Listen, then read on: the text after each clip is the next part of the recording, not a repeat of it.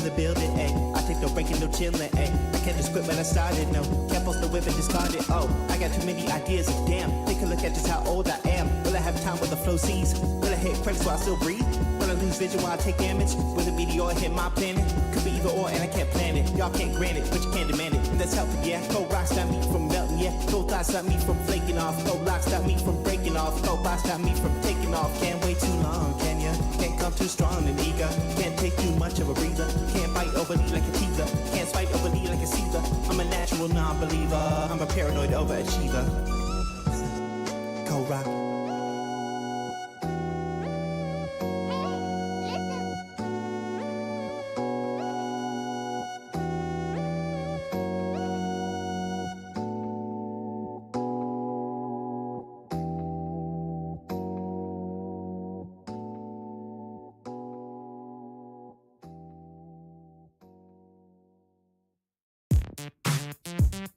Okay, for those who don't have very good rhythm, we're going to get you started on the right foot or the left.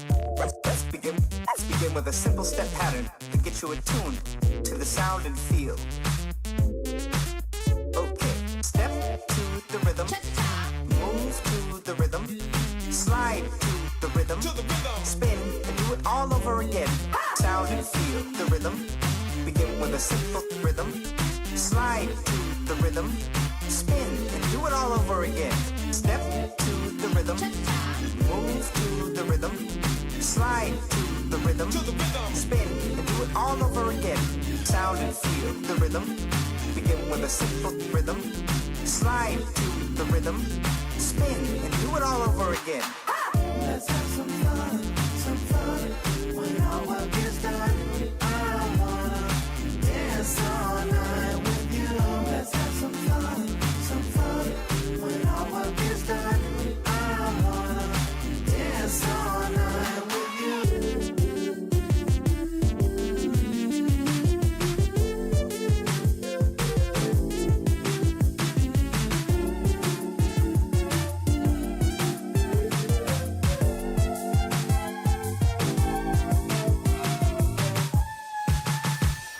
Step to the rhythm, move to the rhythm, slide to the rhythm, spin and do it all over again. Sound and feel the rhythm. Begin with a simple rhythm, slide to the rhythm, spin and do it all over again. Step to the rhythm, move to the rhythm, slide to the rhythm, spin and do it all over again. Sound and feel the rhythm. Begin with a simple rhythm, slide to the rhythm, spin and do it all over again. Let's have some fun when our work is done. I wanna dance all night with you. Let's have some fun when our work is done. I wanna dance all night with you.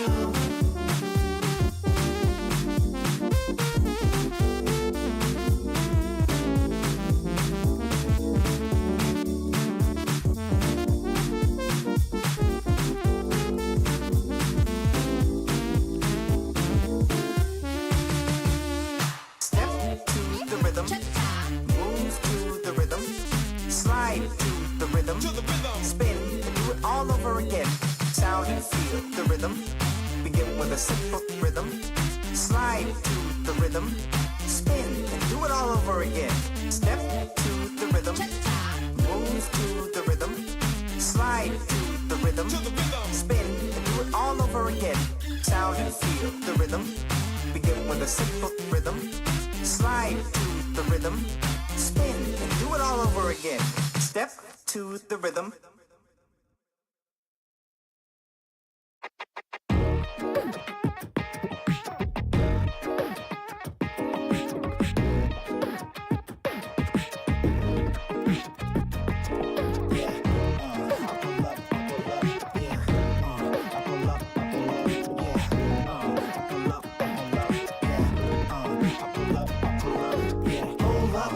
Smack a racist in the face, jet out and leave him screaming in the place.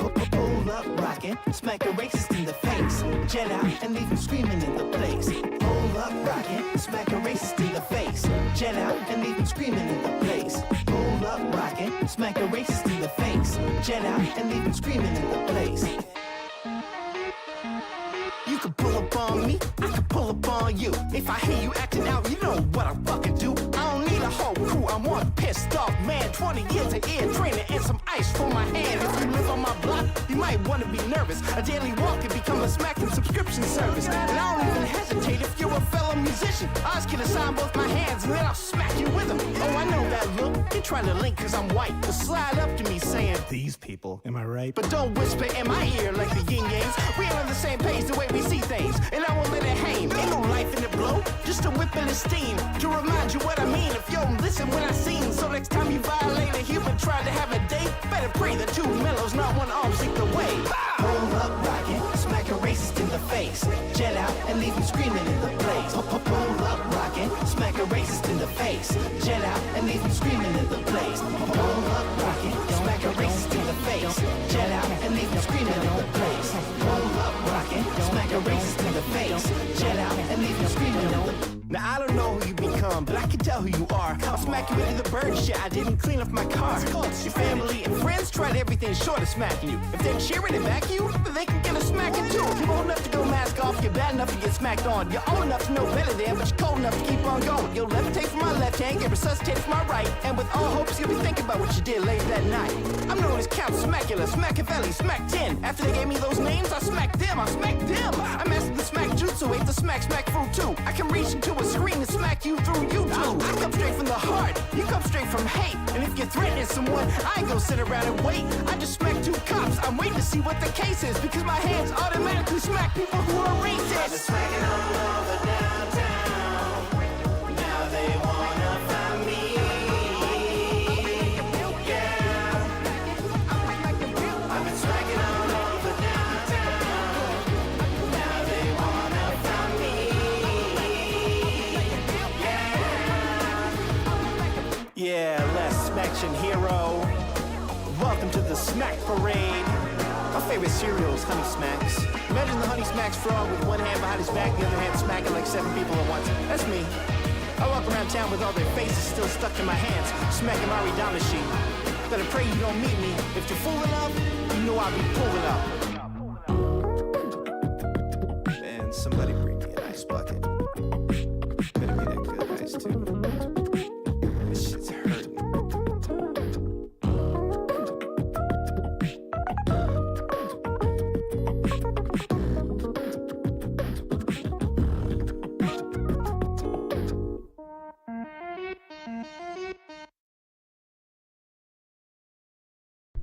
And now, Jinx and Electo cry red.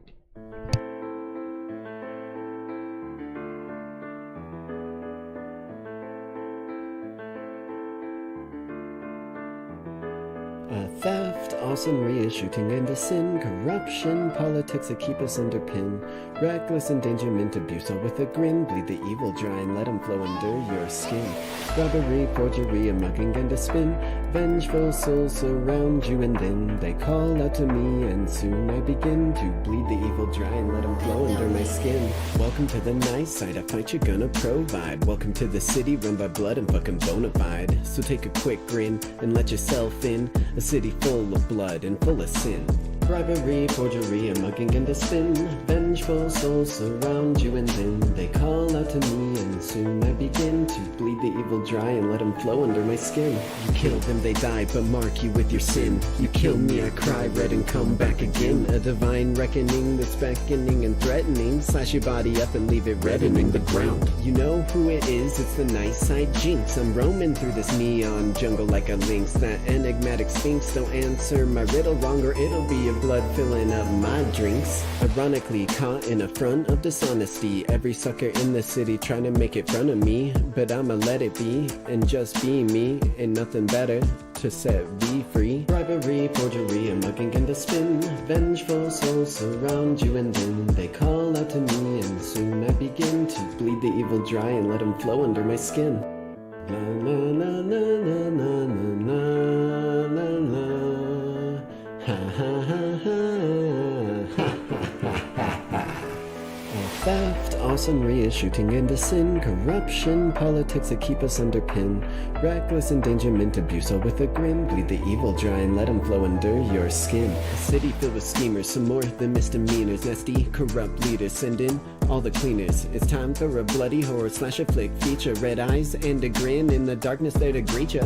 Robbery, forgery, a mocking and a spin, vengeful souls surround you and then they call out to me and soon I begin to bleed the evil dry and let them flow under my skin. You kill them, they die, but mark you with your sin. You kill me, I cry red and come back again. A divine reckoning that's beckoning and threatening. Slash your body up and leave it reddening the ground. You know what it is, it's the vengeance of the jinx. Get justice for the souls, play your veins like pan shrinks. Then a second hits the floor before the last one blinks. And the third and final one becomes my nightcap drink. Stay on the good side of the night side, jinx, or I'll 404 you like bad HTML links. Mental distress and hallucination, gonna need an extended padded room cell, paid vacation. Now I hope that this has been clear enough, though some evil they just don't fear enough. So if you're hearing me hunting you, any use in your running, now you see my eyes in the dark. You press your back to the wall and try to run from your inevitable fall.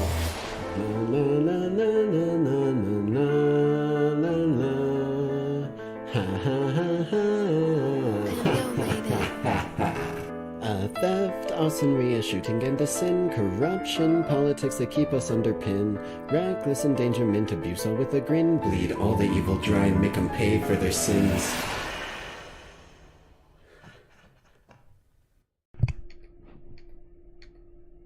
Hi.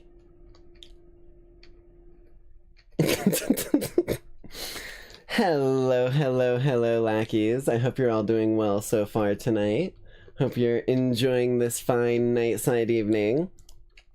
Let me get some normal background vibes going. Hell yeah. Alright. Hope you guys are excited for a little bit of Danganronpa doing. Uncovering what exactly is going down with the whole trial of Makoto's execution and everything. However, before we get into that, we do have a tradition, and this one's from someone we haven't seen on the channel in a little while.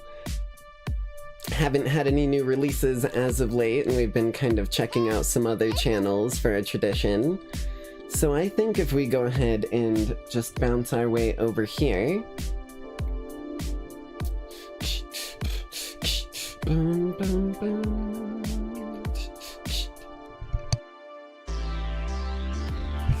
Then we should be able to, if I just remove the background. There it is, there it is! Holy shit, it's been a while since we've had a Nukes Top 5 on the channel. This one was posted one day ago. Did you see it? I thought I accidentally played the video, that's so funny. I was like, wait a minute. But this one is one day ago. I saw it pop up on my feed yesterday and was like, ooh, okay, we're definitely gonna have to watch this.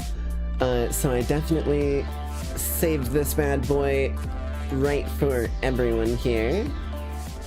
So let me turn our background vibes down into the very background. And then we should be able to pop straight into this. So the thumbnail for this one was terrifying, by the way.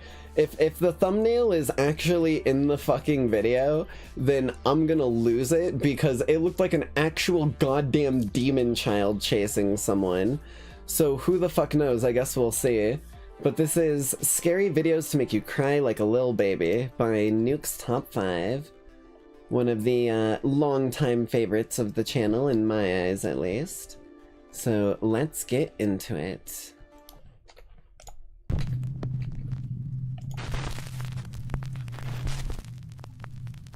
This next video was sent in by a Nukes Top 5 viewer. Ooh, but unfortunately, a viewer video. It was posted to the internet without a source. So the story goes that a Okay. woman claimed to have a doll that was haunted, and she said that she would often catch it moving all on its own. Makes After being sense, asked lines up with repeatedly most by tales of a viewers, haunted doll. She decided to point a camera at the doll and live stream the entire thing. Around an hour in, with skeptical viewers watching closely, there was a bit of movement. Okay. Watch closely. Apparently he's a DJ, dude's trying out his new synth settings. Hello? Would you like Girl Scouts? Bitch! I'm gonna fucking... Oh my god, I was not ready for that. That actually made me jump so hard, man. I was staring straight at the damn doll. Nope, that was cool. I jumped out of my skin. Yeah, me too.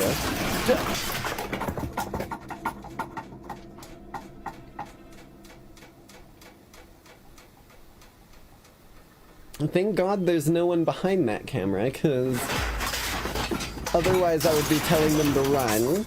Because whatever that is really ain't having a good time. Or maybe it is. Maybe it's having a really good Now, time, the doll doesn't and you're about actually to have a move, but bad the one. items surrounding it in the storage closet fly violently across the room, and even on top of the doll. Yeah, it Viewers was like have a full-on, speculated that like, because the doll was maybe buried like in a the wild debris, animal? that the woman's doll isn't even actually haunted, but perhaps her house is. However, True. others claim that the supernatural activity is centered around the doll, and some even claim that they saw the doll move in the video before everything came crashing down. But without a source, we'll never know. Yeah, So, it's hard to what do you take think? any of these at face value with goodbye. zero A source. woman who calls herself Sissy says Like, my first... Oh, dear God, that baby looks terrified. The baby has seen some shit, man. It's remembering its past life still. The memories haven't faded. But what I was going to say is the, like, most likely thing that I could see if it's not a person doing this is, like, a raccoon or, like, a wild cat or, like, an animal of some kind that would, like, bounce into this or, like, lose their footing, bounce into something and, like, panic and, like, knock themselves around. Because I'll be real, I've had stuff like this happen when some of the wild cats in the area that we take care of accidentally get inside. Even if the pathway to the exit's open and we're trying to be like, go on, they just start fucking pinballing off the wall like it's a goddamn game. What do you think? A hug goodbye. A woman who calls herself Sissy says that her husband passed away 8 months ago under very shit. sudden and unexpected circumstances. Okay. One day, as Sissy and her son Clarence are walking out of their front door, their Ring camera records something very strange.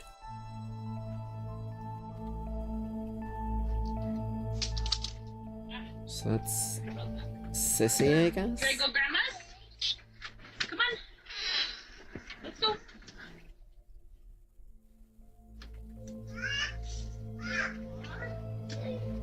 Okay. How about you? How about you? She's got kind of so bad. Yeah. I'm just hugging me. Daddy hugging me. What? Oh, wait. What? No. Okay. Oop, come on, Clarence. I think my mom's got one. Okay. What, Daddy? That's what I was just about to ask. What did you say, bud? Did you say bye to you? I said bye. I said bye, Daddy. Oh, okay. Huh. Okay. Now, Sissy posted Apparently the that's video an because she thought it was consistent just thing? a little odd and Huh. kind of cute that her son was talking to his dad who passed away. She Yeah. made no claims that the clip was paranormal, but when she posted the video online, viewers began to point out that there also seemed to be a strange voice in the clip. A voice I didn't that they catch thought might that. actually be the Hold little on. boy's father, communicating from beyond. Now, I'll enhance the audio and listen carefully just Okay. as little Clarence walks out of the door. Come on. Let's go. Let's go. Let's go. I'm just Huh. hugging me. A I could quiet kind of voice hear seems to that. whisper, "Honey," and the boy seems to look around as if searching Yeah. for who said it. Even stranger, he That's seems to think adorable. that it's the voice of his deceased father, and actually walks over as if his dad is standing nearby on the porch. The little boy says, "Daddy hugging me," and again Stuff a like strange, this, quiet like, voice whether or seems not it to is real whisper is just, back. like, it's heartwarming. I'm just hugging me. A jacket for her? Daddy hugging me. What? Oh, wait. What? No. What? Clarence. the doll. what? Oh, wait. No, What? okay. Oop, come on, Clarence. So did little Clarence actually encounter the Whoa. spirit of his deceased dad, saying hello and giving him a quick hug? Clarence seems to think so. But That's as cool. usual, you decide. What, Daddy? I'd say if anyone's more likely to be like Which board? understanding of stuff The like that, woman it's is doing a probably solo the kid. investigation of So a haunted I'd house and is say using I'm a letting Ouija that board to kid contact the decide, and he spirit seems named to Brenda think it's that she real. believes inhabits the home. But as she conducts her Ouija board session, she begins to suspect that she might be in contact with something much more sinister. Is it the Zalgo Am I or whatever leaving? his name is? Zulu? Or am I speaking with Zulu? the devil right now through this Zupals? Ouija board? It is not Brenda. You've just said it's Brenda. It's not Brenda, is it? What happened? Oh my god. What happened? Okay, I'm sorry, but the real horror story right now is the eyebrow to forehead ratio. Like, you gotta balance that some way, like some bangs, get like let your eyebrow grow out a little bit more. Dear Lord, I feel like I'm looking at a fucking feel like I'm looking at a character on a Wii. Let's take deep breaths. Who am I communicating? I'm losing my. Who am I communicating Oh, with? bloody Who is nose! Oh. Now do it from your eyes like me. My nose is bleeding right now. Oh my god. The demon it's trying to say. I know that like your nose can tissue, bleed but my under nose is like bleeding right now. stress and like dry air, cause like I've had my nose bleed on me randomly when nothing was going on before. Oh my god, right, that's it. I'm Okay, done. I'm yeah, off. at that I'm sorry, many guys. combination of She hears things, a that's strange probably a sound good from the time to floor above leave. her, and her nose starts to bleed. But still, she decides to continue her session. You got your bear Suddenly, the Ouija spray. board flies You off got the your table, banana and peel. finally, she You've made a decides that she mistake. has had about enough, and she just gets There's out no of there. window ghouls here. All the windows are probably A guy shattered. It's named an Angelo abandoned decides house. to camp in a forest that is said to be haunted. He's a bit unnerved by the I gotta say, I love how that was like a random thing that one of the lackeys made and like just used my stupid I almost said bear spray and banana peel thing in it, and I liked it so much that it fucking stuck in my brain like a sleeper cell. spooky surroundings, but nevertheless, he decides to try to contact any nearby spirits with a Ouija board. As you might expect, it did not go well. Luigi, but why doesn't anyone ever use a Mario board? I feel like it would probably give you much less problematic interactions. Okay, Maybe gonna a end the Donkey session Kong for board? a second, okay? It's just like I'm a closing off the session. Ouija board made from a barrel. Okay, he moved it to goodbye at least. Is that a gun? Oh, it's a knife. I don't see anything. Well, that was weird. What do you have? A knife! It literally walked No. as it walked. It literally sounded as if... Stacy. What the f*** was that? Bitch. You've drawn my ire. I'm about to start doing a whirlwind attack with this motherfucker on full auto if you keep playing that goddamn game. Nope, no. That's... I don't know what the hell that was. I feel like in scenarios like this, if you're ever doing something out in the wild where you're worried about anything like this even possibly happening, you need to be bringing those like big, like rectangular square, super like spotlight powerful handheld flashlights. Pack like 2 of those in your backpack. Keep that shit inside with you. You hear that go down, you go, I fucking bet. Bring out the power of fucking 2 miniature suns and just start sweeping the forest like a police search. Like, if there's any hooligans out there, they're gonna run. I'll tell you that much. If it's supernatural, then you're still probably fucked unless it's like a vampire that doesn't like bright light of any kind, but... I don't know if I want to know what the Like hell me. that was. What do I do? Honestly, I think I should probably leave. That would be a smart answer if you don't have bear... Well, he does have the I think I'm bear gonna do spray or that. banana peel. Angelo begins At bare to freak minimum. out from the strange sounds that seem to surround his tent and decides it's time to leave. Oh, okay. Okay, exit is just down that way. Blair that was Witch a really bad Project idea. charm hangs from the fucking thing in front of him all of a sudden. The little wooden effigy. I just heard something. Something made a sound in my ear. Ooh. What the I didn't What hear the fuck was anything, that? but it said inaudible, so I don't know if it'll even be on the Let's just track go. on an enhance. Just go, there's the exit. A guy named Brendan Castagnon says that he used a Ouija board in his house, but didn't sign off properly Bro, at the end of the at session. least He use claims a that after this, he Waluigi began to board. experience Like, there's so strange many paranormal options incidents out there, in and his you're just home. fucking One night, capitalizing he directly awakens on to the sound Luigi's of something mansion. moving around in the other room. He grabs his phone and starts to record.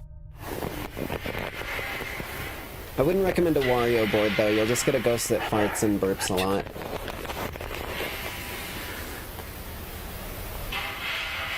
Hello? Would you like Girl Scout cookies? They're completely 100% organic. Made from real Girl Scouts. We've got Thin Mints. We've got Tagalongs. Oh, what the fuck? Zoom enhance.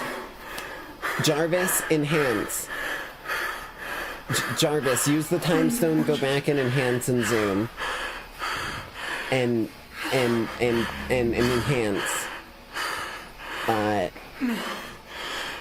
Jarvis, click that.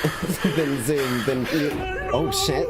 A strange pale face seems to What even? Hold on. We're getting an up close and personal look at this. I'm not gonna sit here while this thing is staring at me with these googly ass looking eyes. Hold on. Get that bad boy cropped in properly. Hey, listen. Since Jarvis doesn't want to zoom and enhance, I guess I'll just do it myself. Jarvis, rotate text in MS Paint. Is that something you're not able to do? Because I feel like I've had so many troubles in MS Paint, I've just like given...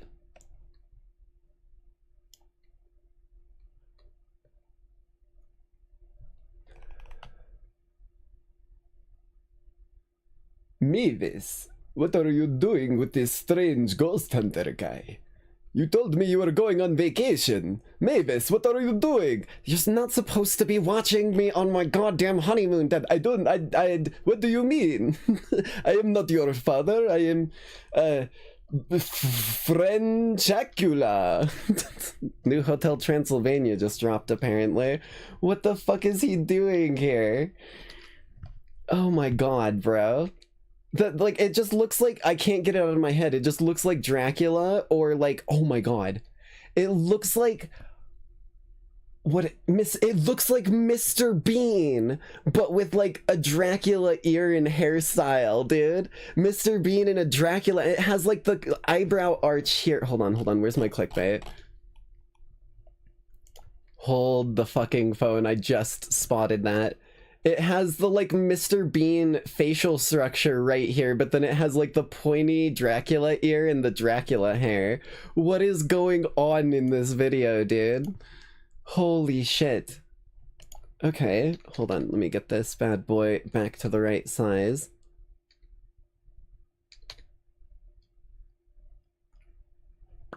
Perfect. to peek around the corner. What the fuck? When Brendan approaches, there's nothing there. I told you, Now, I am not terrified, your he tries to father. retreat back to his room, but the door slams shut right in You front stay of away him. from my daughter. Brendan Castagnon Human says that dick after face. this incident, he never used the Ouija board again. And thankfully, the supernatural incidents in his home have slowly stopped Brad? occurring. Abandoned or not? A guy who calls himself Native Penguin was doing some urban exploring on the grounds of the That's a hell of a Cherokee name. Heritage Center in Park Hill, Oklahoma. Oh, a collection of old it's in buildings Native were built American on the site area. of the former Cherokee Okay. Female Seminary, a boarding school for girls that I'm not gonna lie, like, I've always been very interested in, like, Native American, like, history and culture and stuff, but I feel like it's almost been so lost in so many ways that you have to, like, really get to know someone who knows it deeply themselves to kind of, like, I guess you could do a lot of research and stuff on it, but I always feel like when it comes to cultural stuff, research can only carry you so far, and like actually being able to talk to someone and like interact with someone and have them teach you stuff about the culture will always go so much further. So it's always been something that I've been intrigued in, and I love their mythology and their way of like believing in like spirits of the earth and air and land and stuff like that. But it's never been something I've been too able to wrap my brain around. Burnt to the ground. Very intriguing to me. Suddenly, Native Penguin starts to hear something very You're supposedly strange. Native American, but you know nothing about it.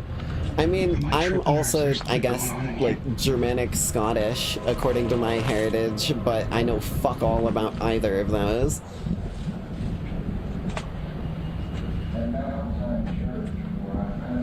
What the? Hello?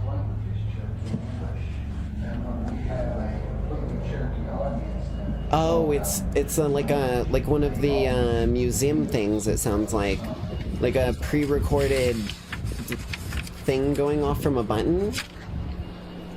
Like but wait.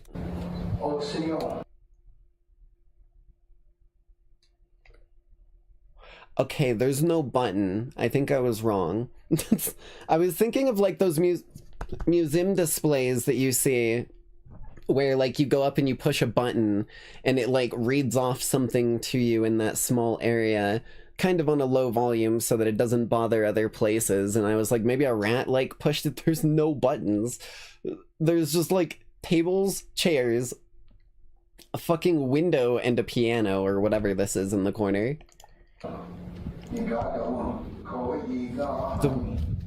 The actual like speaker is probably in the roof if I had to guess. But like, unless it's just been on a loop since it was fucking installed there, then something's funky. Yeah, that's really weird. It's been closed before 2020. Holy shit. If it's just been on a loop this whole time, Even though the that's center has been closed insane. down for years, there's an odd recorded message playing inside one of the buildings. Native Penguin looks in the windows to try to figure out just what is going on. You know, if it's not actually something for the museum, it could just be like an old Native American like chant to ward off like evil spirits and keep places like protected or something like that. It could just be something along those lines if it's not just talking about what the place was used for. He captures something on camera. What is that? That is truly Is that bizarre. a chicken coop? Okay. I like chicken. Dude, that scared me. I was like, there's See, someone it's in not there. a chicken, yeah, it's tasty as hell. Oh yeah, baby, get your ring in the belt. I gotta get this brain rot out of my head. It'll eventually regenerate. In the wood stove.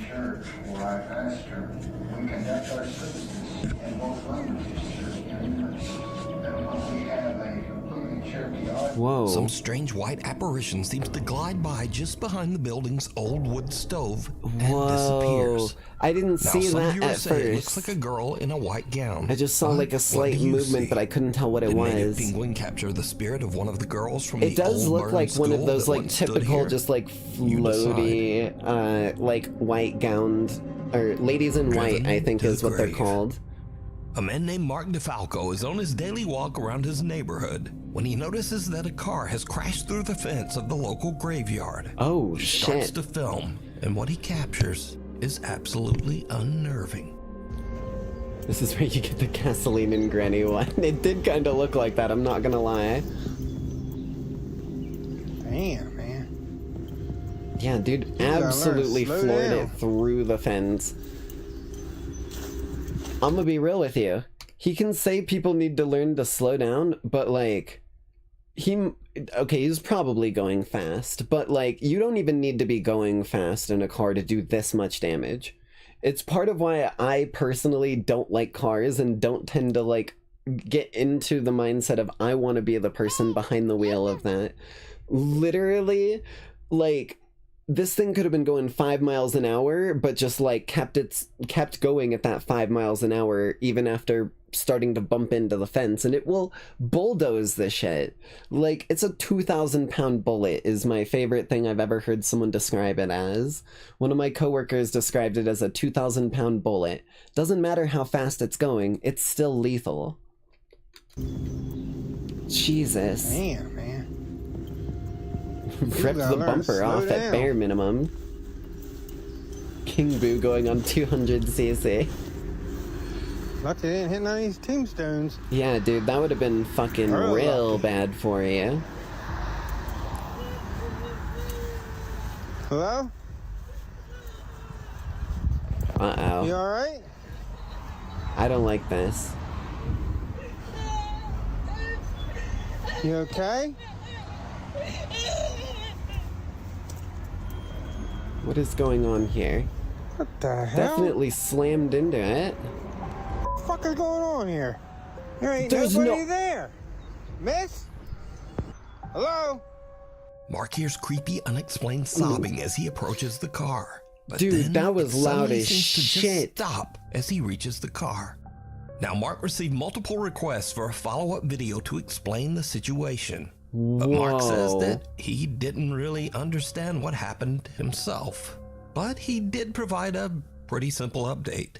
Well, I finally got an update for you on that cemetery video. Is the fence fixed? Well, there's where they went over, I see.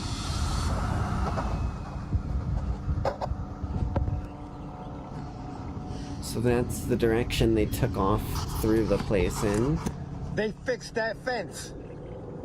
Huh. Now, this That's video was freaky. filmed 3 years ago, and to this day, Mark claims that the video he captured is 100% real. I'll tell you what it probably was then. My only suspicion that I have left after all of that evidence, right? You want to know what happened? This person was in here crying, bawling their eyes out. They were like, holy shit, I just wrecked into a, like, into a goddamn, like, cemetery or whatever. And, like, I probably have just, like, committed so much, like, evil, breaking people's tombstones. I'm gonna have to pay for all this. And they're bawling their eyes out. And the dude walks up along the side of the car like he does. And they see him.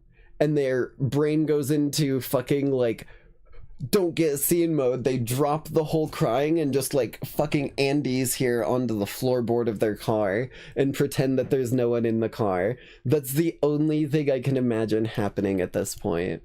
Like, what? And that he can't explain it. But let me know what you think. Because it really does sound like someone crying, like they're upset. You okay? Sees him on the side in their periphery and drops to the floorboard. You couldn't really see inside it properly from the side, but Jeanette moves into a new apartment. maybe he could. But not I'm long not sure. after, as she is recording herself practicing a new dance routine, something happens that is truly Ooh. terrifying. She looks like a ballet dancer. Oh, hi.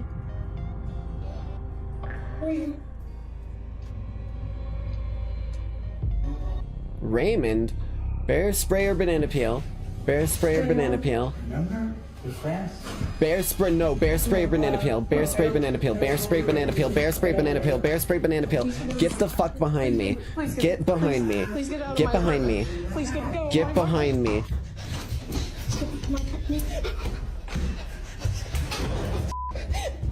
Luckily, Jeanette escapes unharmed. He She calls came the from a police and they back check her room of the but apartment. The intruder is no longer there. Jeanette says that the man was never caught. But it gets even weirder, because after Jeanette uploaded the video of her frightening experience, observant viewers notice something very strange.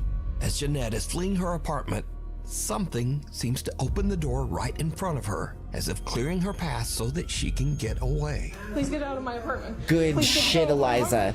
Good shit, Eliza. Holy fuck, Jeanette says good that she shit. has no idea Oh how my this could have god. happened. I don't know. I'm just as confused. Good shit, man. Oh my god. Eliza's out here fucking saving lives, man. Jesus. It straight up gave her an exit path. Holy hell. Idea what happened.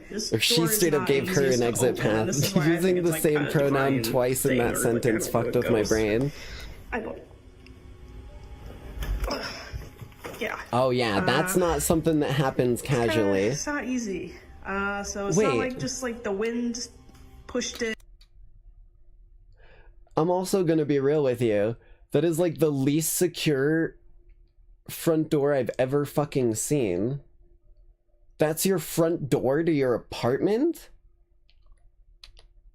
That doesn't even... You need to... Okay.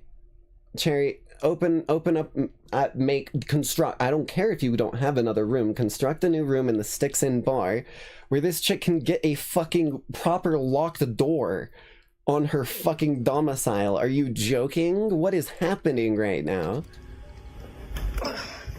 Yeah. I don't care how hard it is to open. That shit is easy. So it's not like just like the wind. Yeah, I get that like the wind didn't blow it open, but that's also, god damn it. I don't know where Bobber and Basket keep going to. There we go. Everything... Okay. These motherfuckers keep vanishing on me every so often. Just pushed it or anything. I can't be the only one that just would refuse to live in a place that my fucking building manager didn't give me a closing and locking Jeanette and front her friend door. are unboxing some of her belongings as she continues to move into her new apartment. But Thank her friend God. sees something that gives her Hopefully the you got a new chills. doorknob, right? No, I'm not putting the gun away. I'm keeping this fucking right. What?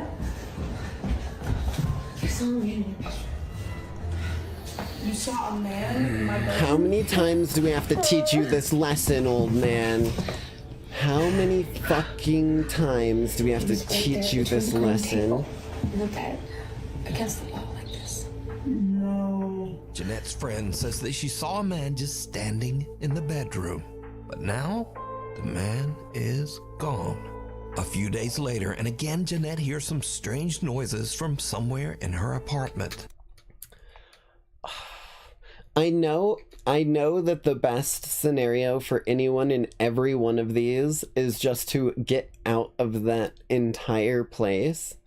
But my instinct is like, if you've got a couple people, and they're like in a room, you both work together and hold that door closed, like as fucking hard as you goddamn can, and keep that motherfucker there while you call for help from like neighbors and shit like that. That way the doorway isn't gonna be something they can fucking like go through. My fighting instinct like always goes to fight when it comes to fight or flight, even though I know it's not the right case in most scenarios. Hence why I always keep that thing on me. What Dear happens Lord. next is pure nightmare fuel. Hello?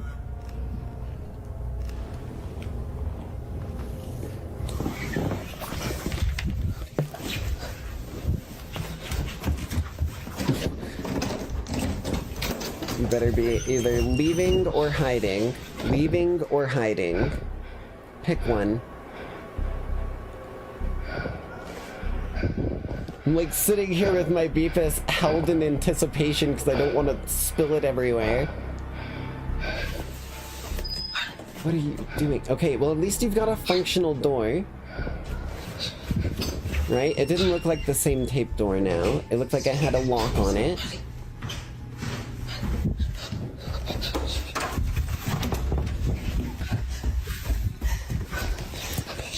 Dude. Yes, yes, yes. Holy fuck yes, finally. They got their goddamn bear spray.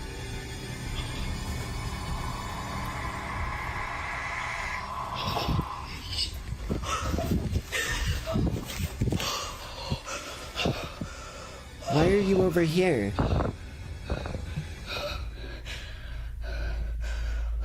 Jeanette considers running out the front door, but instead she rushes into her nearby bedroom and grabs her pepper spray. But as she turns around, her blood runs cold as she sees something slowly make a deep imprint on her mattress, almost as if some spirit actually sits down on her bed. What? As she runs out of the room in fear, she turns, and the imprint on the bed is gone. I Jeanette didn't even says that spot she's now that. terrified of That's the weird crazy. things going on in her new apartment. She says that friends have been staying with her until she can decide just what to do. Yes, there is power Black in Mass. numbers, baby. A young woman named Olivia Conkle says that some very strange things have been happening at the Black apartment that she Mask? shares Isn't that with from her Batman? boyfriend. Or did I misread Doors that in or the mishear apartment it? often just open and close all on their own. Door dashing One my night, the what? couple I returns couldn't home even. I and saw sees door something dashing truly my cat. horrifying What the that seems fuck? to be staring That's all I out could of their read. apartment window. Actual fuck, me and my boyfriend just got home, and then we see this pulling into our parking. Oh, that's a hag. Oh wait, no, it's a window ghoul, right? Or window gnome? I always forget what the goddamn phrasing is. The couple looks around their apartment, but there's just nothing there. It could have been a Baba Lai Saga, or not the Baba Lai Saga. That's a magic card. The Frau Perchta. The cat distribution system now comes with DoorDash. Damn straight.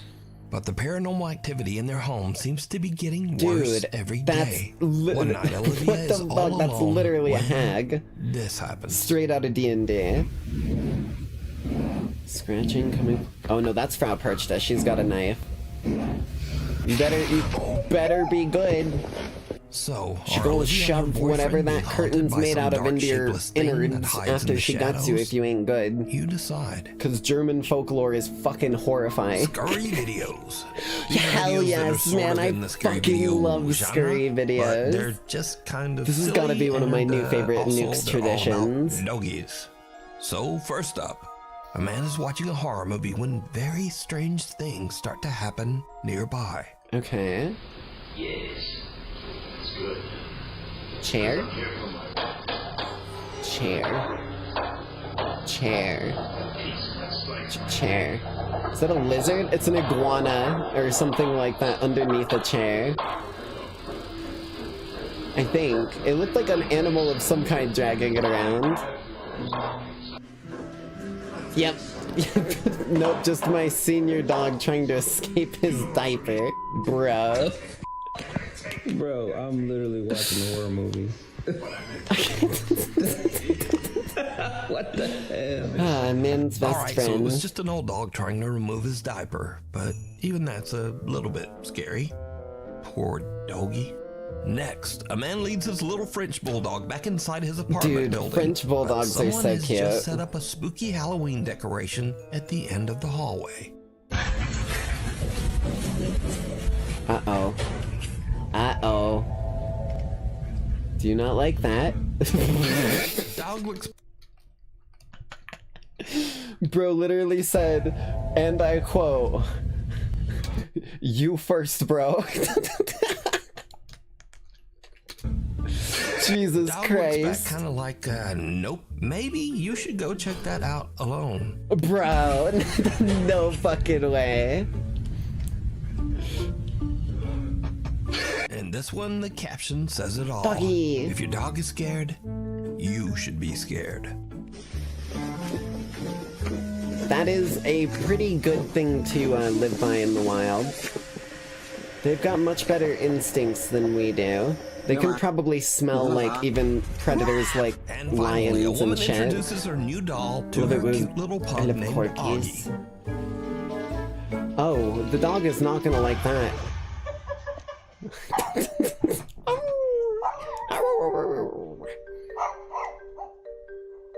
Alright, I gotta be a lore accurate pug. But can this little dog sense something about the doll that we can't? Probably not. Nah, probably not. Anyway, thanks for watching. Maybe I like fucking and love subscribe. scary videos, and man. hopefully I'll see you next time. Alright. That was a pretty sick one if I say so myself. Always love a good Nuke's Top 5 to start off the broadcast. Let's go ahead and get into our gameplay for the evening, though, as we've got important business to get down to defeat the mastermind. Did they send us to execution? Or wait, I forgot. I forgot. I did want to show you guys a slight refresher of where we left off last time, so give me just one moment. Lesson Makoto this video. Let's just go ahead and hold on. Give it just a moment here. When I consulted the Magic 8 Ball today, it did not tell me that Jinx was a furry. Wait, what did I do? My brain completely blanked out the memory of what I even did. Oh dear lord.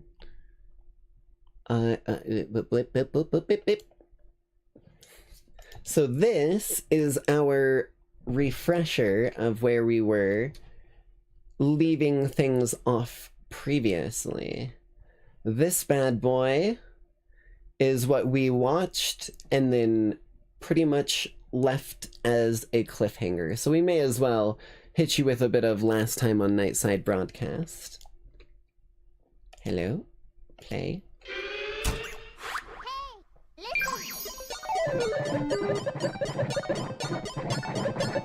Makoto has been found guilty. Time for punishment.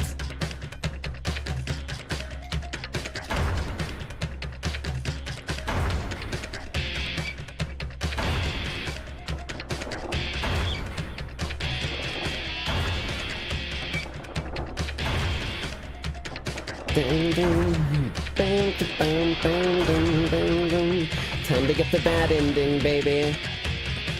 We tried our best. We chose not to sell out our friend who was throwing us under the bus, clear as day.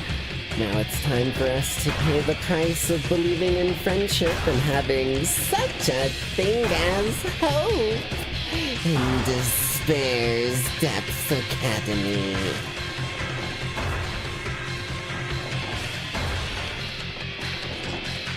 Scene would have been different if I picked a different choice. I figured as much.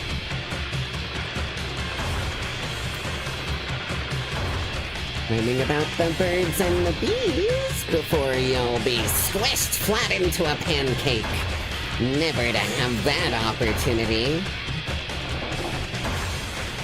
C'est la vie. Running execution protocol. Disable.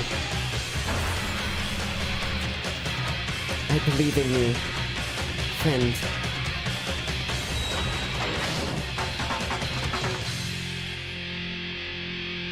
Well, that wasn't what I had planned. Oh well. Ignore my meme voice acting getting thrown in there for the hell of it, but I think that was pretty fucking sick of a place to leave things off. So, let's go ahead and get right back into things. Bada bing, bada boom, bada bing, bop, boom, and pow.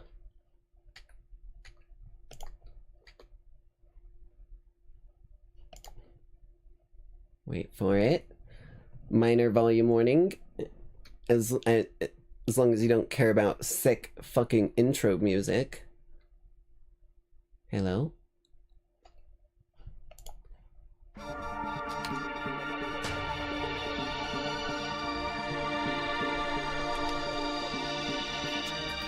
Oh, it's not capturing.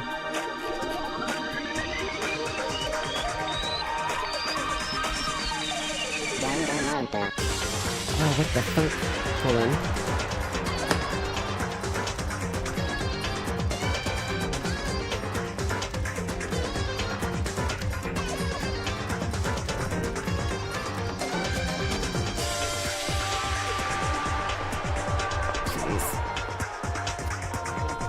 Oh, you bitch, it's cucking us. Hold on.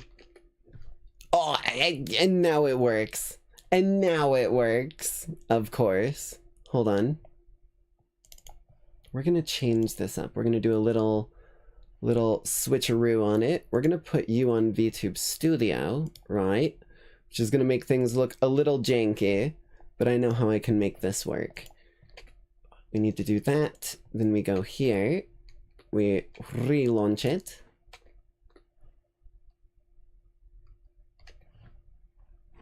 Wait for it. Wait for it. Here. Here. Nope. Here. Son of a bitch. Quickly. There. There. There.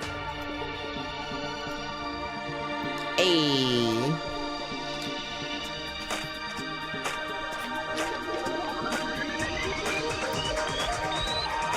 Ooh. That was the scene! Holy shit, that was the scene! Oh my fucking god, I just pieced those together. Scuff pod, gotta love the scuff.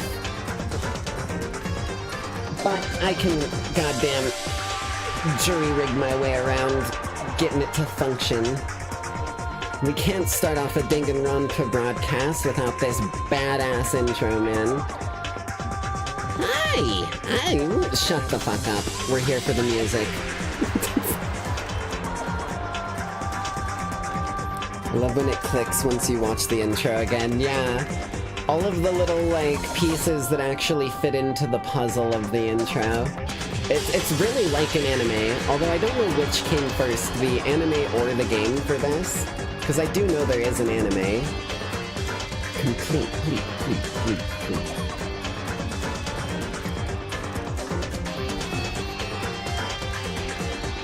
Too spoilery.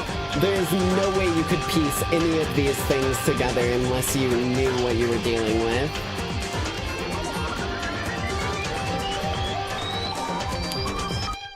Danganronpa. Welcome back, Lackeys, as always, to Danganronpa. What?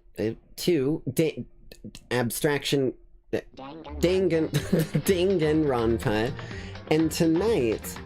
as always, I will be your hostess for the evening, the Nightside Jinx, your favorite punk underworldian believer in the power of friendship. And we will be returning right back to where we left off with that cliffhanger. So let's go ahead and just jump straight into it. I see no reason to wait any longer. Give Sakura a little on the nose for good luck, and we keep on keeping on.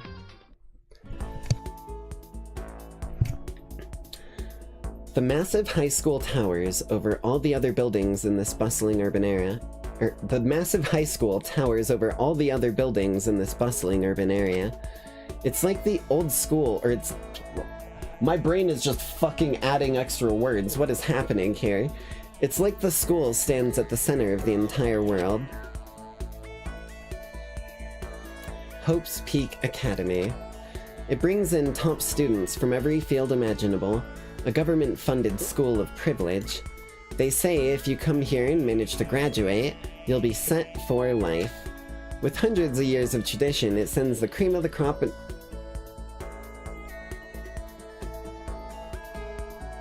Did we just...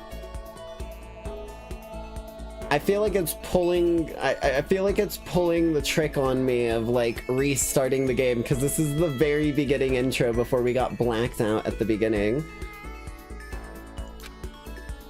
It was built to raise hope in the nation's future, which makes Hope's Peak a pretty fitting name. There are two things you need to attend this school. One, you have to already be attending high school. Two, you have to be the very best at what you do. No ordinary student could enroll here. The only way in is if you're scouted by the school itself. And, standing there at the gate of the ultimate school filled with the ultimate students, was me. Wait. No. Something isn't right.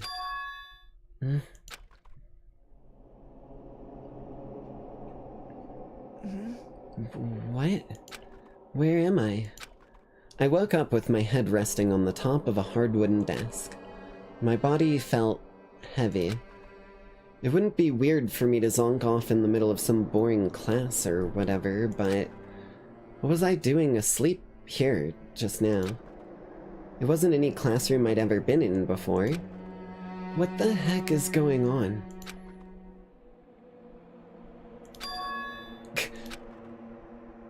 Ooh. Finally. I could finally feel my mind and body start to come back together again. And then Makoto is best boy. Makoto is the embodiment of that meme of like the puppy dog eyes with the two fingers pointing together. That's what I've come to realize.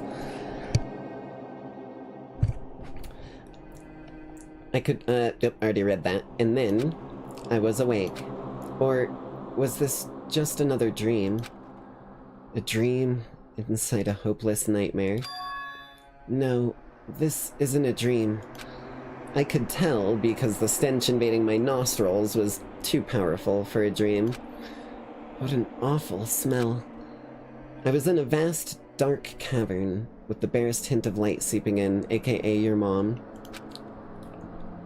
I'm sorry, I couldn't help myself. Trash was piled high across the area.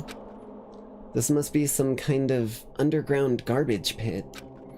A heck of a situation to find myself in. But that was just the beginning of my problems. I was going to be stuck in there until was I gonna be stuck in there until I wasted away and died? I don't know. Are you? Could you fucking do anything about it, dude? No, I can't let that happen. Not after what my good friend went through to save me. I remembered all too well what had happened. Alter Ego saved me. And he used up the last bit of his strength to do it. So I can't give up now. For myself and for my friend. And with that, my pursuit of survival began. First up was to start looking for a way out of here. Well, hold on, we need to investigate everything we can use. That's a rocket and a tank. Nice. I better not think too much about what I'm seeing down here. Well, you could gather a weapon of some kind. Might be useful. Is that an airplane? How'd something like that wind up in the school's garbage pit? I wonder. Oh, there's two things. Wait. This is a desk. It's probably the one that fell down here with me. Okay. Don't know how you survived that fall, then. Dude's made out of fucking metal on the inside. 5 Nights at Fred. I'm sorry, I couldn't help myself. It's locked. No matter how many times I pushed or pulled or kicked at it, it didn't budge. Getting out of here isn't gonna be that easy. Well, if I'm not getting out of here anytime soon... How much of Danganronpa would have changed if we just gave Makoto a gun? I'ma be real with you. Probably, exactly one thing would have changed. The murder weapon in the last trial we just did would have been a gun instead of a knife, because I don't think Makoto has the balls to use a fucking gun. I'm gonna be real with you, he would have just put it in his drawer, and then the dude with the luchador mask would have pulled it, would have been ready to put a cap in him, and then just got fucking into the ground by fucking Kyoko using her jujitsu skills. And then it would have just been a bullet wound instead of a knife to the chest. I decided to look around for some food. There's plenty of food here, but it's all rotten. But that was pointless too. I think Byakuya would have taken the gun for himself. If Makoto ever had the gall to bring up the fact that he had a gun, like, I feel like he would have panicked the moment he realized that he had it, and he would have just hid it and forgot about it until the very end. Next I searched for some, although if Byakuya searched his room for anything, he would definitely find it, because Makoto is not good enough to hide shit from Bakugan. Bacula. I need to remember Bacula. That's like my favorite one. It feels the best to say Bacula. You have to like take like a fucking full 180-degree hairpin turn just to say it properly. How can I be sure which liquids I can drink and which ones are all around a bad idea? Again, pointless. I feel like I'm blocked in on all sides. But that's still not enough reason to give up, because... He hit it up his ass, didn't he, dear lord? I know Bacula probably would, knowing how much of a stick he's got up his ass at all times. Because I'm still alive, damn straight. As long as I'm alive, I will never give up. That's the spirit, Makoto. After making that proud declaration, the next thing I decided to do was give up. Oh shit, hold on. Thank you for the subscription, Vibes. Welcome into the Nyx family. As always, drinks are on the house at the Sticks and Bar during the broadcast. Go to sleep. Just fucking casts the sleep spell on all of chat. My sleep was deep and uninterrupted. That was my only way to persevere, or preserve. Thank you, Dyslexia. Hold on. I need a sip.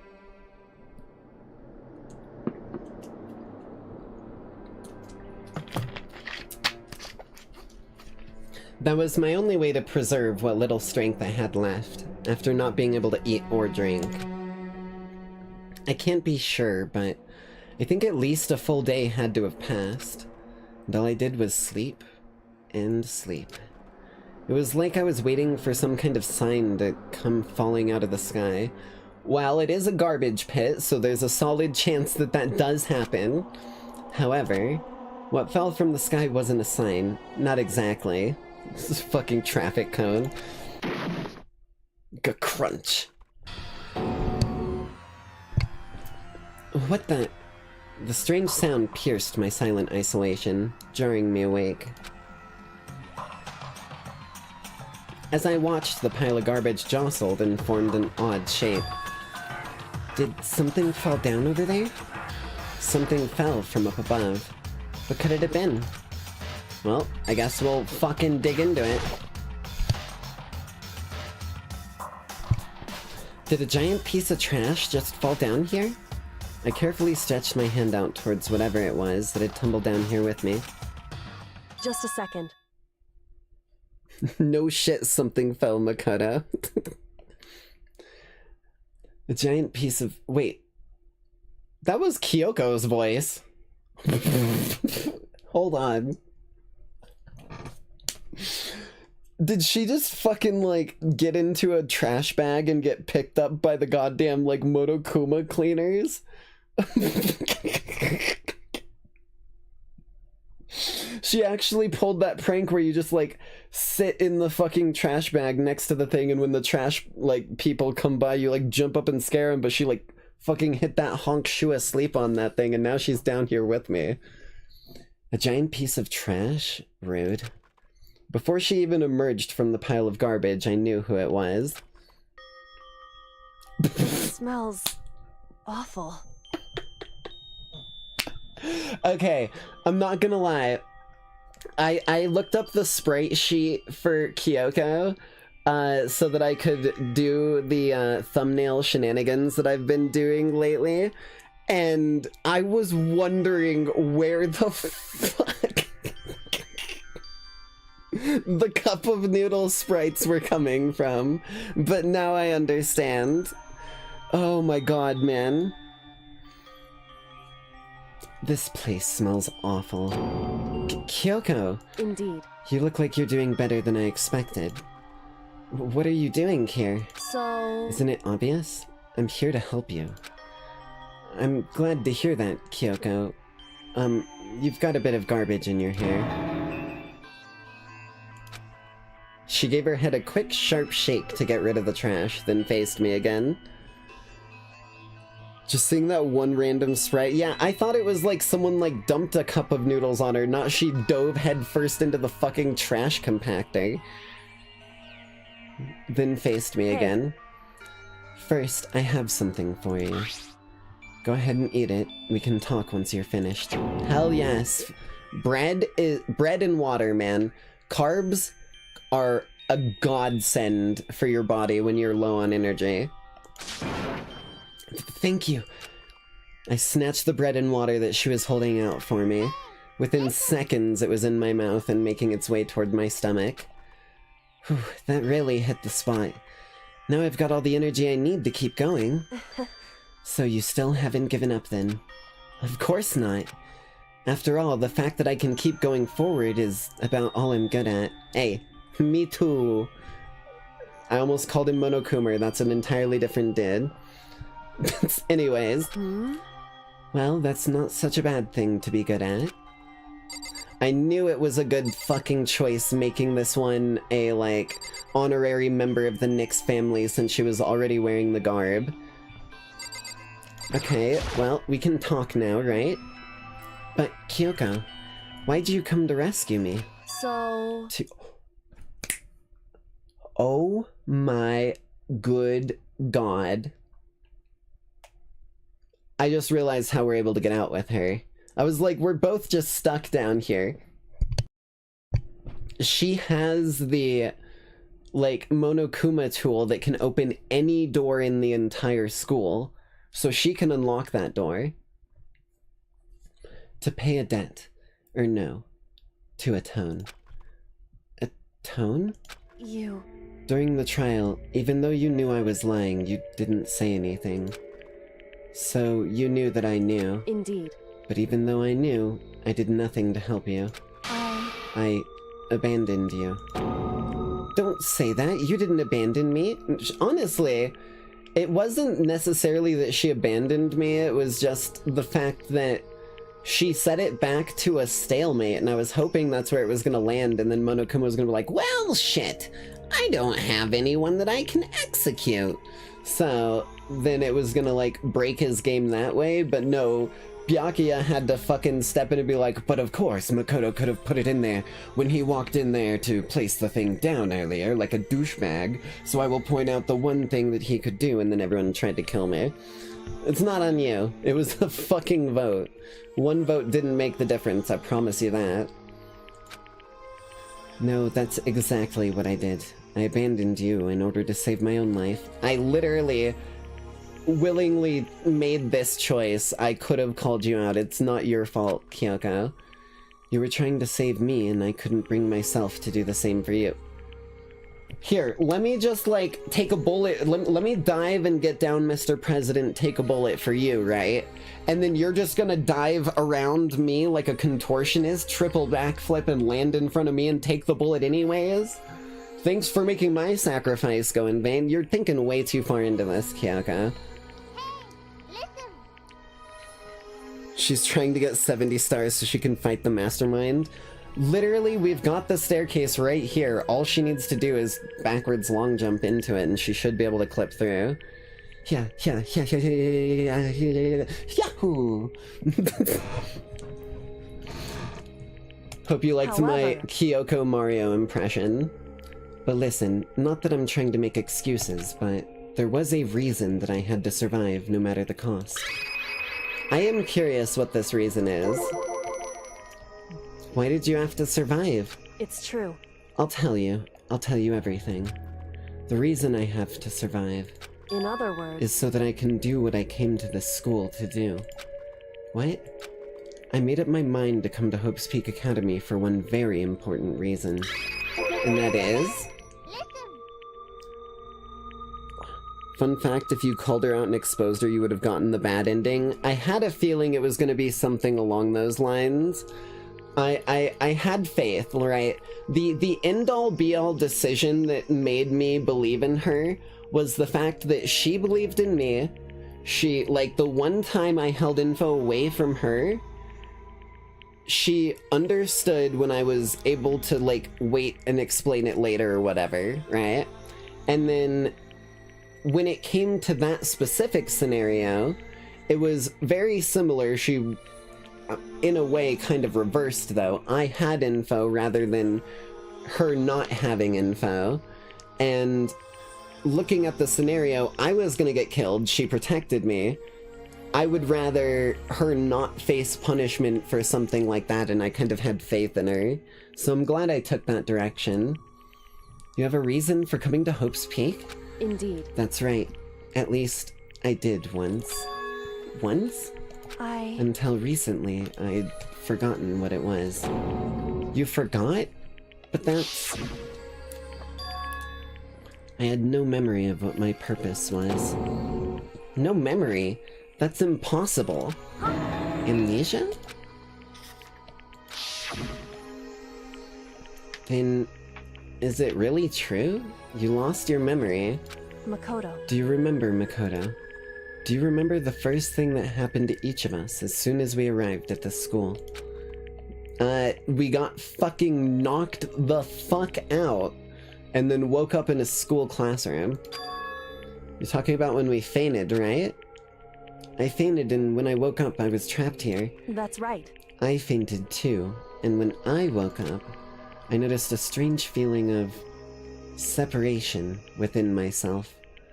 A disconnect. It would seem... Thinking back on it now, at that point my memory was gone. At that time, I'd forgotten. I couldn't remember why I'd come to this school, and I couldn't remember what my ultimate ability was. Ooh, but I think I pinned it down on you pretty damn fast, so maybe let me enlighten you. 'Cause I've been holding this fucking bet, and like, it's been stated, but I've been holding this bet unchanging, and every single ounce of evidence in this mystery is one clue closer. Don't tell me if I'm right, chat, because I'm assuming she's gonna tell me in just a moment. But I have been putting every fucking hand all in on her being the ultimate detective, especially after she dropped the tenets of detective work on us. But what would make you forget all of that? Hey. Strange, isn't it? It's hard to imagine it happened by chance. It seems much too convenient. Ultimate fanfic creator. Fuck! God damn it! Oh, I shouldn't have looked at chat, I got it spoiled. Are you saying you think you lost your memory because... Indeed.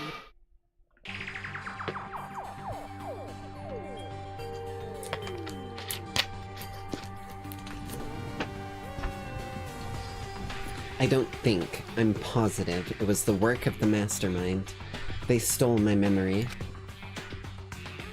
But why would they want to do that? There's only one reason I can come up with. Because of my purpose and my ability, somehow they would interfere with the mastermind's plans. So the mastermind just stole them from you. Pickpocket 100, yoink. Pickpocket equipped memories. However... And it could also mean, somehow my memories may be connected to the mystery of this school, and the mastermind, which is why I have to get them back. That's why I've been investigating things by myself this whole time. But if what you say is true, then why didn't you ask the rest of us to help you? Why is that? If I did that, and we all worked as one, the mastermind would have noticed right away. Plus, there's always the chance that the mastermind is actually one of us. What? Correct. Well, don't make too big a deal of it. It's just a possibility. But since it is a possibility, we can't ignore it, right? The mastermind, one of us, one of us, one of us, one of us. If she believed that, then of course she couldn't trust anyone around her. In which case, it only makes sense that she would look into her missing memory by herself. However... That being said, there was a limit to what I could do by myself, which is why I asked you to help me. But why me? Because among you, Kyoko Kirigiri, Chapter 5, Time Unknown, Take 2. Because among everyone, you were least likely to be the mastermind. That was just intuition, but hey, every detective knows that a gut instinct is something worth at least looking into. I see. Your intuition was right, though. There's no way an ordinary kid like me could have been the mastermind. I understand. Understand? I should understand everything. Because I can tell you're the protagonist of this game. My goal isn't to get out of here. It's to break it down from the roots. It's to stay here. What? It's just like the dream I had before, but... Yeah, we saw that, like, piece of paper and it, like, made our gut, like, drop when we read that, or something like that. Why did that just happen? Listen. Are you okay? Oh, yeah, it's nothing. Is nothing, right, Makoto? Tell him, Nayaji. Hey. Even now, I still trust you, you know. It's just, I'm not used to relying on others. Correct. I know I never asked you for help the right way, so I understand if you're not convinced. Honestly, I was convinced. I think that's just her personality. Okay. You said you had a reason for doing all that investigating on your own. So how'd that turn out? Were you able to remember anything? So... I think there's still a lot I don't remember, but at the very least, I was finally able to recall my purpose, and my ability. Let's hear him. Tell him... tell him, Kyoko. You mentioned your ability. My ability. What everyone should have known me for. Oh, let's go gambling! Hell yeah, baby! I fucking pinned the tail on the donkey from the very start. Blindfold and everything, motherfuckers. Hell yeah! I'm the ultimate detective. The ultimate detective? Correct. And the reason I came to Hope's Peak Academy, there was someone I had to find here in the school. You had to find someone? Who? So... Well, it was the headmaster of Hope's Peak Academy. The headmaster? Why did you want to find the headmaster? Because he's my father.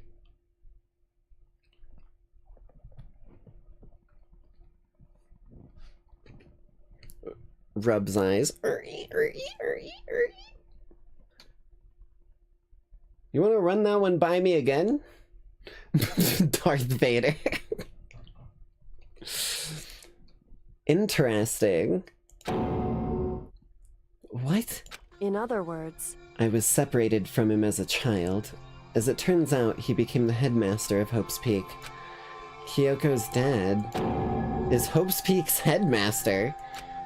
Then that explains... When Alter Ego told us, he thought the headmaster was involved.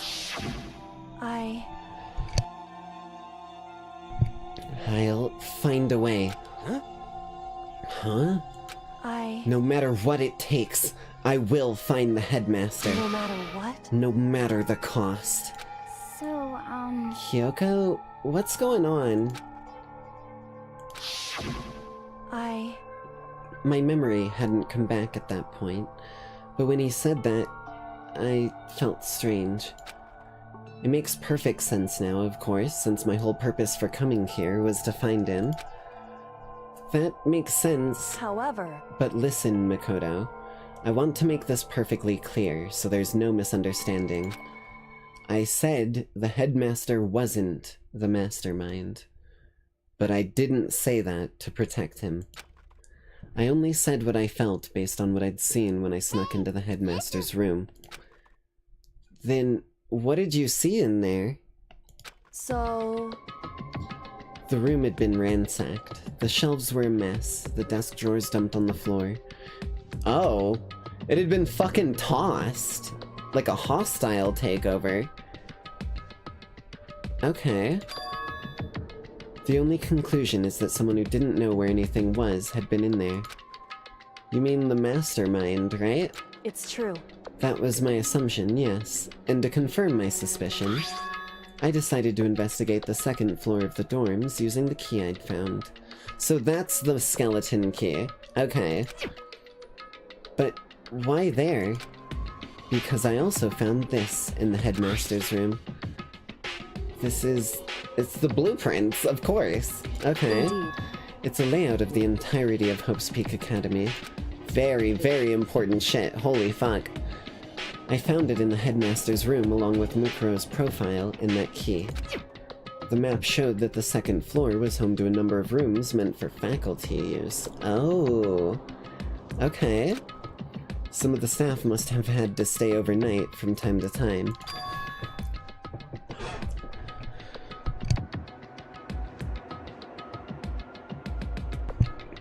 And I figured that the Headmaster would have some kind of private room there. I assumed that if that were true, then that room would likely hold more clues, so I went to check. Correct. And that's when I finally remembered. I remembered what my purpose was, and to find the owner of that room. So you went there to see if the Headmaster really did have a private room there. However... But once I got there, I noticed that the second floor of the dorms didn't have any cameras or monitors. So, what's it like? That part of the school, I mean? It's hard to describe. All I can say is... The moment I saw it, I realized... whatever is going on in this school is more horrific than we ever imagined. What do you mean? So... I can't explain it. You will need to see it for yourself. And I'm sure you'll get your chance soon enough. Sounds like it must be important. And really ominous. You don't say, Makoto. Okay. Sleep time, hope to catch you next time? Yeah, no worries. You can always catch any bits that you didn't catch live as well after the fact. Hope you enjoyed. Okay, back to Kyoko. However... Okay. Of course, once I got to the second floor of the dorms, there were no cameras and no monitors, which is why I had no idea what was going on in the rest of the building.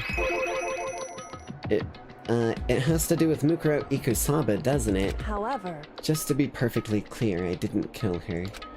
And I know it wasn't you, either. I know you're right, but that just means... So it was a body! Everyone but you and me had an alibi. So then, who did kill her? The mastermind. It's literally the only possibility. Anyway... What I can say for sure is that the mastermind is directly involved. To begin with, the point of the class trial of Mukuro Ikusaba was to get me killed. Get you killed? Indeed. I stole that key and disappeared, and in retaliation, they wanted to draw me out and eliminate me. Correct. That was the point of the class trial. Dude, you didn't see... It wasn't very clear, but it became more clear when Monokuma was spouting his whole shit about wanting to get back at her. So that's part of why I didn't want to out her in front of Monokuma.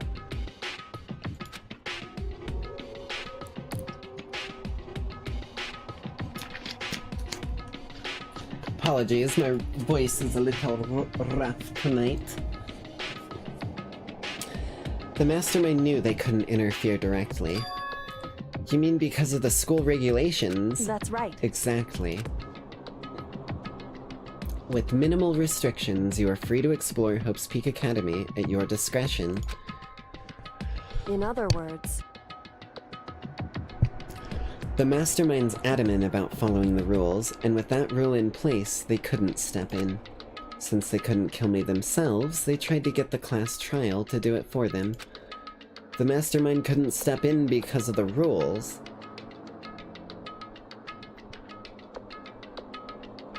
Interesting. So, wait a minute.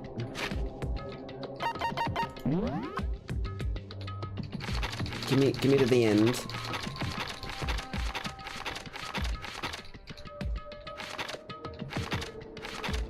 Where is the part about adding?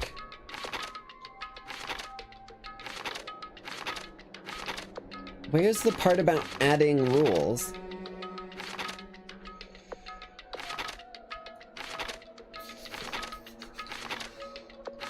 It's like... So, okay.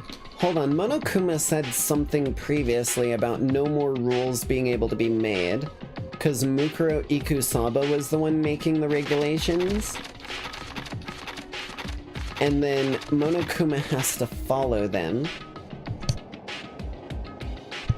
So it looks like there will not be any more regulations, which includes the fact that I don't think any can be removed, because that's something I was curious, was like, could a regulation be removed if Monokuma realized it was too problematic, but I guess it wasn't Monokuma doing it. That makes it sound like the mastermind themselves is somehow bound by the school regulations. Hey. There's one other thing I'd like to point out about the murder of Mukuro Ikusaba. What's that? There was a point where Mukuro may not have become the victim. It could have been you, Makoto. Right. Right. I could have become the victim? Indeed. You know what I'm talking about, right? Do you mean... Yeah, pretty clear as day. During the night, I can hear them, you know? The footsteps of the god of death. What? What? As a certain Jill would have said. I can hear the god of death as he moves. I didn't realize you fucking slipped a, like, Apple tracker on Thanatos, bro. I'm gonna have to let him know about that. You know that, right? Like, he can't... You better be careful. You don't want to get a Sisyphus-type fucking punishment in the afterlife for, like, avoiding your proper time. He ain't gonna take you if it's not your time and you can, like, work your way out of a scenario. But like, be careful about this shit. That ability naturally draws me into cases, just like this. Anyway... Which is exactly what happened with you. I was in the dorms and I had a sudden sense of dread. I looked down the stairwell, and I saw a white shadow cross the corridor. I gave chase right away. As I followed it, I saw the shadow go into your room. Correct. I ran into your room and I saw what was happening. Sisyphus bounced that boulder on top of the hill ages ago, now he just sunbathes all day. I mean, hey, if he manages to do it, then props to him. He did his punishment, he can go sunbathe in Elysium all he wants.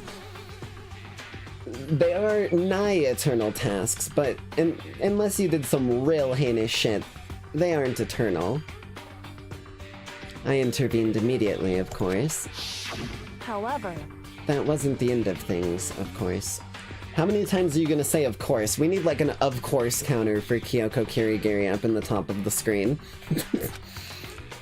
I stopped them, but that led to... Whoever the masked assailant was, they ended up dead. Correct. And their murder was disguised, and the dojo key wound up in my room. It all has to be the work of the mastermind, in an attempt to use the class trial to eliminate me. So all this would mean that whoever killed Mukuro is also the mastermind, right? Indeed. I don't have conclusive evidence, but that's what I think. But that's really bad if true. It means the mastermind can kill whoever they want if they feel like it. Wait, but doesn't that create another contradiction? The mastermind wanted to use the class trial to kill you, because they couldn't interfere. Correct. You're right, that is a contradiction. And it's not just Mukuro. They needed the class trial to kill me, but seemed ready to kill you in your room. True. Unless... Wait, whoa, hold on.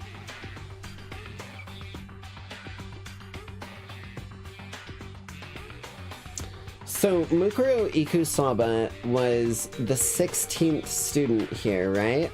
Or whatever the number was. If we're under that assumption, and under the assumption that they'd been working along with the mastermind, then maybe the one wearing the mask was indeed Mukuro Ikusaba, but the reason the mastermind killed Mukuro Ikusaba was because what Kyoko is saying here is that she didn't kill them.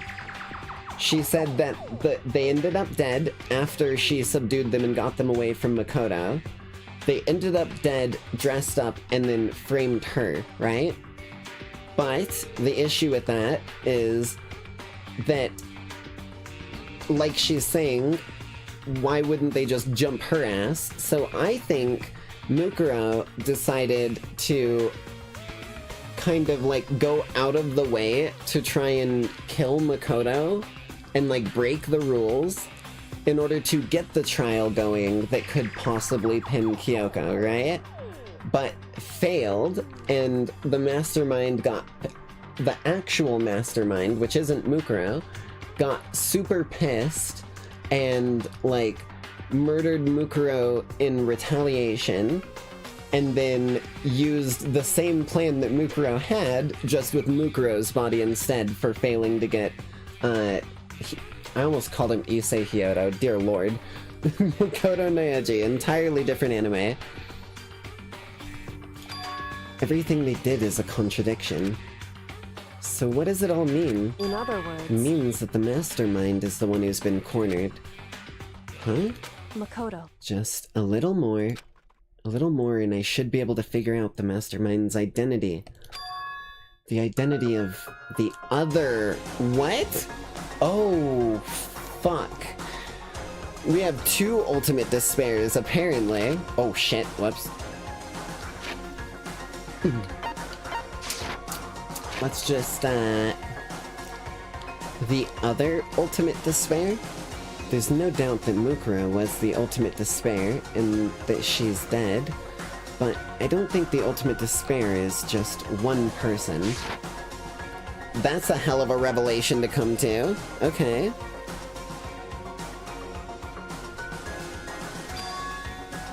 It's not? Indeed. If you think about it, the ultimate despair seems to implicate whoever caused that event. You're talking about That's right. what happened a year ago. The biggest, most awful, most tragic event in human history. The tragedy...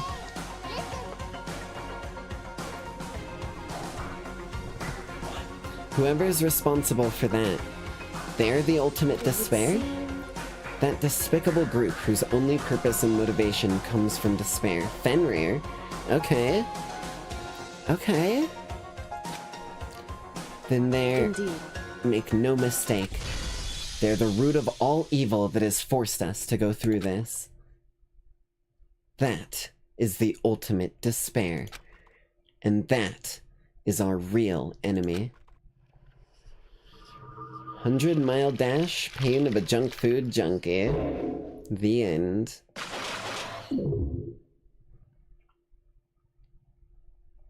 Everyone's still alive. To be continued right motherfucking now. Dream Island Rocket. Sweet. Let's go ahead and save that bad boy. Everyone's still alive, in quotes. And listen, I'm a glass half full kind of gal, okay? The ultimate despair, a group of people who caused the tragedy 1 year ago, Fenrir. Those same people put together this killing game and began broadcasting it around the world. Fenrir. The most desperately awful group of people ever. Blue's Clues fans. What? That's the mastermind's true identity. Our enemy has finally been revealed. But right now we have to get out of this horrible place. Figuring out the rest of the story can come after. Yeah, you're right. Okay, up and out we go. It's locked, but we have a way to open this door. Hey, Kyoko, do you still have that one thing? Monokuma's secret tool that you got from the Headmaster's room? Indeed. Of course I do. It's an absolutely vital part of ensnaring the mastermind. I would never part with it. And it can open any door in the school, right? That's right. That's right.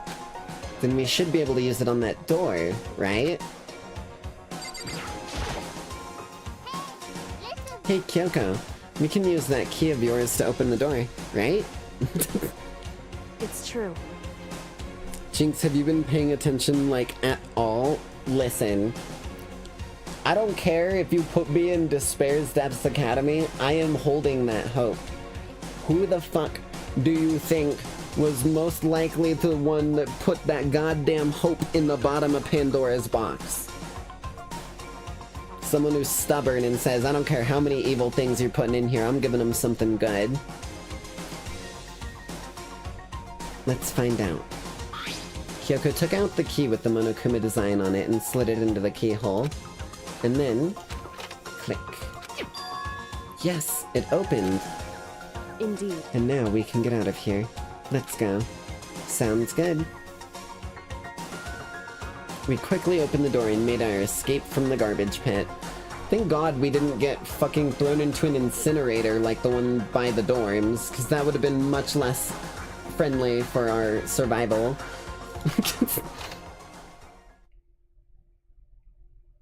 Finally. We were finally free. But there wasn't even time to take a breath of relief. Because the real fight had just begun. Ultimate pain, ultimate suffering, ultimate despair, ultimate execution, ultimate death. Makoto's fireproof, Kyoko would have found another way. I feel like Kyoko probably would have learned the, like, attack pattern of the flames and been able to dodge it. After leaving the garbage pit, we found ourselves in a tunnel extending straight up like a chimney. There was a metal ladder leading up into the tunnel. We started climbing the ladder, intent on reaching the surface. Looking directly at Makoto's ass. The ladder was impossibly long. I couldn't even see where it ended. We climbed into darkness. The passage was so dark and cramped I couldn't even see my own feet beneath me. I had no idea we were so far down. Hey. Don't lose your footing. If you slip, I won't be able to catch you. Yeah, I'll be careful. But now that you said that, I'm getting kinda nervous. Maybe talking would help keep my mind off of it? So Kyoko, there's something I wanted to ask you. You said you're the ultimate detective, right? So how long have you been doing detective work? How long? So... Ever since I can remember. From a long line of detectives. I come from a long line of detectives. Detective work is in my blood. There was a time when being a detective was considered a sacred duty. My family has always seen it that way. Then, is your family famous? Wrong. Quite the opposite, actually. Even among actual detectives, many people haven't even heard of us. Huh? But how come? It's like your family tradition, right? So, secretive, like, underground detectives? Right. Because we take pride in it. Oh. Pride? Indeed. A detective is neither light nor shadow. We represent neither justice nor evil. That is how we can uncover the absolute truth. We stand neutral in all things, and to do that, we have to stand separate from the rest of society. Which is why we've made a conscious effort to conceal our existence. A conscious effort? It's true. It's kind of old-fashioned, and I can't say it's entirely rational. But it's our family creed, and we do what we must to protect it. Because like I said, it's our source of pride. Pride. So that explains... Before I came here, when... Hey, typo! Before I came here, when I was looking up info about the school online, I never saw anything about her. Because she hid herself on purpose, to protect the pride of her family. However... And yet, I gave up some of that pride. Huh? In order to enter Hope's Peak Academy, I had to reveal myself to the school. I did it knowing it was something a true Kirigiri detective would never do. But the reason you gave up that pride, the reason you would go so far to enter Hope's Peak, It was because that's how much you wanted to reconnect with your dad, right? There's no shame in that. What? Reconnect? I had absolutely no desire to reconnect with my father. Huh? But you'd be reuniting after all those years, right? You would have had so much to talk about. Wrong. There's nothing I want to talk to my father about. However... There's something I want to say to him, though. What? No matter what it takes, I have to find him and tell him face to face. What is it? So... I want to sever all ties with him. Sever? The last time I saw him, I was still very young. So, I don't remember myself, but apparently he was extremely intelligent. He was in line to be the next head of the Kirigiri family. He was talented, he had a promising future. However... But he had no interest in detective work. So, he cut himself off from the family. Not long after that, my mother died, and he simply ran away. He went to my grandfather, and they had a huge argument, and young as I was, he left me behind. I'm sure there was a reason for that. I'm sure your dad wanted to take you with him. Right. If that's true, then I need to thank him. Thank him for leaving me. Because unlike him, I take pride in the work I do. I take pride in my family name. So every last part of me is happy he didn't take me with him. If I'd gone with him, I never would have had a chance to become a detective. That's... Huh. I mean... I can hella respect the thought process of... One way or another, you know, I ended up the way I am, and I like how I am, so I wouldn't want anything to change, because then I wouldn't end up how I am. I feel that. I was above Kyoko on the ladder, so I wasn't able to see her expression, so I couldn't tell. I couldn't see how she looked when she said that. What maybe she might have been feeling. All I could tell was that, compared to her usual self, she was more talkative. And more emotional. I mean, you're solo. You've both proven that you're willing to die literally to, like, have each other's back. There's no cameras watching, no mastermind to hide info from. Probably both assumed dead at this point. If ever there was an opportunity to open up and, like, connect with each other, it's this. Just, you know, make sure your hands don't open up and miss connecting with the ladder, or you're gonna have a bad time falling for a couple minutes before you hit the ground. I don't blame him, you know. He had a life of his own to live. That's what anyone in my position might say, right? But it's not true. However... But there's one thing that I can never forgive. Really? So... The way everyone else looked at me.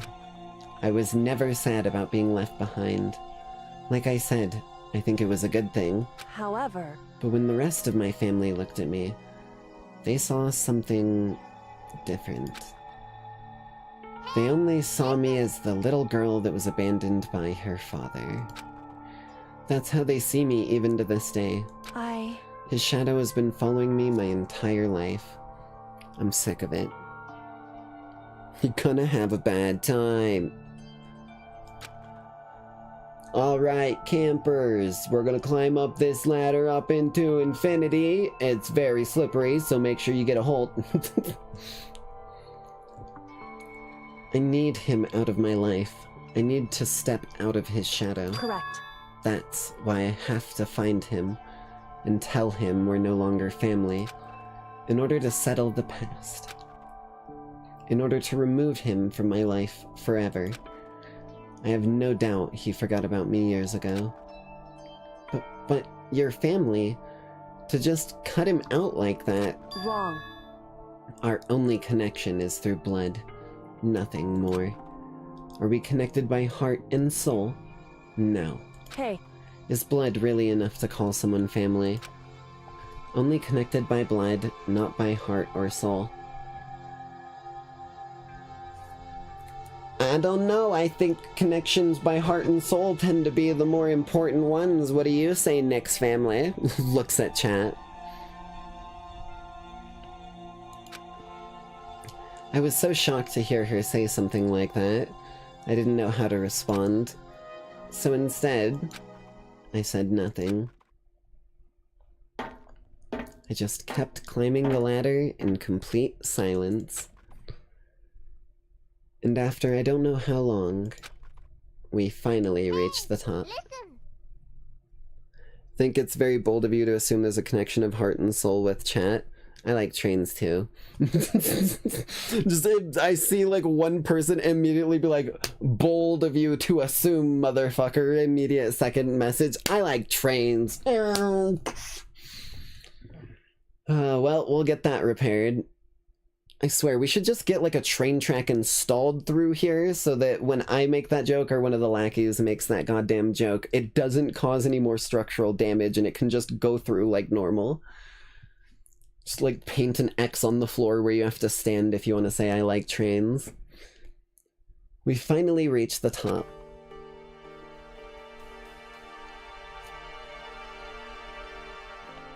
And rattle, rattle, rattle. Oh my god. Oh my fucking god. I know exactly where we are. I know exactly where we fucking are. And my joke about it being locked that I was about to make is what connected the neurons. I was about to make a joke that they climbed all the way up there and it was just like locked with a padlock that they couldn't open with her tool. And I'm not even fucking joking. This is the hatch in the floor of the fucking trash room. If it's not, then like, I'll eat a Life Star for fun or whatever, but this is, oh my fucking god, dude. It has a padlock on it. I hope this fucking key can open it from in here, or we're about to climb right back down. Looks like this is it. Indeed. On the other side of this door, Hope's Peak is waiting for us. We're back. That's right. Remember that hatch on the ground near the trash room? God fucking damn it, I knew it. I'm fairly certain that's where we'll come out. I unlocked it earlier, so it should open without much trouble. Well, here goes nothing. I reached up and pushed against the hatch. Rattle, rattle. Monokuma replaced the lock. Hatch opened with ease, and so...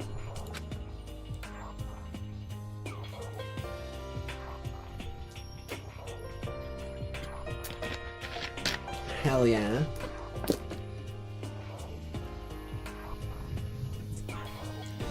Looks like we're back. But I can't believe how long that ladder was. I'm exhausted. I can't exactly say we're safe and sound, but at least we're out of there. Now we're back in Hope's Peak Academy. Kyoko, thank you. I never would have gotten out of there without you. No thanks necessary. I was just returning the favor. This is how we got out. Never would have imagined that's where it led. I mean, it makes sense. I was literally thinking about the fucking incinerator back there. So, now what do we do? I'm glad I didn't die, of course, but if the mastermind finds out... And, to be honest, I'm a bit worried about you, too. You helped me, so they might... Listen. You're worried? Yeah, of course. So then... Then let's just get a concrete answer. Huh? In other words... Let's ask Monokuma if there's a problem with you escaping. Wait, that's... However... If we try to hide, it's only a matter of time till we're found out. And it's not like we can run anyway. As she said that, I was gonna say, yeah, there's cameras in this room. As she said that, she pointed at the nearby surveillance camera. So, you're saying rather than stressing out over getting caught, we should just give up now? Don't worry. What you think is going to happen isn't. Because the mastermind is the one that's ensnared. The mastermind is ensnared. You said something like that before. What does it mean? So... The mastermind stood exposed during the investigation into Mukuro's death. There was a moment where the mastermind let their guard down. There was? Right. If we can talk to Monokuma, we can confirm it. And it'll be better for us if we go to him directly before he tracks us down. That should help with our negotiations. I'm still a little... no. Super uneasy about this, but we don't really have a choice, do we? Indeed. Monokuma should be in the gym. Shall we go? Let's get going. Okay. Well, hell. All the way back to the very... Wait a minute. Gate is blocking the stairs as always. I wonder if it'll open. Bro! She's literally with us. We should have just fucking gone up there, because she said it was important. I'm pretty sure the gym is here.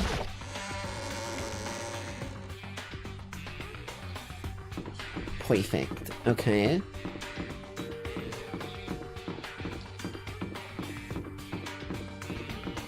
Ew.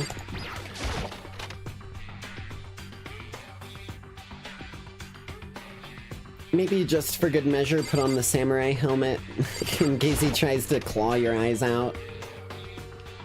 Well now. Hey!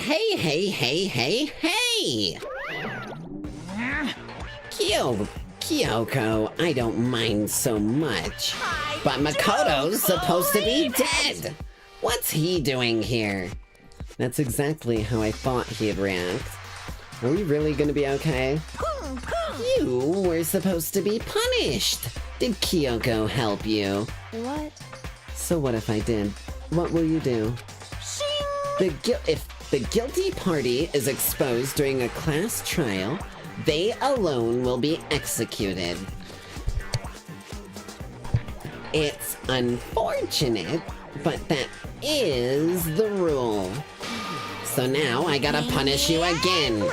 And this time, I won't leave anything to chance. Kyoko. Right. Do whatever you feel you have to. What? However... But before you do, let me just say one thing. No. If you execute Makoto, that means you lose. Not that that matters to you, right? Huh? I... lose? Hey! You! Explain yourself! What do you mean by that? Because... Well, you set up this latest class trial yourself, right? I was getting in your way, so you wanted an excuse to kill me. In other words... I was supposed to be chosen as the Blackened, and then executed, right? Hey, what are you talking about? However... But then Makoto chose to overlook my lie. Your plan came crashing down. The results of the trial weren't at all what you were expecting. Because you never imagined that in that position, one person would protect another just like that. Right. And in response to that unexpected development, Indeed. you reacted by proclaiming Makoto the Blackened and trying to execute him. You made the choice out of desperation. No, more than that. You made it out of despair. You must have realized that Makoto, who refused to be manipulated, was a threat to you as well.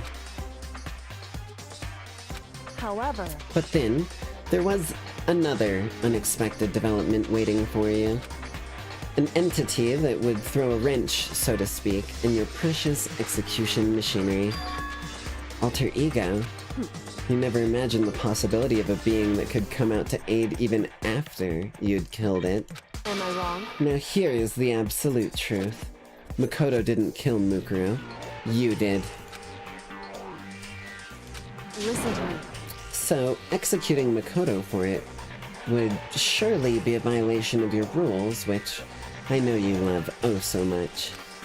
If the blackened is exposed, they alone will be executed. That's what you told us, right? And that means I lose? I love how she's pulling the, like, table switch on him that I was calling out earlier. Of, like, if we got Monokuma to kill someone that wasn't breaking rules, then it would technically implicate him as the blackened.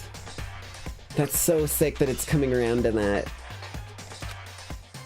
You talk a big game. You're saying that the blackened is me, and not Makoto? Well? And you can prove this, right? Well... No, I can't. Don't just say it like that. What is this, a comedy routine? To make such bold claims without a shred of evidence. That doesn't matter. I don't have any right now, but with a little more time, I guarantee I'll find some. That's right. Because no matter how deeply you try to bury it, there's only ever one absolute truth. And now you're trying to talk like some kind of famous detective type. Because... If Makoto really was the killer, he never would have come to you willingly like this. He would have feared for his life, feared another execution. He would have tried to run and hide. He would have been gripped by the despair you love to inspire. However... But here, we are, confronting you with nothing but hope in our hearts. What the heck? And that's supposed to be enough to convince me in the absence of evidence? Indeed. It's not you I'm trying to convince. Hey. If you were to execute Makoto right now, everyone out there watching this would be extremely displeased. She played the audience card on him. Huh? Indeed. Imagine what everyone out there would think if you killed Makoto. They would assume that you killed him because what we said is exactly right. Listen to me. Despair can never kill hope. Hey. Of course, you can say we're just making this all up. You're welcome to prove us wrong. No, you have no choice but to prove it. Because if you kill Makoto without providing your own without proving your own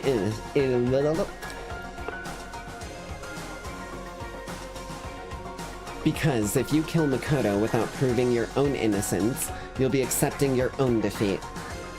There we go. If you want to earn our despair fair and square, that's what we have then to I do. suggest you take my advice. So, what's this advice of yours? It's true.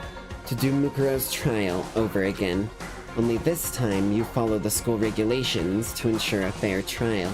It's time for one last showdown. One final battle between hope and despair. Oh, shit. It's on, baby. Hey. Well, that would make for a proper climax, wouldn't you say? A fair trial, one last showdown. In other words, this would be our chance to expose the true identity of Mukuro's killer, of the mastermind themselves. But what reason would the mastermind have to accept the challenge? The pressure of the audience. My fucking jaw keeps clicking on me. They'll probably just execute me without another word.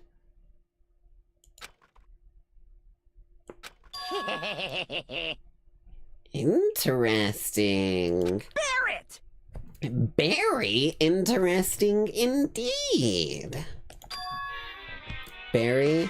What's wrong?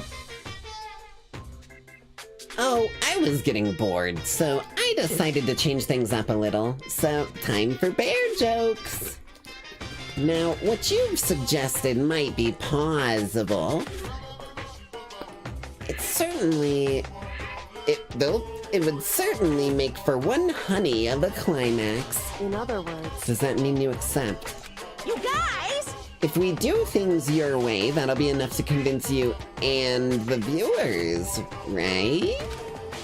And it would cause you unbearable despair, right?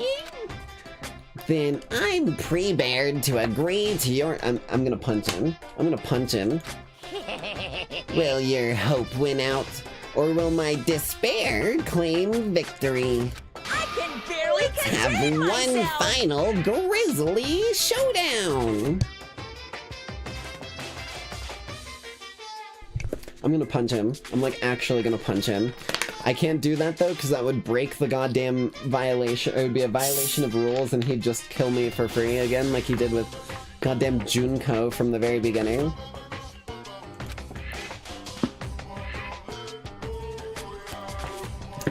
But he agreed. Then we still have one more shot at this. But this is the long-awaited climax, right? Just guessing the killer is barely fitting of an end. You guys! So, for this final face-off, you'll have to unearth all the mysteries that have been buried here. All the mysteries? That's right! Every last mystery that's pawing around the school. If you can do that... I can barely contain myself! then that'll be enough to qualify as a victory for you! It's true. That's what we've been trying to do all along. Okay, well, good. Then let's bear it all! If you can claw your way to the truth of Mukuro's death and solve the mysteries of this school, then you win! But if you can't do all of that, we'll all face execution, right? I can barely contain my excitement! When you learn the whole truth, what kind of despair will you show me? We're as excited as you are, I'm sure. Listen to me. I have a jig strapped to my chest! I knew exactly where you were going with that, Abyss. That's funny as shit. I've been watching too much Demi lately, and like so many of her like little shitpost videos start with her just screaming about having a bomb strapped to her chest with a block of TNT. When we've uncovered every last truth, how will the ultimate despair revel in their own despair? I honestly can't believe how this has all turned out. Hey. But before we get started, I want to clarify one more thing. Do you remember the rule? When one student kills another, that's when a class trial is held. What's wrong? I remember that, for sure. So what? Hey.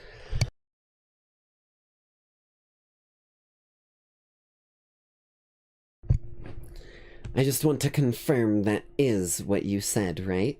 And it's a true statement. You don't have to be so suspicious. I've said it before, but it bears repeating. Everything is based on the school regulations. And having a trial for Mukuro is no exception to that. Huh? I think I know exactly what he's talking about.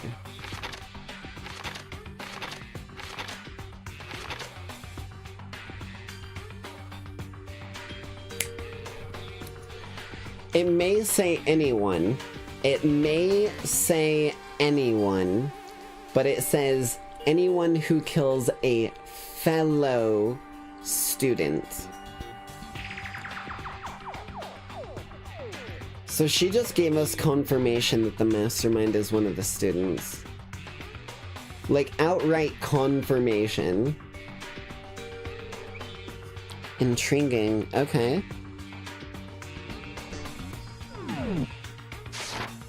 Huh? Mukuro's trial is no exception. Then it's part of the regulations?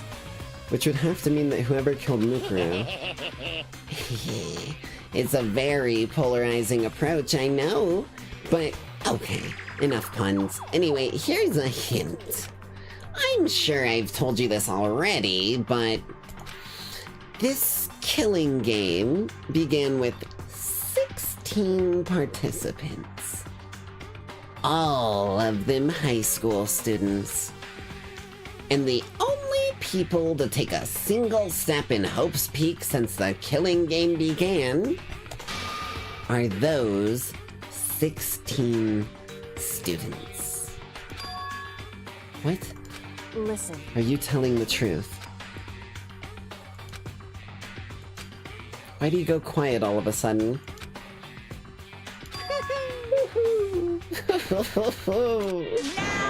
I'm done talking. I got nothing left to say to you. So get lost, would ya? Why so mad? He seems emotionally unstable. Hey! Leave me alone. Get out of here. Oh, okay. I'm going. I just... You're really gonna let me go?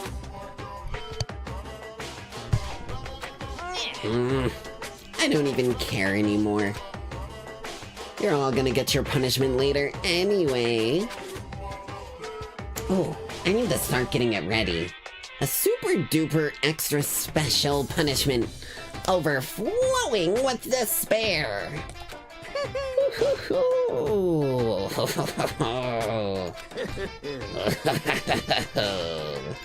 Hey. Come on, Makoto, let's go. Okay.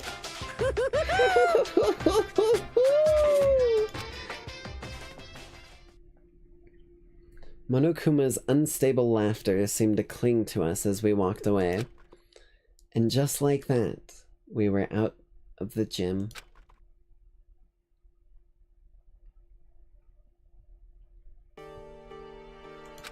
I could hardly believe it, but somehow I ended up not getting executed. I still had my life, and we still had a chance. Overall, things turned out way better than expected. Once again, I was in Kyoko's debt. Kyoko, thank you. Everything I have right now is because of you. However... Don't thank me just yet. The real battle is still ahead of us. Yeah, true. But still, I'm glad it worked out. I wasn't sure if the enemy would accept my proposal. But honestly, why would the mastermind agree to that? I mean, they don't stand to gain anything from a final showdown, do they? So... They had no choice but to accept. Huh? Because... It's all because of that one moment that the mastermind let their guard down, like I said. So when was it that the mastermind let their guard down? So... I wasn't there to hear it myself, but do you remember what the mastermind said? They said they had hijacked the airwaves to broadcast our school life to the outside world, right? Yeah, they definitely said that. Listen. And what did you think when you heard that? Pretty hard to believe, right? Well, I mean, the idea of taking over the airwaves seems so unbelievable. Indeed. You don't exactly read about something like that happening very often, so it's hard to imagine. In other words, that kind of thing is extremely difficult to pull off. However... And yet somehow, the mastermind was able to do it. In other words... But think of it another way. There must have been some reason they had to do something that difficult. A reason... So... They had to show the world something. No matter the cost. Us killing each other. They wanted to show the world? It would seem... The mastermind has been very adamant about not killing us directly, but forcing us to kill each other. And all their rules and regulations were designed to encourage that. Yeah, that makes sense. If those stupid regulations didn't exist, nobody would have killed anybody. In other words... So the mastermind's ultimate goal was to make us kill each other, and show that off to the world. But why? Correct. To prove a point, most likely. Prove a point? Probably that even the most, like, lofted, like, higher-ups of everyone or whatever, like the ultimates, even the ultimates could be driven to their more base and evil instincts to kill when it came to survival. or that it would like always win out or something, so we're kind of playing against the narrative already. Hey. The outside world has a name for the students of Hope's Peak, right? A certain concept. You're talking about hope, right? That's right. And for those of us who represent hope, to kill each other and sink into despair, the Mastermind wants the world to see that, to try and prove that despair is better than hope. That's their goal, as the ultimate despair. What?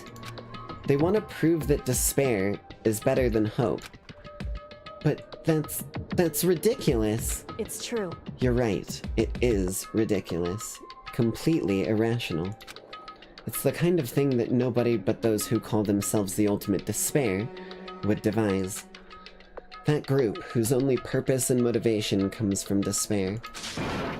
But is that really the only reason for making the rest of us suffer? Makoto.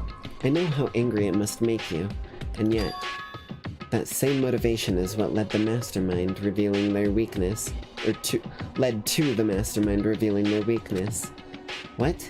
In other words... Because their goal is to broadcast this killing game to the world. The Mastermind has had to be more particular than is reasonable about their own regulations. If the Mastermind simply ignored the rules, this game wouldn't have been a game, but a one-sided slaughter. At the very least... At least, that's how those who are watching this would have seen it. And that's why the Mastermind couldn't kill any of us themselves? Indeed. That's precisely the reason. No matter how much they may hate what I'm doing, I haven't violated a single one of their regulations. Junko broke the rules, so she was punished. But in my case, they couldn't lay a finger on me. Right. So instead, they tried to use the class trial following all their proper rules to get me killed. They began a trial that didn't have a right answer, then made me out to be the killer.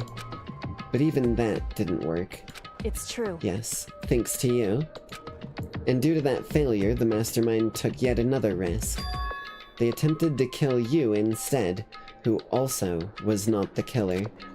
And when that fact was exposed on live TV to the entire outside world, the Mastermind had to accept your suggestion.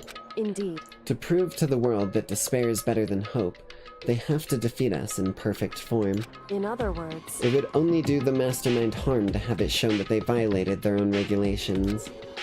But all of that was a hunch, right? And you were still able to get them to accept your challenge? However... Well, it's only thanks to you that we got that chance. Because you believed in me, another path opened up.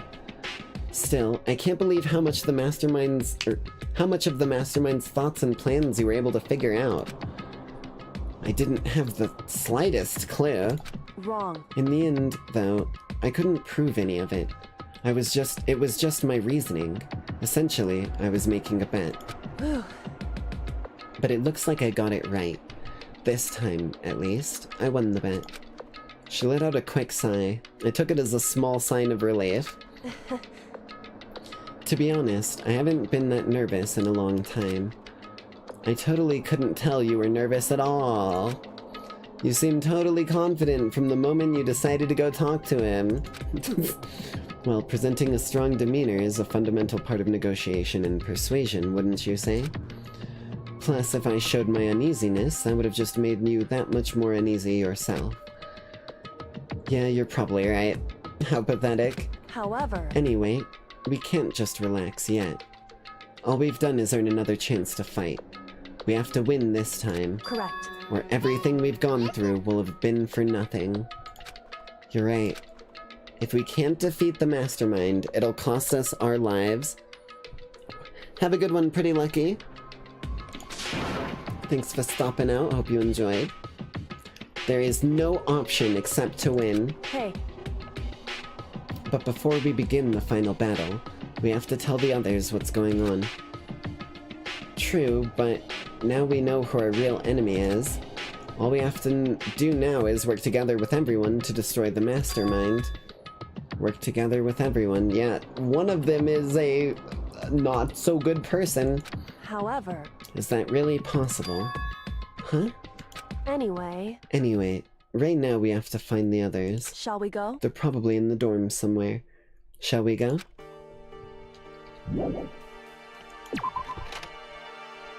Off we go.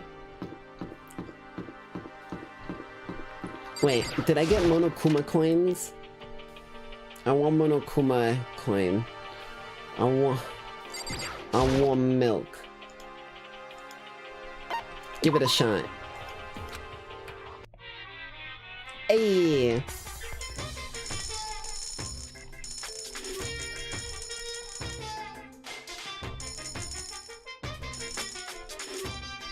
We're gonna do them in groups of...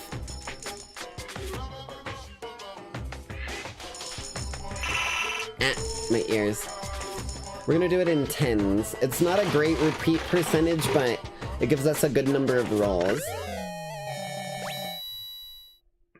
Okay. Give me another 10, please. I want to get some Lackeys in here. Cat hairpin, I'll take it.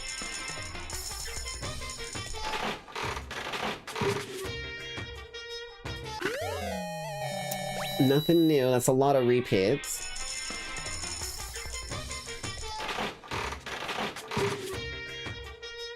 Come on, come on. Ooh. Okay, that must have been new.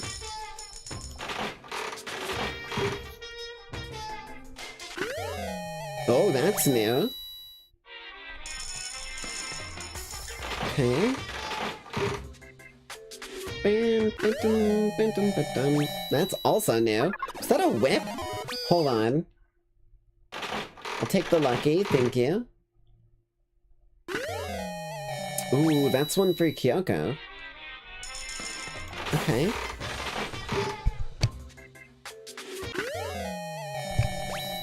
And another phone line. Oops.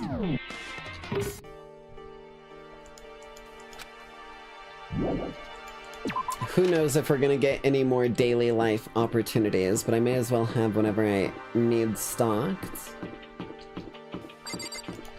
Let me in. There we go.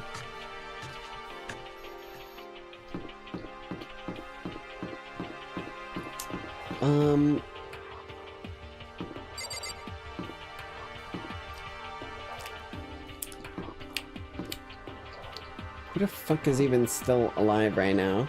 I guess Toko. Hey Toko! Toko! Toko! Toko! This is Toko's room. Is she inside? Hey. I don't think she's here. Come on, we need to keep looking. Aoi is still standing. Hina's room. Knock knock. Knock knock. Hey. I don't think she's here. We need to keep... Are they not in their dorms? Hold on, let's try Hero.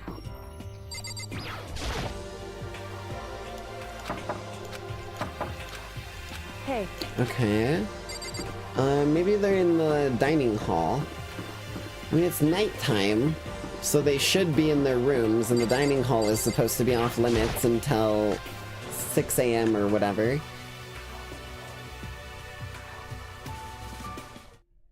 And suddenly we were greeted with...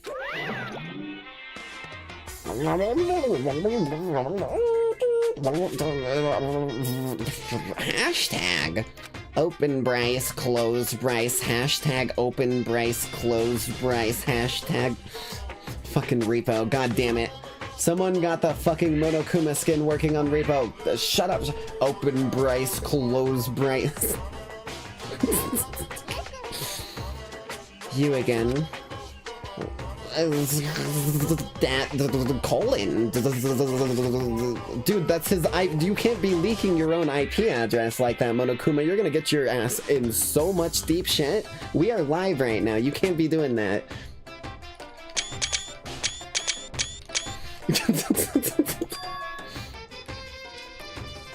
Is he broken? I suppose his emotional instability has reached its limit. They brought the temperature too high on the ChatGPT model.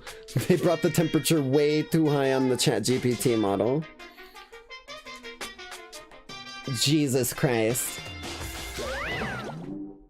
Jeez, what the heck? However, I wonder what that was all about. Couldn't help but let out a sigh of relief. Ah.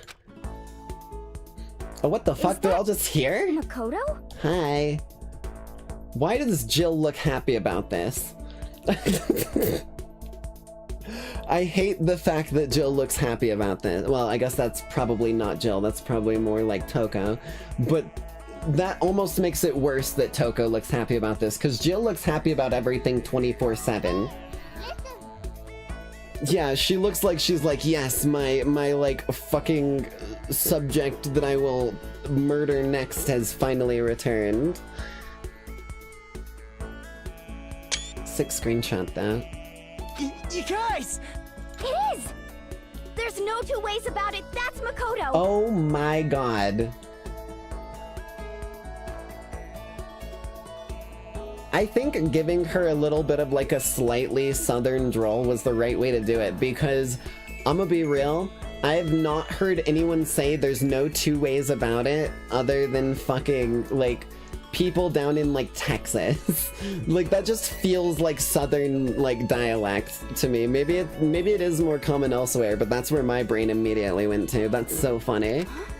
You survived? Yeehaw, y'all. Haha, owie. Yeehaw! Oh, I couldn't help myself. Jeez, you're like a stubborn little cockroach, you know that? Stop crying and getting your tears all over my hardwood floor. All I did was take your kidney. Shut up, Bacula. I'll drink your blood to make my bread or whatever the fuck. I'm just asking to make sure, but you're not a ghost, right? No, I am. I'm psychic. So, of course, I would stick around as a ghost. Everyone was there. All my friends who had struggled together and survived. As soon as I saw their faces, I couldn't help myself. I started to tear up. What? Wait, what's that smell? What the heck? Yeah, man, that seriously stinks. It's Makoto. He smells like a wet dog. Get away! Shoo! Shoo! And in a flash, my tears dried up.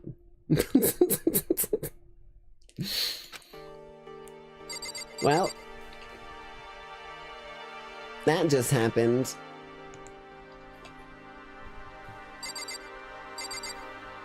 Okay, let's talk with everyone of import in this place. Yo! Makoto, what's it like hanging out in the spirit world? I didn't go to the spirit world. You know? Did you get to talk to her? Who? Miss Cleo. No, I didn't talk to her. I mean, I didn't go to the spirit world. I mean, who the heck is Miss Cleo? So what have you guys been doing while I was gone? Well, we figured that since the trial was over, we'd have access to new places again. And? No dice. All the rooms that were locked before, well, they're still locked. So there weren't any new areas. Then where can we go to find new clues? Well, I know, personally. Second floor of the dormitory. You stink. Are you rotten? Hold on, wait a minute. If I remember correctly...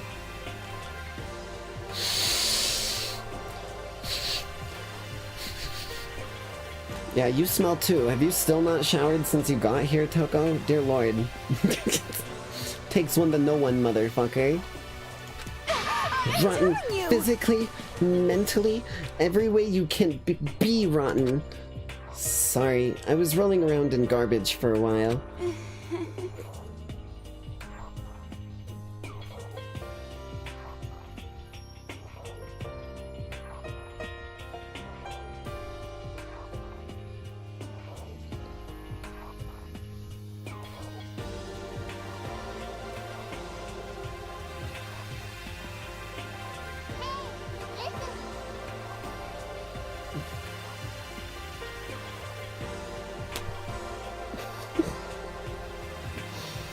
Takes one to know one, I guess. Takes one to know one, I guess. God damn it, not again.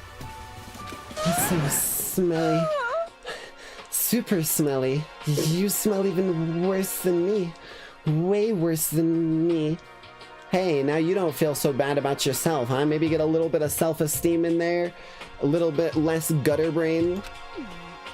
I win. That was all it landed on. I win. Bro. That's a fucking short. She seems happy for some reason. Have they ever is it literally just that she hasn't showered? Because that's literally only a couple people I think have ever mentioned her being smelly. But you'd think if she didn't like being the smelly one, she'd just shower. Dear Lord, okay. Makoto. There's no time to indulge in an extended happy reunion. We need to explain to everyone what happened with Monokuma. Yes. Explain? Explain what? But is it okay that you're here? What if the mastermind catches you? It's true. That's related to what I have to tell you all. I need to tell you all about the last class trial. Huh? Last class trial? In other words... We're going to redo Mukuro's trial. Huh? What? Seriously? How about that? What's the point of redoing it? Makoto killed her, bro. Can you throw me a single fucking, I'm not even asking for a bone. Throw me like a dog treat, like a fucking piece of gristle from the joint of the goddamn animal. Dude, come on. No, I didn't do it, like I keep telling you. Wrong. Makoto isn't the killer. And of course, it's not me or any of you. Huh? Then who is it? I see. What she's saying is, it was the work of the mastermind. Huh? What? You're saying the mastermind killed Mukuro? That's right. That's right. It was all an elaborate trap contrived by the mastermind. Makoto spotted the trap in time and did what he had to stop it. However... But his decision meant that he would be the one to die. What did you say? You spotted the trap, did you, Makoto? You made it sound like it was easy. I just, However... But... executing Makoto, who wasn't the Blackened, is a clear violation of the school regulations. The rules state that only the Blackened is allowed to be executed. The mastermind broke their own rules. Which is why I went and negotiated with them to have the trial one more time. Huh? And the mastermind agreed? Does that mean they really did break the rules? They had no choice but to agree. You used the TV broadcast to gain the leverage you need, didn't you? Correct. Very observant of you. Naturally. I recall what you said at the end of the last trial. When you said now it's the mastermind who's ensnared. That's what you were referring to. Don't be mean! Hey, I'm totally in the dark here. For anyone who doesn't understand, you can ask Kyoko to explain it again. Later. So, knowing all of this, what do we do now? About that. It's about who killed Mukuro, right? So our job is to expose the mastermind? But there's more to it than that, correct? Yeah. For us to win this time, we have to solve every last mystery surrounding the school. Huh? Every last mystery? But we've been looking around all the time and we still don't know anything, right? Anyway... You've probably guessed already, but if we lose this time, everyone dies. Everyone? I hate Hey, who said you could agree to those terms without talking to the rest of us? I'm fine with things the way they are. I'm fine living here forever with Master. I, meanwhile, want to get out of here as soon as humanly possible. Anyway, at this point, the only way for us to survive is to unravel the truth. Hey, you Mississippi, not much. Hope you're having a good one. In other words, one decisive final battle. A rather interesting development, I'd say. But...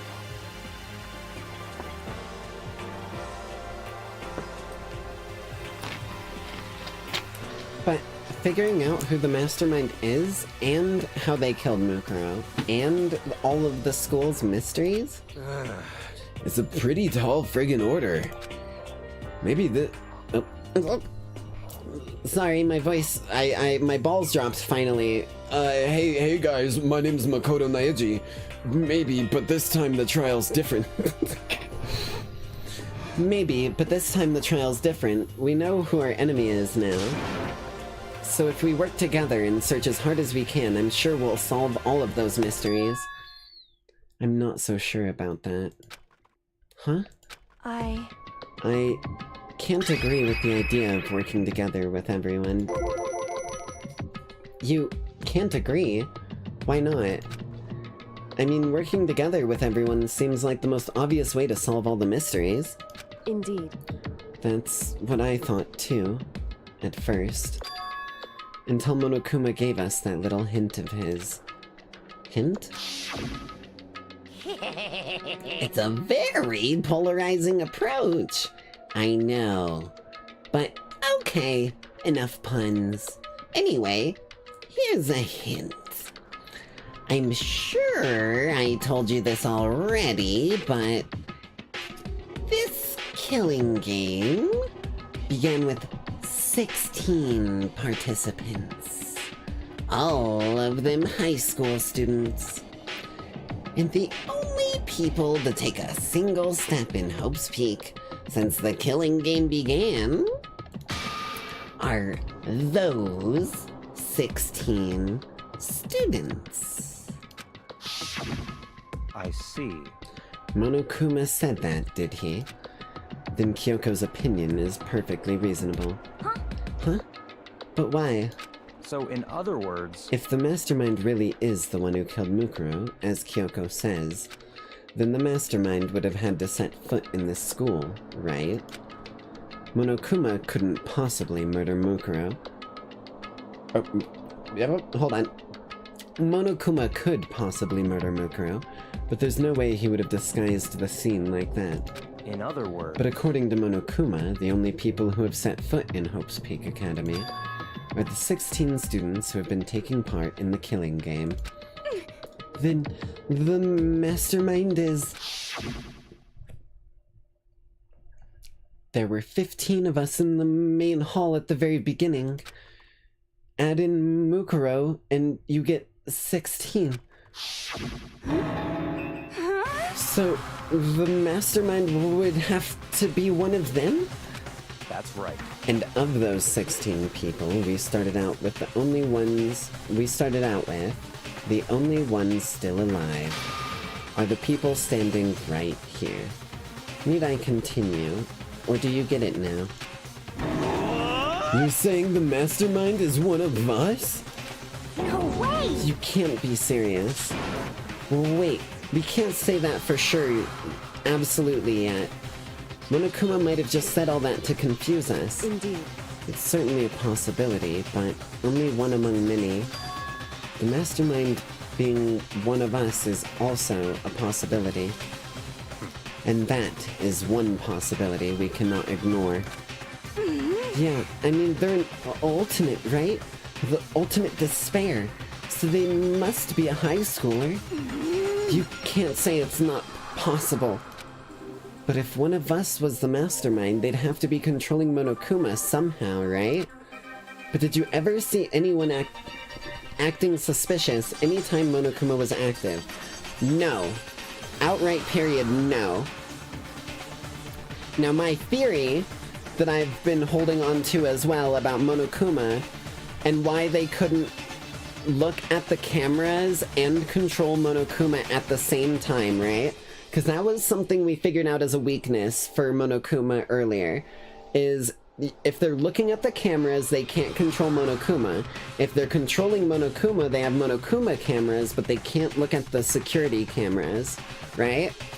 So, the data center was the security room. It had all of the cameras listed. Lo and behold, in the back of the room was a door with a Monokuma face. That is the Monokuma control booth. That is my current running theory. unless he has some, like, automatic running, like, stuff that you can set him on, like, auto-pathing AI type shit, there is next to 0 chance it could be anyone here. Literally. Outright. Well... Maybe they snuck off and controlled him in secret. But... I don't care how sneaky you are, we would have noticed someone sneaking off that many times. I'm right, Then right? maybe Monokuma was on autopilot. Maybe they loaded up all the dialogue and actions beforehand. I mean, like, maybe an AI, but that's the only thing, because, like, loading up dialogue and actions beforehand wouldn't let it react in real time. Yeah, in that case, there's no way you could have had a back-and-forth convo. Well, it wouldn't be entirely impossible if they directed the flow of the conversation. Well, maybe, but still. Uh-oh.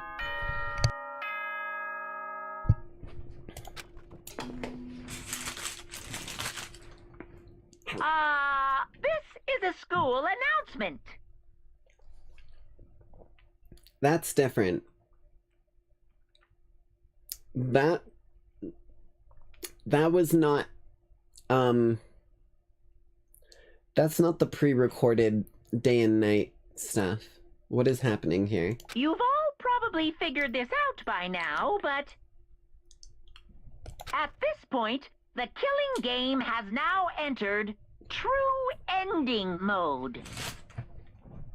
Fuck yes. We're saving right here.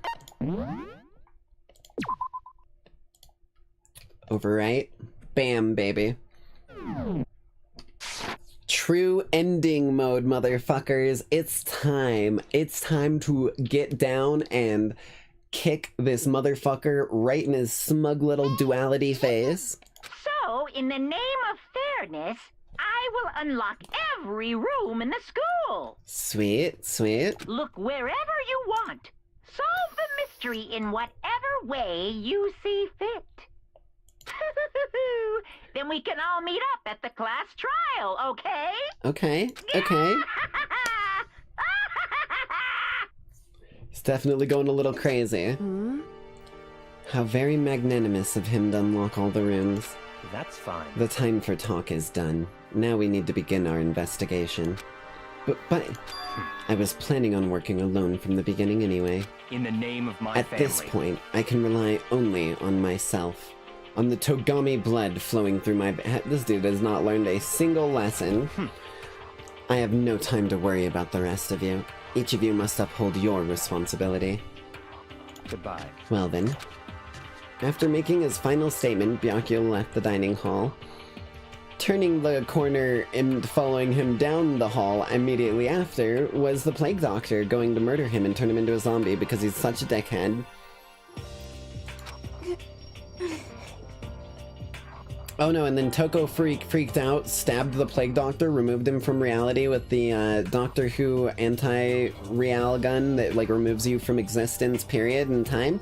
And then like Byakuya was fine. Master, he didn't take me with him. Hey. Do you blame him? Without Master, the rest of you are like coffee with cream without the cream. Or coffee. You're totally useless. So, bye. With that, Toko trudged out of the dining hall. And now she's gone. And you're gonna go off by yourself, right, Kyoko? Indeed. That's right. Which just leaves Makoto, Hina, and me. You know? In that case, I'm gonna go off by myself too. Just a second. Wait, how come? How about that? Just wait and see. I'm gonna use my totally awesome spirit power to figure out the mastermind's identity. Laughing loudly, Hiro left the dining hall. Everyone's really gonna go off by themselves? What about you, Hina? I guess I'll do the same thing. I mean, it's not that I don't trust everyone, you know? But up till now, I really haven't been all that useful. I just depended on Sakura and everyone else. You're not useless, but if you hadn't been here, I would have died. Makoto? That's really nice of you to say. But still, I know I've mostly been totally useless. Okay. Listen, comic relief is not useless. Comic relief is necessity. So I figure at least here at the end, maybe I can find something that'll help us get all get out of here. So I'm gonna go off and do it all on my own. Okay, see you later. Hina was in surprisingly high spirits as she dashed out of the dining hall. And once again, it's just us two. Indeed. You want to work together? So you're gonna go off on your own too, right, Kyoko? However... Well, don't misunderstand. Just because we're going to do our searches separately doesn't mean we still can't work together. So... That goes for all of us. I think I see what you mean. Doing our own investigation doesn't mean we can't work together in the end. I should just see it as us splitting up to cover more ground. Like Zoink Scoob! We're splitting up to cover more ground! That was I don't know what that laugh was at the end. I fucking, like, slowly morphed Shaggy into the fucking you've been gnomed gnome. And then we can get back together and share what we found. Yeah, that's right. So then... Well, I better get going. I have an endless list of things I need to check. Correct. Me too, honestly. We need to get everything. Like, we honestly need to almost revisit every single room. That's not even a joke, just to, like, clarify it in our brain. Monokuma said all the doors in the school had been unlocked, right? So we should be able to investigate every nook and cranny in the school. We can visit all of the places we couldn't go before. Makoto, no matter what it takes, we have to uncover the truth. By any means necessary. With that, Kyoko was gone, leaving only me. I don't have time to waste either. I have to begin my search. Still can't believe the mastermind might be one of us. So that's what I have to prove. I'll prove that it isn't one of us. I'll expose the true identity and solve the mystery of this school. And then we can all escape together.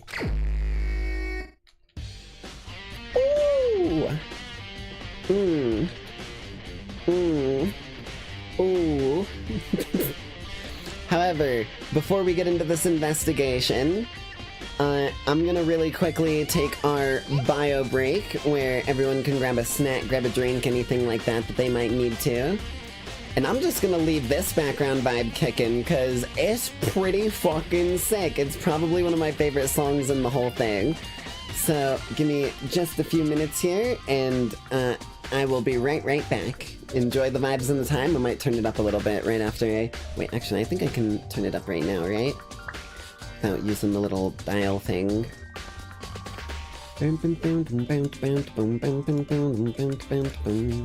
Volume mixer, there you are.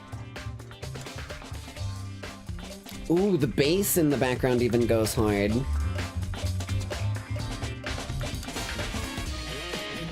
Alright, I'll be right back.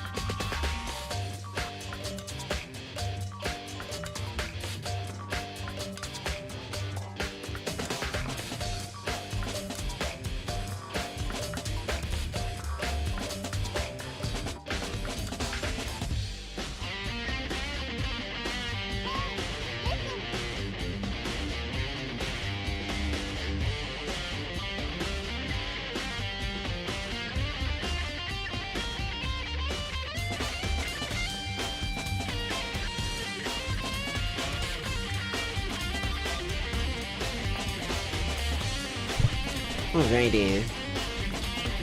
Thank you for the welcome back.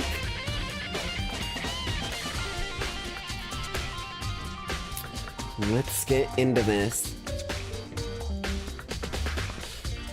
I guess I'll start by taking another look at Mukuro's Monokuma file. Due to the explosion, the victim's identity is unknown. They were, however, dead before the blast. The victim had been stabbed a single time with a knife, which went completely through the body. They had also been struck on the head with an object about as thick as a metal pipe.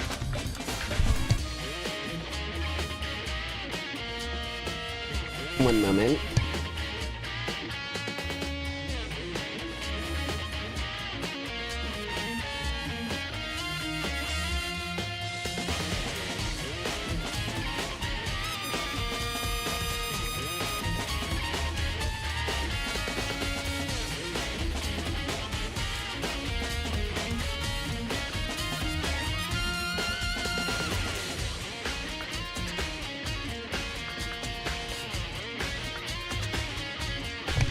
There we go. Sorry, my nose was bothering me. Give me just a sec here to get all resituated. Had to blow my nose. Blankets. Dear Lord. There. Okay, now we're back.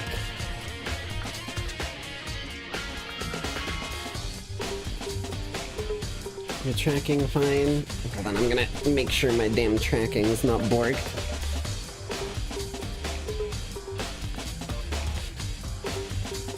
Perfect. The body was covered with other wounds, but these were at least several days old. Once we find out who killed Mukuro Ikusawa, then we'll know who the mastermind is. Oh wait, I should turn the volume back down, right?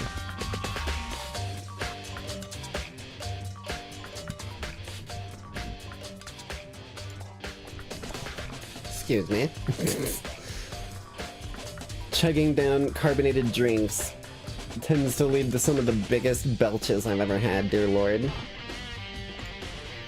Okay, I think we're back at the right volume now. What if I do, like, there?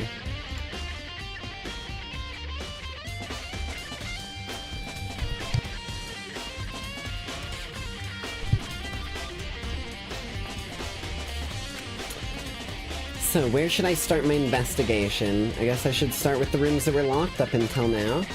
Headmaster's room, biolab, and the door in the data center with Monokuma's face. Oh, and the second floor of the dorms where the gate was down. That should be open, right? After that, I'll have to double check the areas that are connected to the murder, which means the garden and the dojo. Okay, time to get started.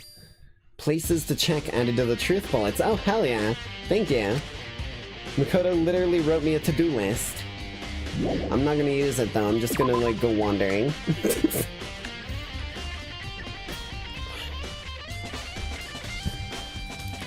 Here we go. Now, the first place that I want to check just so happens to be... shit. Just so happens to be right here.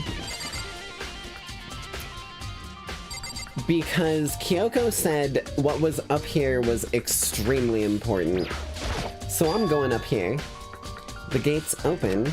We can finally check the second floor of the dorms, which means I have to do it. Whoa. It's all in, like, shambles. This is the second floor of the dorms? Looks like some ancient ruins. Or no, it's more like a battlefield. Like a bomb blew up here or something. Bro. Old dried blood. A lot of crumbled and destroyed rooms. Hello?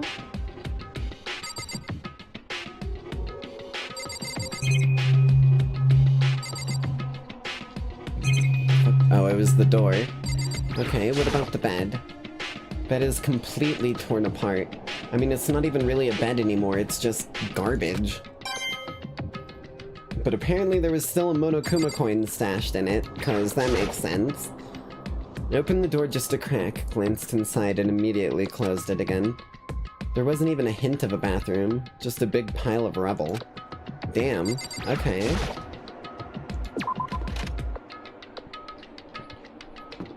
This literally looks like a war zone.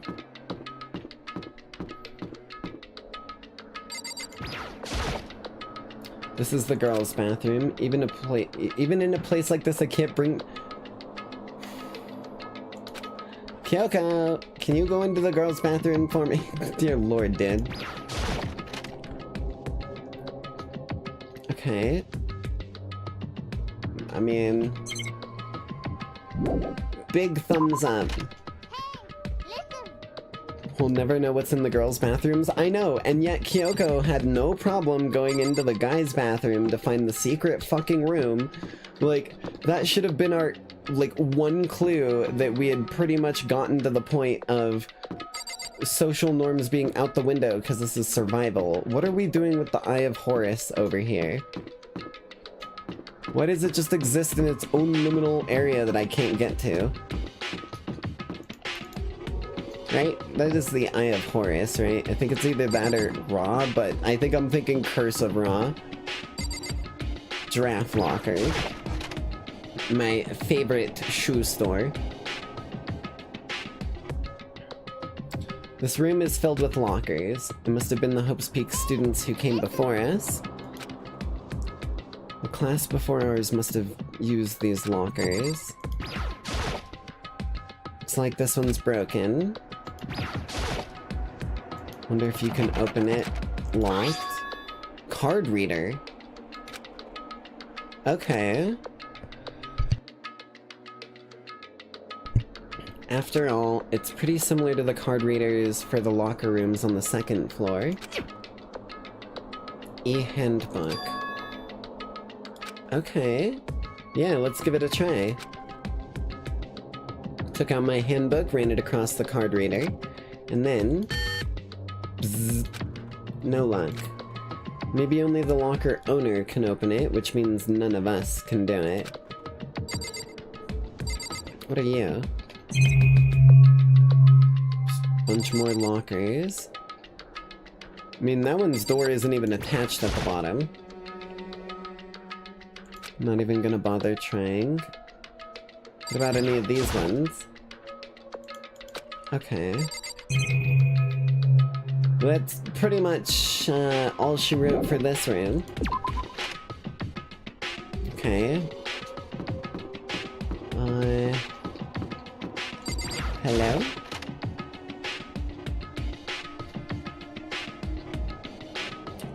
What? I was gonna say, this is just like a chill lounge with a bar. This looks like my place in the Sticks and Bar, but even more modern, which is gross. I like retrofuturism. This room doesn't really feel like a student's room. It has a more adult atmosphere. Correct. It's the Headmaster's private room. Kyoko! Indeed. I've been through this room several times already, but I still have one little regret. One moment. Stupid blankets. There we go. So I decided to check it out one more time. Huh? A regret? Not getting drunk? Hell yeah.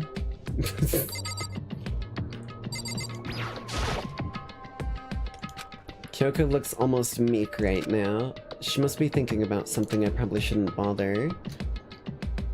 Right, because the headmaster was her dad. There's like a secret door there. We'll go there next. I wanna check out the computer. See what his search history is.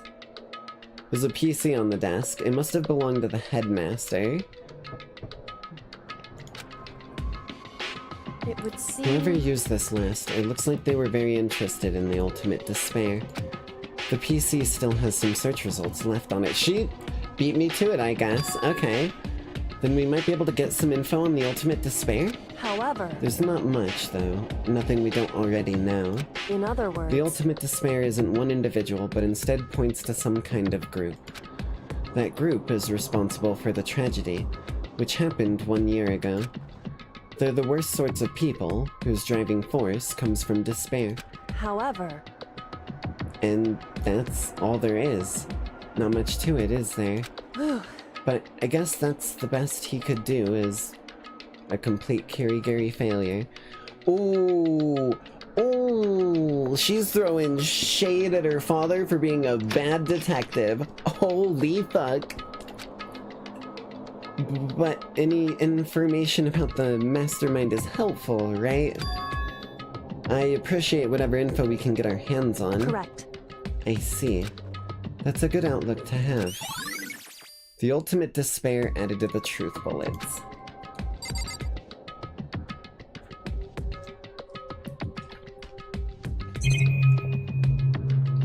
Wait, are we looking at the chair?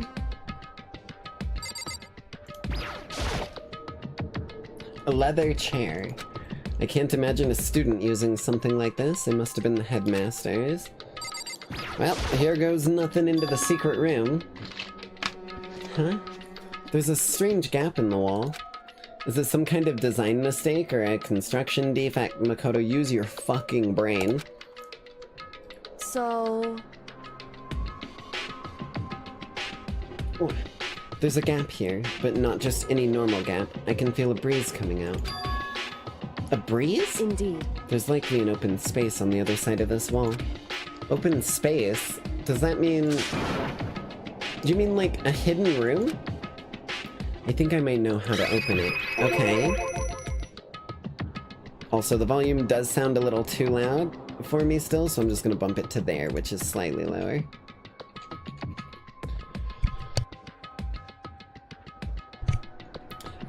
You know how to open it? Did you figure out some kind of trick or something?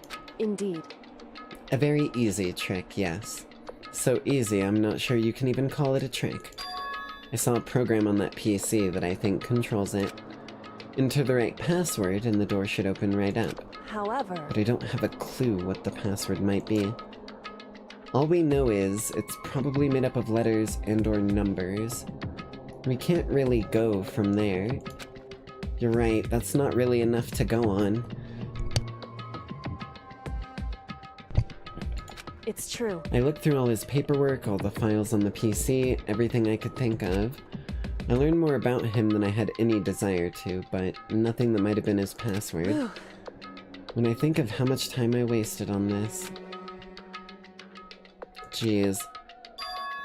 So there's a hidden room that she couldn't get into. What about your birthday, Kyoko?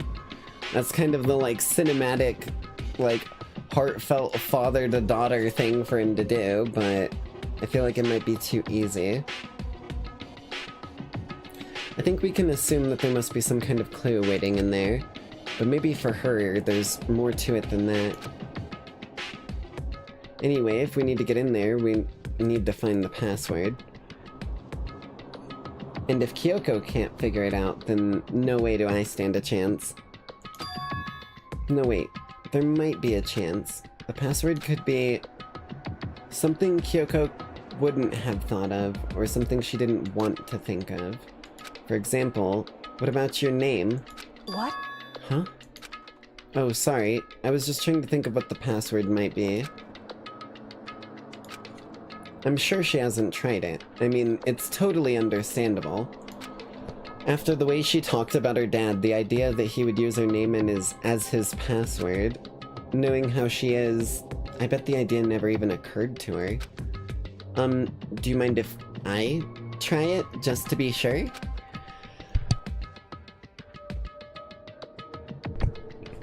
Well? It's not like you need my permission. If you want to try it, do whatever you want. Okay.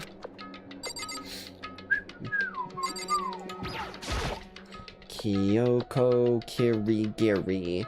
You know, I'm glad I thought of trying Kyoko's name, but if that's not it, that might just hurt Kyoko even more. Hey. If you're worried about me, Makoto, don't be. I already know that your guess is wrong. Okay. In that case, here goes nothing. I collected myself, then turned to face the monitor. Let me just type the password here. I typed in her full name, Kyoko Kirigiri. My hands were tense, slightly trembling, and as I finished typing it in... Beep! Nope, you turned on the microwave. What? That did it? Kyoko, it worked. Why? That I couldn't tell you. Kyoko? Without looking at me, she disappeared into the hidden room. She looked grim. Kyoko.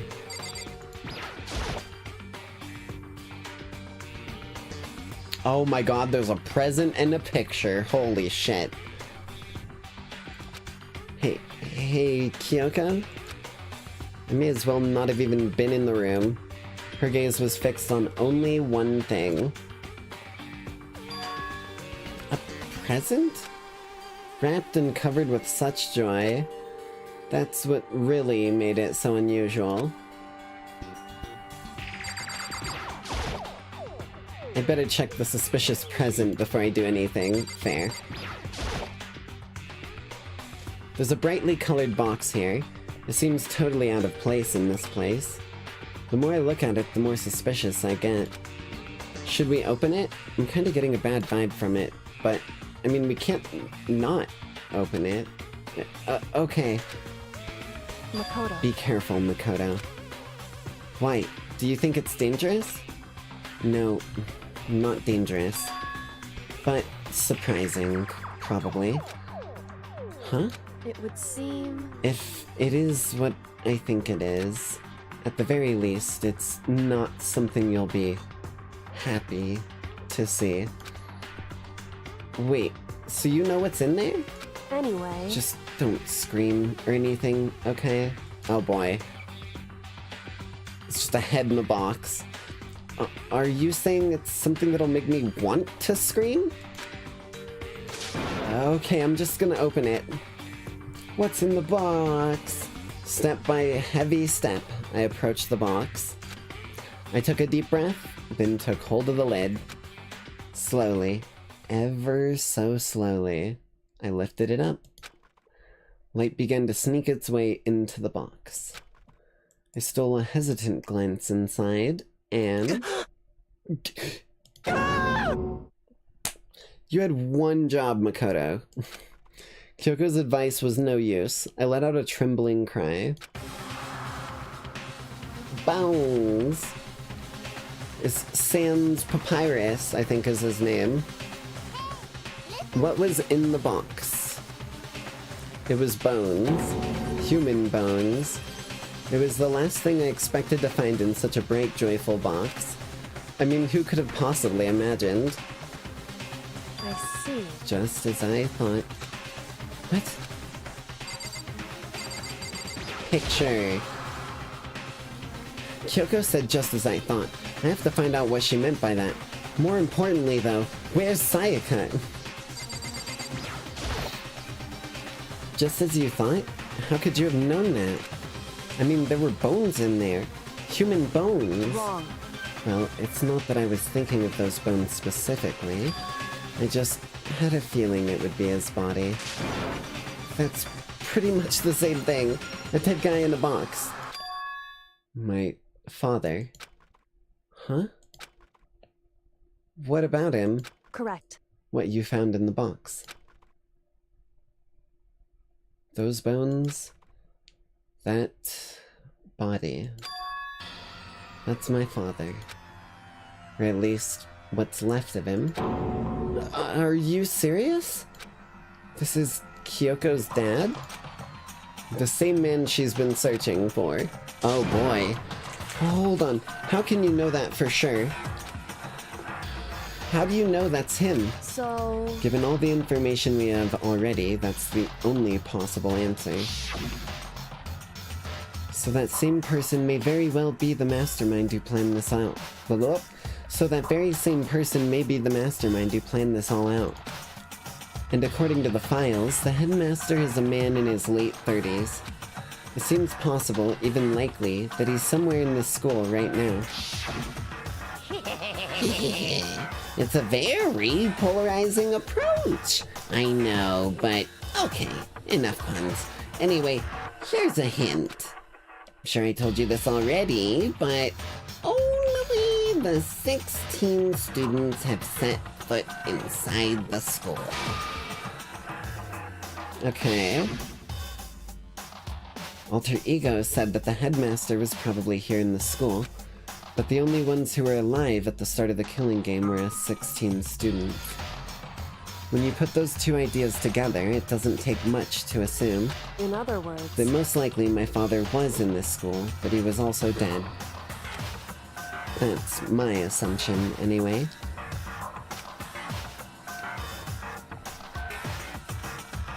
As Kyoko explained her analysis, she was completely calm. Or no, she wasn't calm. She was trying to seem calm. She said it was just as she thought, so she knew it was a possibility.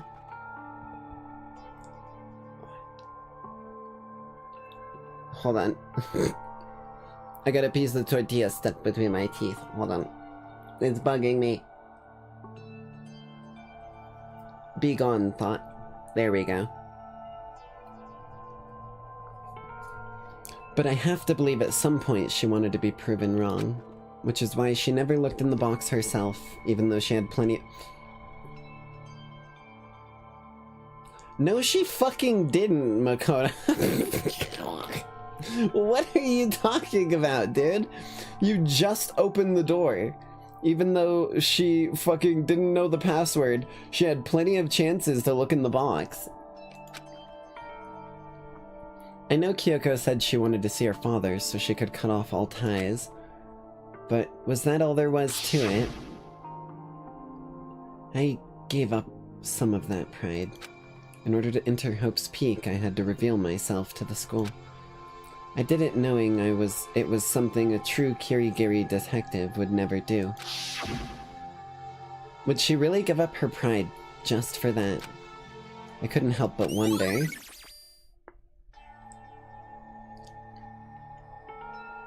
Damn. Okay. Huh? This picture. She looks adorable. It's all faded. It must be pretty old. Wait, this is a picture of... Hey, Kyoko. Gasp. Silence. Why would you? Well, this is annoying. I came here to cut myself free of the past, and yet... to now find something like this? So what do you expect me to do now? Then I was right. It's a picture of Kyoko when she was a little girl. Knowing the headmaster had this picture all this time... Okay, hold on. So if I piece a little bit of this together, we can assume, based off the fact that before the killing game the killing game began, and there was no one alive here, we can assume that the headmaster either died in, whatchamacallit, in the tragedy from the very, early beginning, right? That, had all the blood and gore everywhere. Or they died after that down here in this, weird underground area, or wherever the hell we are. And it ended up, happening that when we showed up for our thing, that Monokuma was in charge? Maybe he is an AI thing, but he doesn't seem to be quite an AI thing. I don't know what's going on. He must have really cared about her. Yeah, but I don't think he was involved in the killing game.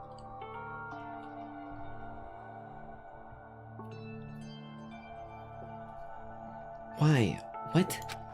I wanted to face him and tell him myself, to cut him out of my life for abandoning me. almost laughed there. I don't know why my brain just, like, started to snort. That's the whole reason I came here. And now he's... What? And now he's abandoning me again. And this time, he even stole the only opportunity I had to move on.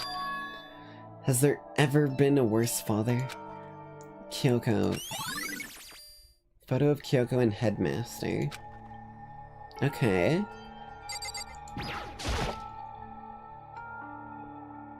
The Headmaster's desk.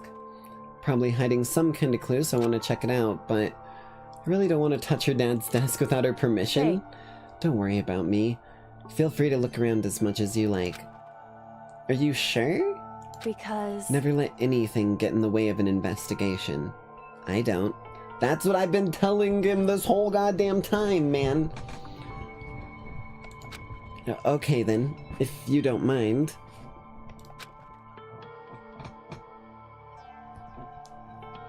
Starting from the top, I opened all of the desk drawers and looked inside. I rummaged through each one, finding nothing but unrelated documents. But in the last drawer... Huh? This is... It's an e-handbook, right? And it has a label on it that says, in case of emergency.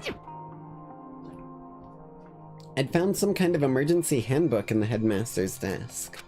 In other words... A handbook with no limitations given to the school's ultimate authority, the headmaster. I'm assuming that's what that is. I think you're probably right. It would seem... It might prove useful as we continue our investigation. Why don't you hold on to it? Huh? But, Kyoko... I don't need it.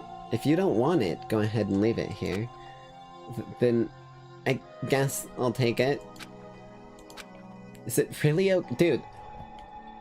Did she have to spell it out for you? Don't let anything get in the way of an investigation, motherfucker. Okay, we've got the headmaster book, so we can open those lockers now. Hey. Listen, Makoto. Huh? Can I ask you a favor? What's up? So... I know it's completely unreasonable to ask you this. And I know it'll only inconvenience you that much more, but... Hey. Could you leave? Huh? Correct. Just for a little while. I'd just like to be alone for a bit. Kyoko. Don't worry, I'm fine. I just need to calm down a little. I need just to a second. Get my emotions in order. You know, Kyoko, you told me before about the relationship you had with your dad. How you're only connected by blood, not by heart and soul. But maybe that picture motivated him. Maybe he hoped to see me again someday. Is that what you were going to say? If so, it's just a theory. A game theory! Thanks for watching. Bow, bow, bow, bow.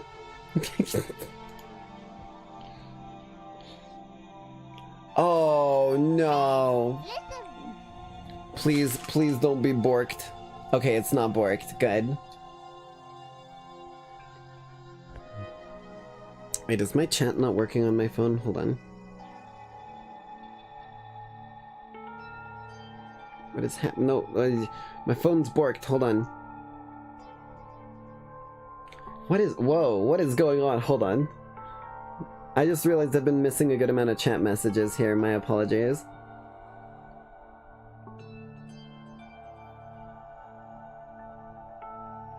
All messages. Okay, there we go. No, it was just scrolling weirdly and it made it look like I was on a completely different spot. And this isn't an issue that can be settled with theories. Ugh! That picture doesn't change the facts of what happened, what I went through.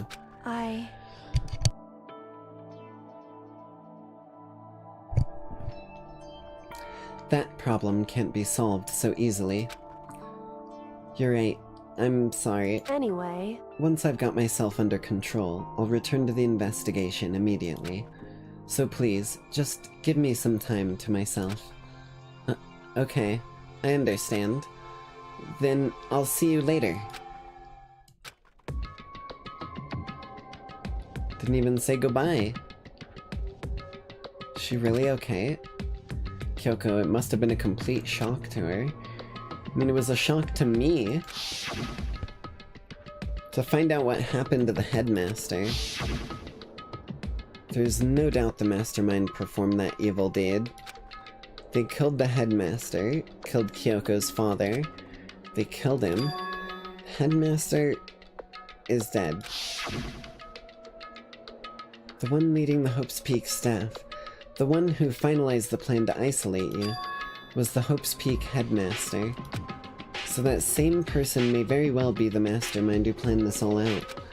And according to the files, the Headmaster is a man in his late 30s. It seems possible, even likely, that he's somewhere in this school right now. But we were wrong about that. The Headmaster wasn't the mastermind. Which means the mastermind's true identity is... one of us. Yep, okay. 15 of us met in the main hall. Add Mukuro, and you get 16. And including me, only 6 of us are still alive. Everyone else is dead.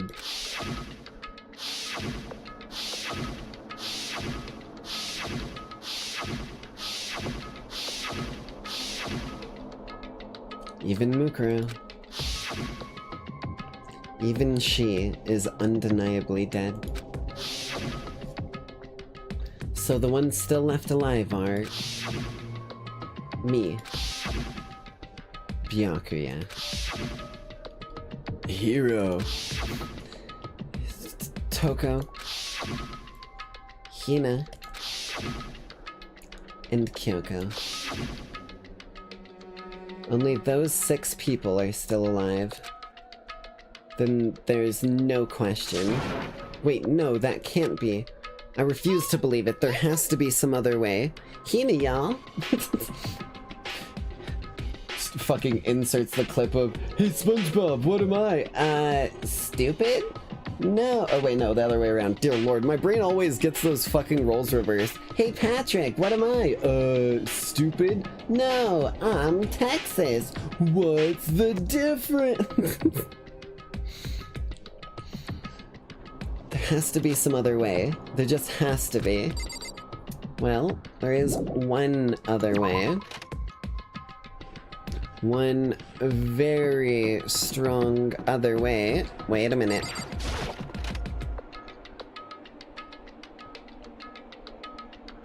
Let's go ahead and hack this bad boy with the master key.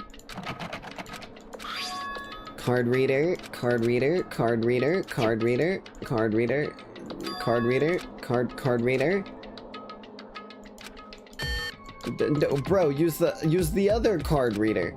Wait, but there we go. What about the emergency handbook I found in the hidden room? Okay, let's give it another try. Took the emergency book across it, and... beep. Alright, just with the...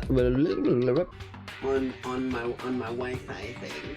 So, like, if I just, like, grab this... Monokuma, you're not allowed to fuck with my internet, okay? I'm not one... Oh, it's blue! It's blue! It's blue! It's blue! I called him out for going against school regulations, and he fixed his shit real quick. Oh, are we back? I think we might be back. Are we live? Did I resurrect us in time before we got across the sticks? I think we're back. Hold on. My Wi-Fi is back. Let me make sure stream is back over here. Stream is healthy. Gabagool. Hold on. I don't know why I fucking said gabagool. Here, phone.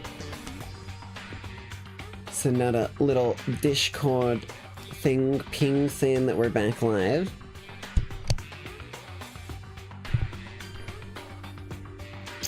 Uno momento, por favor. I can get rid of live split because it did its job. Are y'all back? I don't know if chat is back or not. I think we are. It says successfully connected.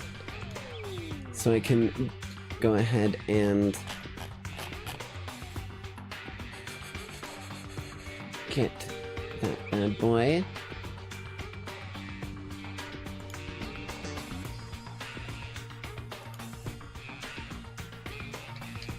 Notification gang back live. Wi-Fi went down, but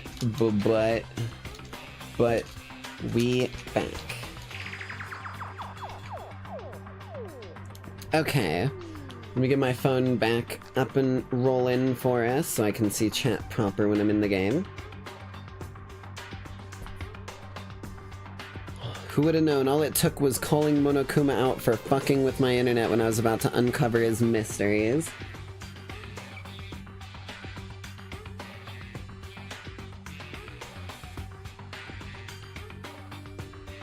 There we are.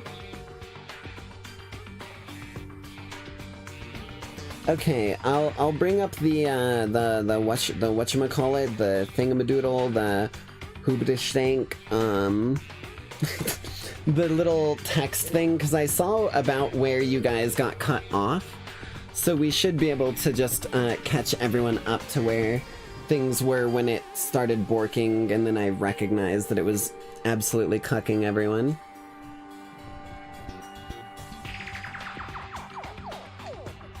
Wait, where are we? Here, then here.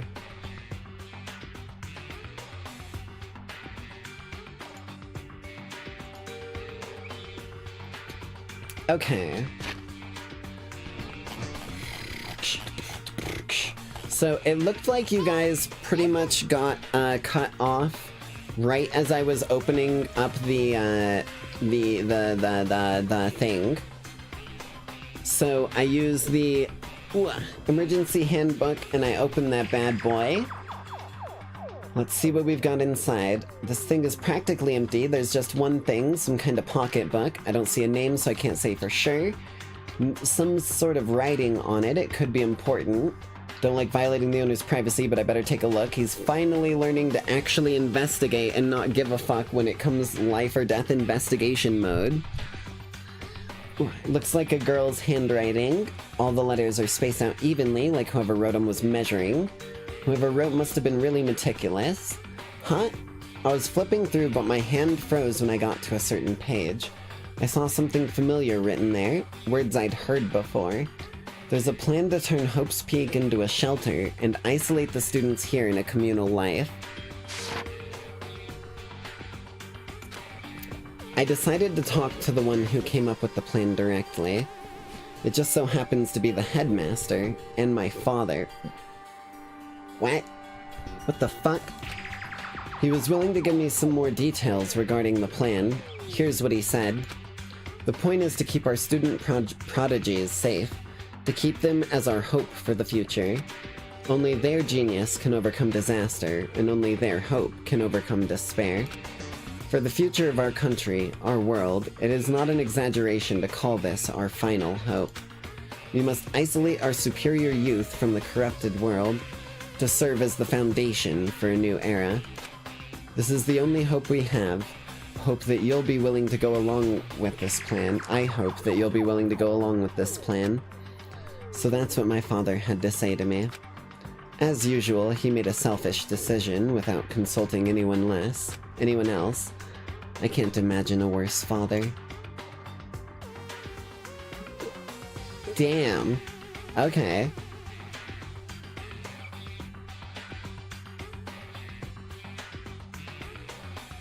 That definitely feels like someone pointing a pretty hefty finger at Kyoko. But even if we take it at the grain of salt of, like, it being Kyoko, it doesn't make any sense how Monokuma gets around, right? And then, like, we basically cleared every one of our students, period, by just the fact that Monokuma needs to be controlled. Which means, when it comes down to this whole scenario, that feels like it could be a decoy. But it could also be the fact that maybe Kyoko has a sister? I mean, our memories got fucked with, so maybe she doesn't even remember. This can't be true, can it? But I knew it was, and I knew exactly who the pocketbook belonged to. Kyoko. It couldn't be anyone else. But if this belongs to Kyoko, what's it doing in this locker? And what she wrote here completely contradicts what she already told me. She said she hasn't seen her dad since she left when she was little. I decided to talk to the one who came up with the plan directly. It just so happens to be the headmaster and my father. What does it mean? I scanned the remaining pages of the notebook. I must have been looking for something that would prove me wrong about the whole thing, but when I reached the last page, the question mark spinning through my mind, it just started spinning that much faster. When I looked at it, unlike the rest of the pocketbook, the writing here was messy, disorganized, scrawled. Despair walks among us, and so we thrive. There's a second despair. What is this? What does it mean? I have no idea. How could this possibly make any sense? Okay. Intriguing. Well, what about over here? Oh, can't even imagine, huh? Not even a slight imagination? Oh, okay. What the... Hero? This is Heroes. This locker is totally disorganized. Whoever belongs to has organization problems in every part of their life. These are like all hoodoo, voodoo, you-do. Bitch. Like, this is all Heroes' belongings. It's a crystal ball. No, it can't be. There's no way he ever used this locker. So, when we lost all of our personal belongings, when we first got knocked out, they got put in these lockers. Interesting, okay. All kinds of textbooks and notebooks stacked up in no particular order. And dust everywhere. I have to assume whoever's stuff this is didn't do a lot of studying. Not that I can really talk. Trying to act as casual and natural as possible, I picked up one of the notebooks. But the moment I looked inside, any sense of easiness I may have had evaporated. Yasuhiro Hagakure. What? There was no denying what I saw. Inside the notebook had his name. This is our Yasuhiro? Notebook also contained a large number of notes for a variety of different classes, which would mean he attended classes here? No, that can't be possible. I mean, Hiro came to the school at the same time as the rest of us. And we were all sucked into this evil world. We never had the chance to take any classes. So what is this notebook? Okay. Oh, one more thing. A deck of... No, they're probably tarot cards, right? Yeah. But wait, aren't those used for telling fortunes? You still haven't figured out whose locker this is, dude? It's just a coincidence, right? Totally. We'll go with that, Makoto. The more I see, the more I see, the less sense it makes. Because these lockers, I mean, they had to belong to the previous students, right? So why am I seeing this? Why are there things in the lockers that look like they belong to people here? A notebook that seems to belong to Hiro, pocketbook that belongs to Kyoko. There has to be some kind of explanation. But if I want to find that out, I have to keep moving. Keep the investigation rolling forward. And I have to believe in everyone.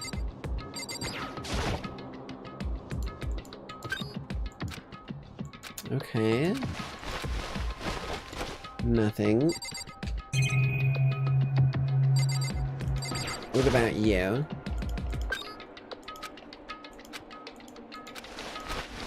Nothing.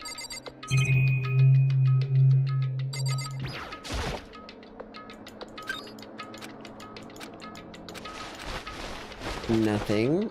Okay. Gotta check them all.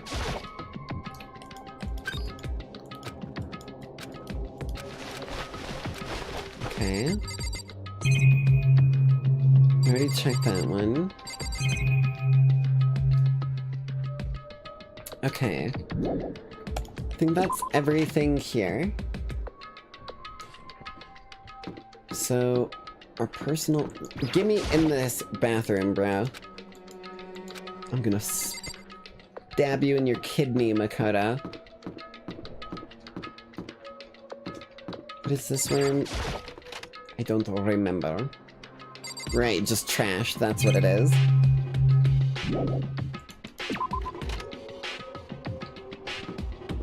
Okay. Down and out we go.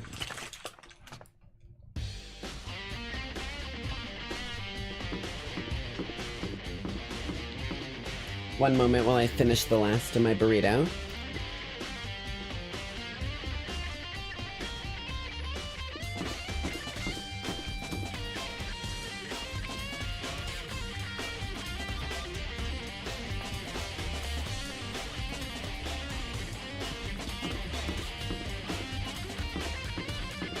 I know exactly where I'm going next.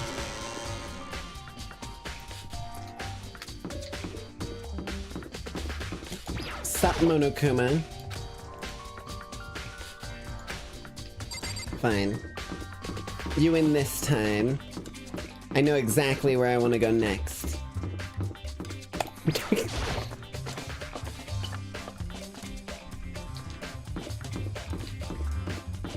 I need to go up a few levels here. Whoops. Wait. God damn it, I knew it was this level. I, like, kept looking around like I was missing my goddamn way up.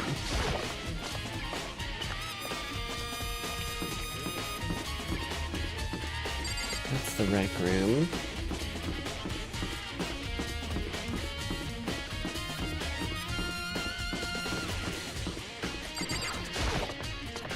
Over here.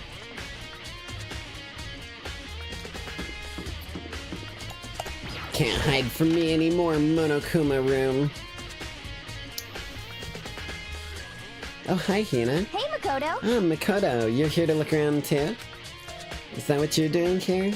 Yeah, I can't help but wonder about that Monokuma door. Yeah. So I figured, if all the doors in the school had been unlocked, then that one should be open too, right? But...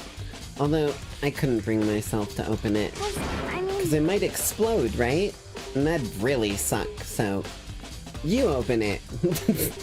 I'm pretty sure she didn't mean it, but she made it sound like she was okay with me getting blown up.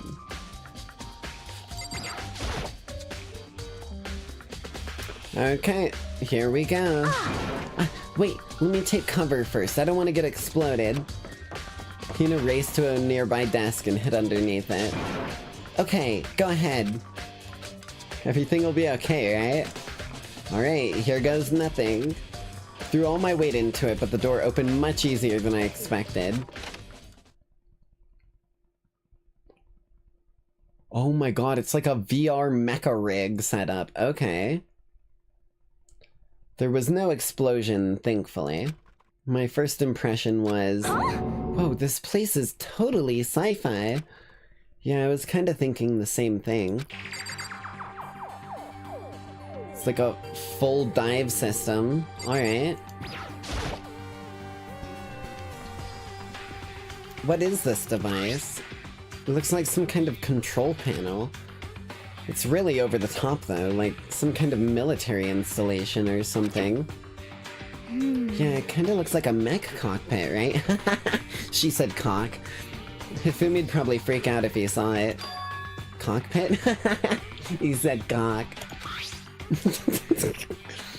So the Monokuma room has a control panel that looks like some kind of cockpit. He said cock again. Then could that mean... Okay. Alright, let's start poking at it or whatever. No, you don't poke at the cock. That is not for YouTube, Hina. Wrong platform. Alright, let's start poking at it or whatever. I'm gonna start pushing buttons. Oh, hold on, you can't just or whatever something like this. But it was too late.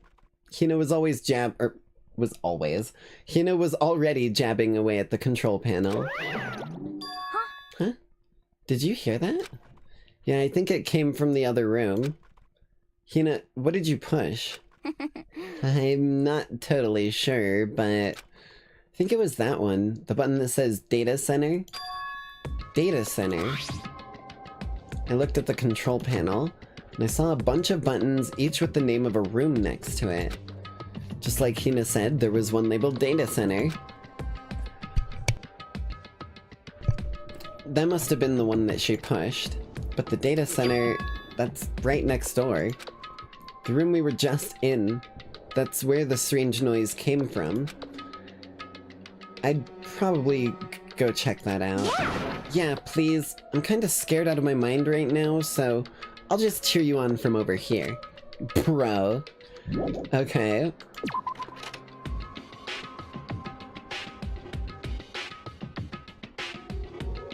Did I just hear what I think I heard? Is that... Monokuma?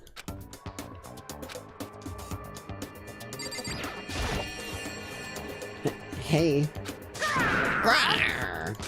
Roar! Give me all your donut! Oh wait, hold on, that's not his voice. Roar! Roar! Give me all your donuts! Hina? Is that you, Hina? What? What? Aw, man! Busted? How did you know? Say what? Anyway, what is this? Some kind of remote control camera kind of setup? You don't even know what you're controlling? Hello. Well, I mean... I can't really see anything from in here. Found it! Guess what I found? A self-destruct button. Whatever you do, don't push it. Too bad! Aw, man. Were you seriously gonna push it? Anyway, I guess that settles it. The room with the Monokuma drawing on it and the control panel inside.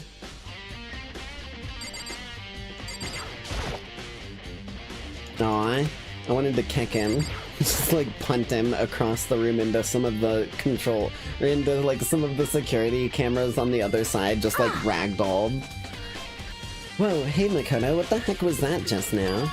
Monokuma? Huh? What do you mean?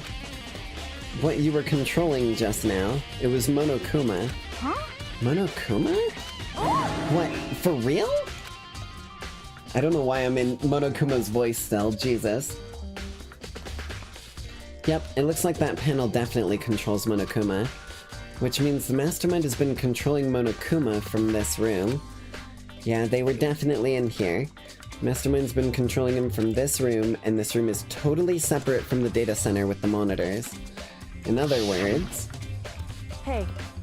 Bam. Kyoko was right on the dot.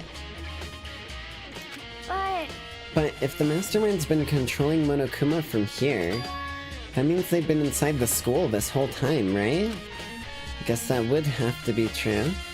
But if that is true... Yeah, it's gotta be one of us. One of us. Somehow.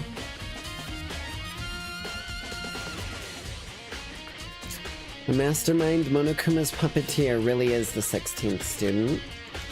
No, it can't be, because the 16th was, whatchamacallit, Murkrow. I like Pokemon. He's my favorite speedrun streamer, Murkrow. Monokuma's control room added to the truth bullets. What's wrong, Makoto? I don't like that face you're making. Oh no, it's nothing.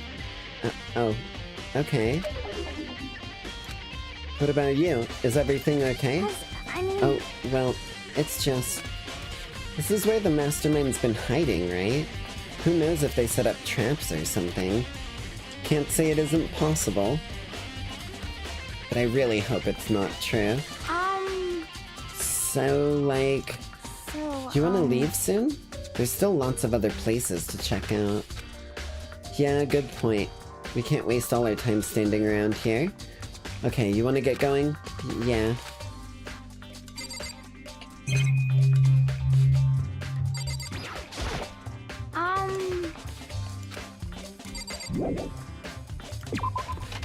Hold on, I'm gonna leave.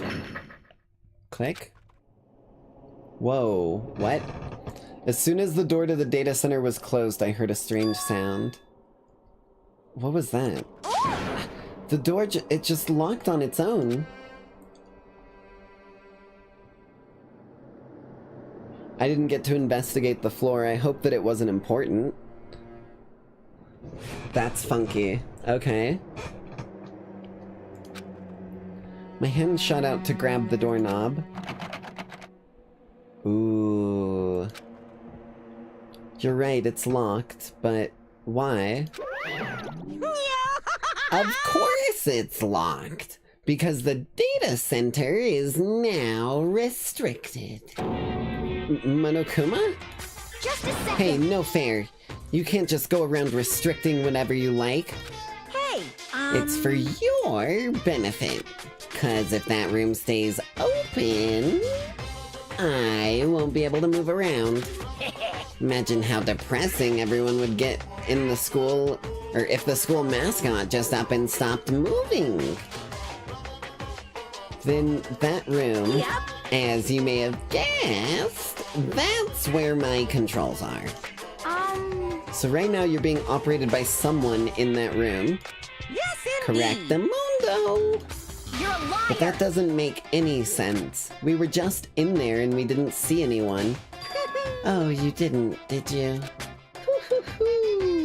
Are you sure you were as thorough as you could have been? Did you happen to check a certain suspicious hatch? No way. Hatch on the... I literally tried to click on it. Too bad. That was your one big chance and you blew it. Too bad. Of course. That hatch can't be opened from the outside anyway, so whatever. Bruh. Now then, this room is officially restricted, so no more investigating.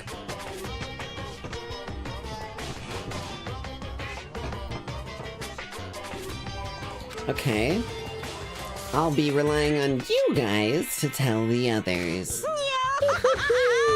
Peace. He's gone, but was he telling the truth? The mastermind was hiding in there? In fact, if you think back to when we got locked out of the control room, that kind of proves it for sure. Huh? Then, when I said we should leave, well, that hatch couldn't be opened from the outside anyway, right? So it's not your fault. Sorry. Okay. Anyway, we don't have to let it get to us. We have to stay positive and make the most of the time we have left. You're right. If there's one thing I'm good at, it's keeping my body moving. Okay. Okay, I'm gonna go run around and tell everyone what we found here. Nice. You've got me all motivated again. You got it. Okay, I'm out. See you later. Hina took off at full sprint. And I have to do what I can too. There's only one way forward.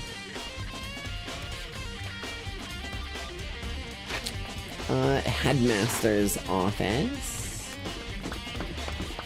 Here.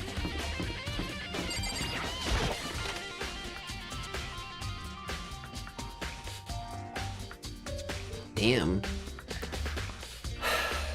Of course. I don't know who else I would have expected to even be in this damn place, but of course he is here.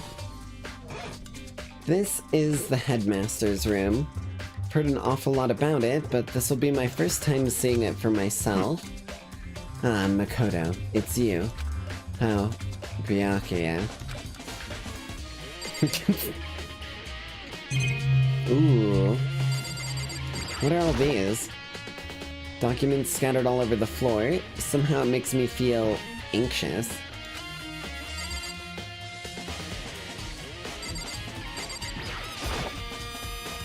Trophies and even a shield in the display case. Come on. Hey, Makoto. Not Are possible. you ignoring me? You think I'll forgive that just because you're you? I am ignoring you. Such ignorance. When we get out of here, remember this moment. Come on. Hey. Not possible. Yes, yes, I am.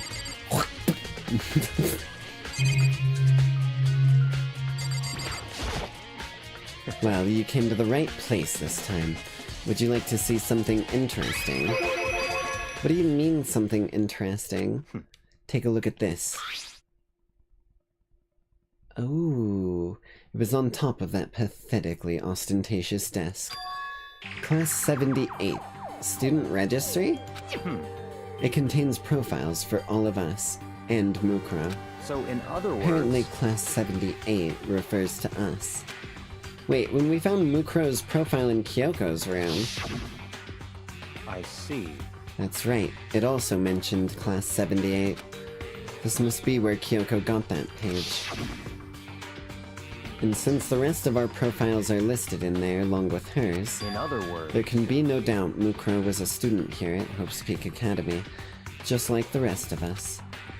Mukuro Ikusaba, the 16th student.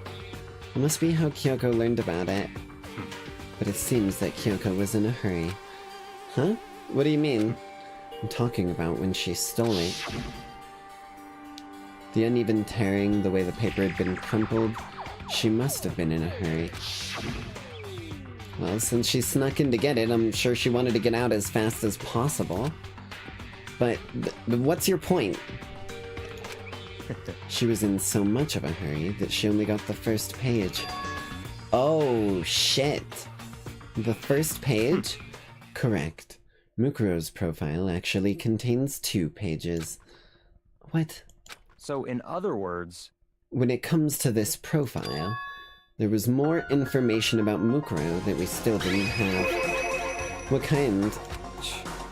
Why don't you ask me to explain every little thing you can read, can't you? It seems to be some sort of detailed report put together by the headmaster himself. I don't know what kind of man he was, but I'm glad he left such an interesting clue. I was half listening to Byakuya as I skimmed through the report. Mukuro reappeared suddenly, and in the background an entity floats, close but just out of reach. The entity known as the Ultimate Despair. Right now, I can't be sure if this is a single person or some kind of group. Whatever it is, Mukuro definitely has some sort of connection. I have a bad feeling about all this. I need to push forward with my research into the Ultimate Despair. And I need to pay attention to Mukuro's behavior too. This is just my gut feeling, but I think she's dangerous. Despite the countless battles she must have gone through as a member of Fenrir, when she entered Hope's Peak, she didn't display any signs of battles, wounds, or scars. That fact alone proves her tremendous skill in battle. Naturally, I want to believe in her. She's one of my students, after all. But if I decide she's a danger to the other students, I will be forced to take all reasonable measures. Yo! Mukuro was a part of the Ultimate Despair. The headmaster knew, invited her in still, but knew that he would have to be at utmost level of, like, protection and, like, defense capabilities. which is why he had something like a Monokuma bot, military-grade battle bot, basically built for the school, was literally a defense mechanism against Mukuro in case she went off the rails. That's why there's so many, like, recording things. It looks like a hostage scenario, but it was to keep an eye on Mukuro so that she didn't go ballistic, and if she did, so there was something to fight back. Interesting.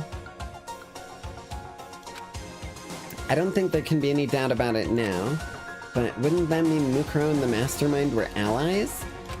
So why would they kill Mukuro? Plus, even the Headmaster seemed to be afraid of what Mukuro was capable of. They would have had to take her completely by surprise to kill her like that. Or maybe it means the Mastermind is even stronger than Mukuro was. What? What's wrong, Makoto? Huh? That's You fine. seem to be lost in thought. But I should probably point out one other thing. There's another important bit of information within the file that you should know. What is it? Did you notice the picture in there? Picture of a girl perhaps you've never seen before. I'm assuming that's Mukuro, right? The girl who seems to be included as part of our class. Number 78. That should be enough for you to figure out who the girl is. I mean, the fucking name a centimeter to the right also really helps. And further information about that girl is included in the file. 5 foot 7 inches, 97 pounds. It even lists her vitals, 31, 22, 32. Well, what do you think? What do I think? Are you asking me, like, if she has a nice body? Stop talking. You hopeless idiot. What I'm trying to tell you is, maybe you want to keep that in mind for later. Maybe you'll make your way back to the corpse, and maybe you'll think, oh, could that mean... Wait, is he trying to say... There's a chance the body isn't actually Mukuro? Is that what he's saying? I mean... Definitely a chance, I guess. Personally, what I'm thinking seems all but impossible. But it wouldn't hurt to confirm, right? It's all clear now. That was all I was trying to say. What do you do with that information is your business. So I'm back to being Byakuya's errand boy. Okay, well at least we got Mukuro's profile. Oh, and one last thing. It's a bit of advice from me to you, so I suggest you pay attention. Advice? For me? You seem to be getting along with Kyoko quite well. It's not that we're getting along, she's just done a lot to help me. Well, don't put too much faith in her. Huh? In other words... The cost of that faith might be more than you can afford. What are you saying? Just what I think. Call it a hunch. A hunch. But my hunches tend to be proven right. The advice is free this time. Take it or don't, as you will. I'll keep it in mind. Thank you.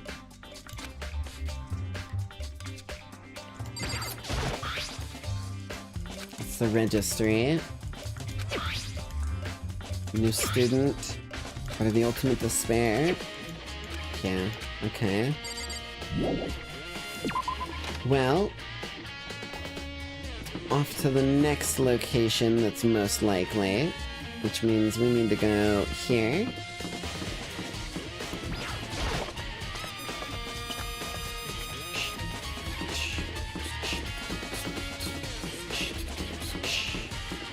Let's go see what's laying at the scene of the crime.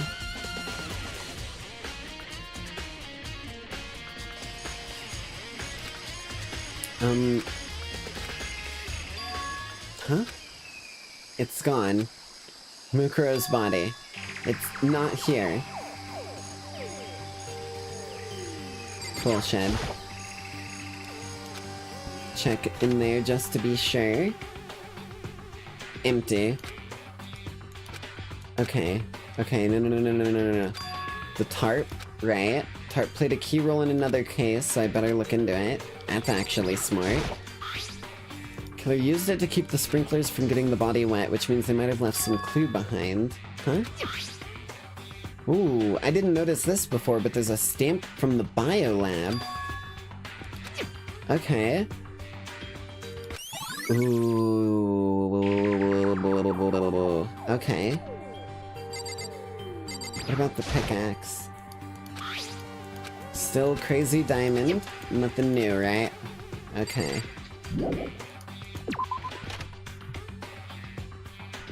The next location I'm checking for the body. Where could the body have gone? I'll tell you where the body went. Paper plastic people. Okay. Hold on, we still got 4 chickens. 4 chickens. If there were more than that, it would definitely not be a pleasant scenario. Okay. Body has been moved. I mean, we can go to the biolab. It was locked before, actually. Hold on. Hold on. This place was locked. Ooh, dude, if we had noticed it was from the biolab before, then we would have had no possible way to make that say that that was Kyoko that did the murder, because we couldn't get in here. Well, here I am in the biolab. It's so cold. It's like abnormally cold. It's a fucking freezer. That's the point of it, Makoto. It is a giant refrigerator. To preserve bodies. That's why. Let's just figure out which of these she's in. Some machine, a bunch of glowing lights, but on the other side, a bunch of dim ones. Something like this before, kind of, yeah, it's a morgue. Fridge for dead bodies. Oh boy, okay. Let's take a closer look around. Some kind of booklet. Looks like an instruction manual. An eco-friendly alternative to standard dry ice for all your cadaver needs. In addition to the germicidal lamps, we also provide an ozone generator for the removal of ethylene gas. Simply insert the cadaver and the blue light will let you know the automated systems have activated. Temperature and humidity levels adjusted for optimum settings.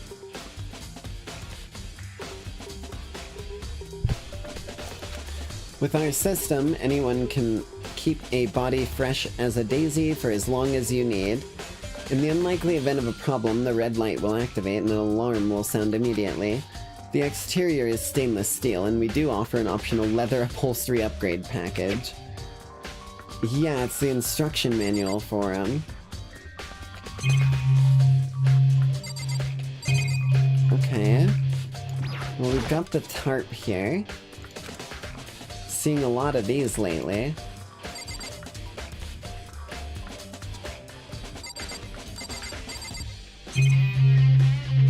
So I guess that means the blue ones have bodies.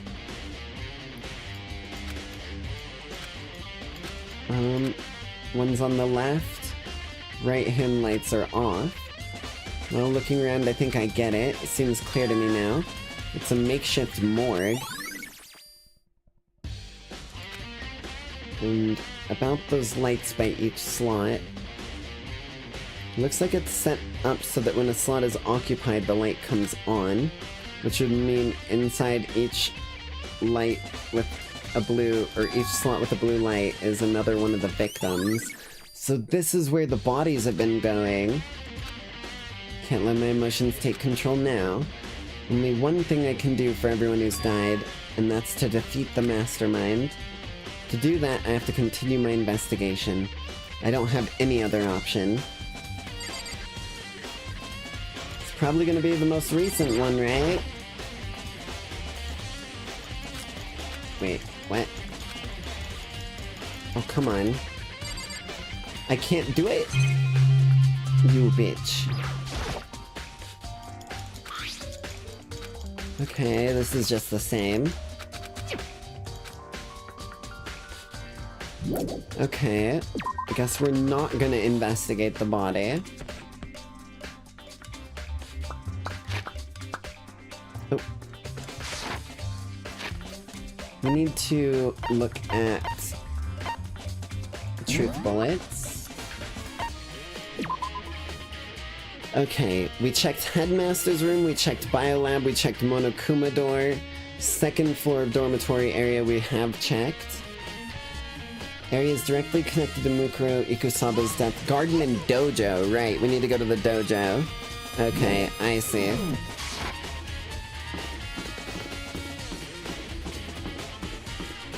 Okay, this should be our last place. Too cold in there, Makoto was freezing. I was too, I hate cold areas. Ooh, Toko. Oh, Toko, so this is where you were. What do you want? Your mom in bed. I'm so disgusting. Am I so disgusting? You want me out of your sight? No, that's not it at all. I just thought maybe you'd found a clue. Well, I haven't.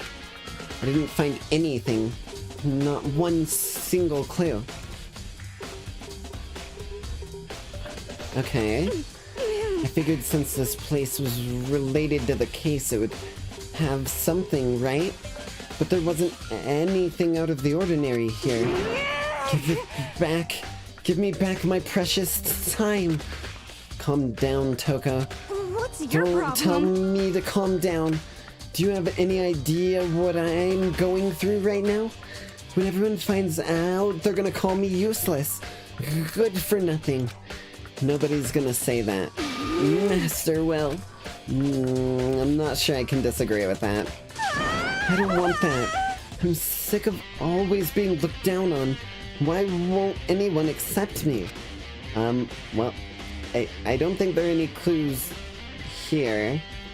So, maybe I'm gonna get going.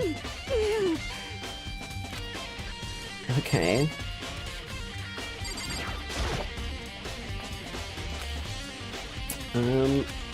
Okay. Not even gonna investigate, I see. Cherry blossom trees? Targets in the back? Monokuma coin, nice. Maybe put the armor on for self-defense. It's extremely Japanese. I love that description, it's extremely Japanese. Oh, okay. Is it trial time? This is a school announcement. Okay. Is everyone working hard? Is your investigation coming along nicely? Yes. Well then, since you're all giving it your best, your generous headmaster will give you a little hint. I'm listening. For those of you who are interested, please make your way to the gym ASA possible. ASA possible. I fucking love that. Okay, now he wants to give us a hint? It's suspicious, there's no doubt about that. This could be a trap. But even knowing that, he said to go to the gym, right? Oh, hey, hero.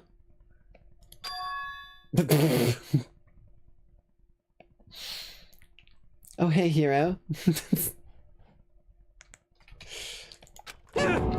Makoto! Why did you act so surprised? No reason. You heard Monokuma's announcement, right? Are you here to find out what he has to say? I just did, actually. I'm on my way out. You already talked to him. What did he say? Listen, sorry, but I gotta go. Hero, wait. There was no point in trying to stop him. He ran off like a frightened animal. Hero? It was like he was trying to avoid me. I was hoping to talk to him about the notebook I found in the locker. Has he been hiding something this whole time? I think he's just spooked. It's just like Hero to get spooked.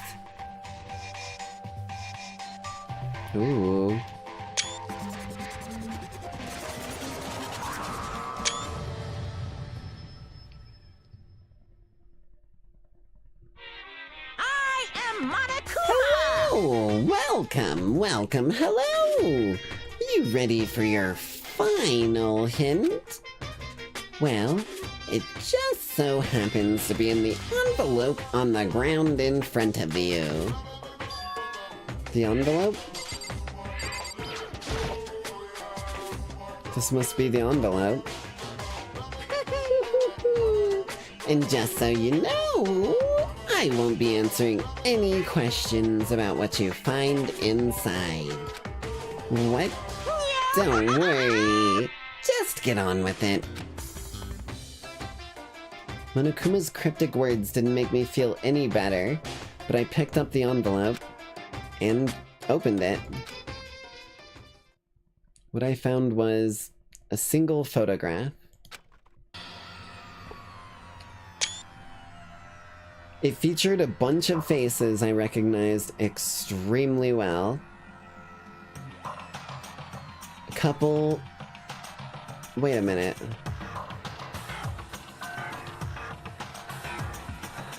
Not all of them. Not all of them at all. We've got, whatchamacallit, what's-her-face thing is, person. Murkrow on the left. We've got fucking Junko, like, literally getting the Mike Wazowski treatment by Tenya Ida wannabe dude Taka. Almost forgot his name. And we don't have a Makoto here anywhere. Interesting. It was everyone who'd come to Hope's Peak at the same time as me. Wait, but... there's someone behind Sayaka. She's the only one I don't recognize. Wait, that's not true. I do recognize her. That's right, when Byakuya and I were in the Headmaster's room and looked at the file... Mukuro Ikusaba? Then this girl is... What? Why? Why is Mukuro here with everyone else? And even more than that,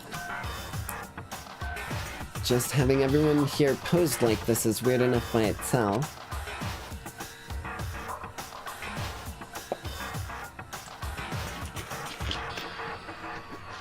And we're all wearing matching uniforms. I don't remember anything like this. And, now that I'm looking at it, it's not even everyone. I'm not in the picture. I'm the only one that's not here. The picture has all 15 other students, but not me. They're pinning the blame on me here. They're making, if this is the same image that is, like, being shared out to everyone, they're making me look like the odd one out. Intriguing. Okay. But I guess that makes sense. After all, I don't remember ever taking a picture like this. I went to junior high with Sayaka, but the first time I met everyone else was when I arrived here at Hope's Peak Academy. So it's natural for me to not be in the picture, but what's definitely unnatural is that everyone else is in the picture. I thought everyone was like me and didn't know each other until they got here. But if this picture is real, then could that mean... could it be everyone else and just me? Everyone here except me is... How long are you gonna keep this rambling soliloquy of yours going, Hamlet? What are you gonna do? You're kinda getting in the way standing there, you know. So, I mean, get out. But I told you, I'm not fielding any questions. Unbelievable. What kind of mystery would this be if I gave you all the answers? That'd be totally out of left field. I guess that means he's done talking. Damn it. Group photo. Okay. So in the end, all I found in the gym was even more confusion. And with that confusion in hand, I left the gym dejected.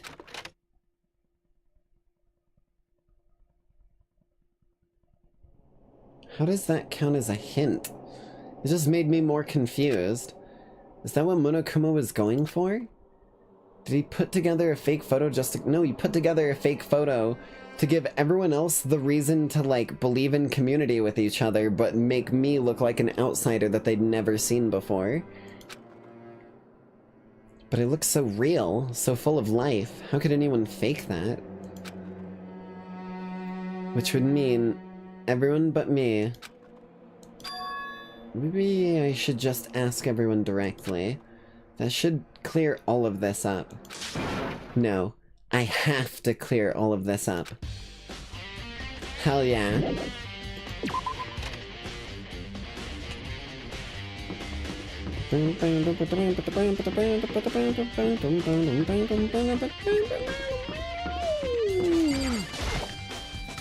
Back to the dining hall where everyone always meets up. Right here.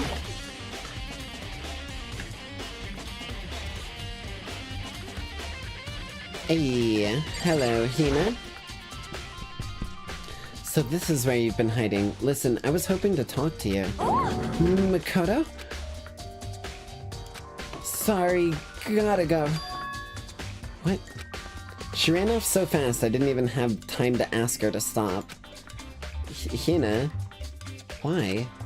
Why won't you talk to me? That's not good.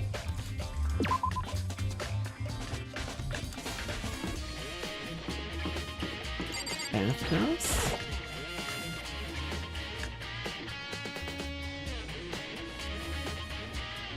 No one in here?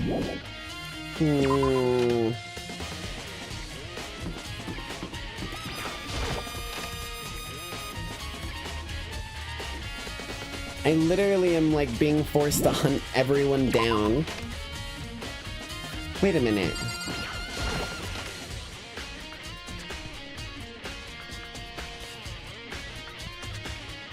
This damn swimsuit. You know, all this time the swimsuit's been here, I never found out whose it was. Let's see. Ah, it has Hero's name written on it. I've been lied to in so many ways. Wait. Wait. Yasuhiro Higakure? Or do you mean a fucking... I am so bad with names. Hold on. Or do you mean...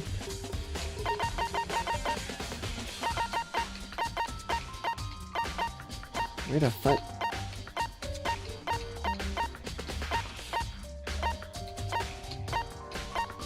Celeste, there we go. What was her real name? Oh, it's not even listed. It was something with Yasuhiro. Okay. Yeah. Teiko Yasuhiro. So that's why I'm like, is that like Dread Dudes or fucking Celeste's? Dear Lord. Okay. What about here? This is like the room where everyone would get their supplies and stuff from. Nope. Everyone's fucking hiding from me, man.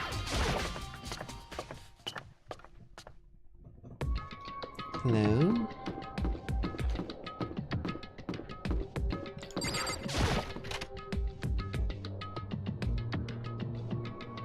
Still no one here.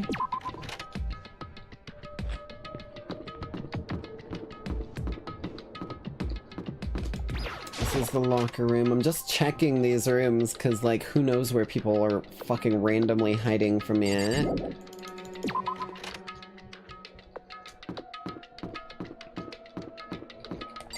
Beep.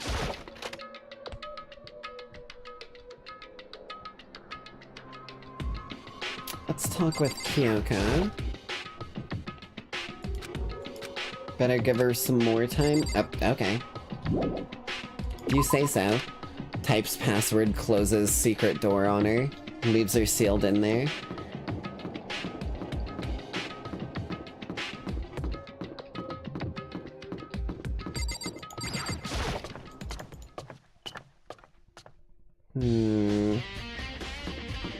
Well, I suppose the only real place they can be is further out into the main school grounds. Let's search this place top to bottom. Secret Beauty? This blackboard belongs to us. I don't even know who the fuck Secret Beauty is.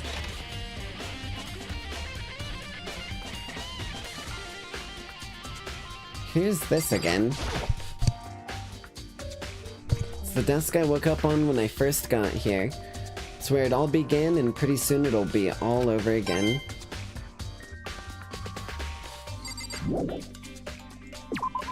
I feel like there was something on that blackboard originally, but maybe I'm wrong. AV room? This is probably where Chihiro would be if he were still around. Pretty empty though. Nurse's office?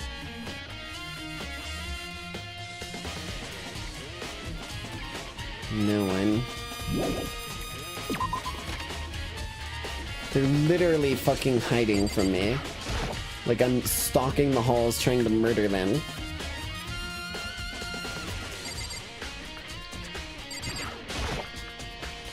Handbooks of all the students who have died are placed in here. They're all dead because of the mastermind.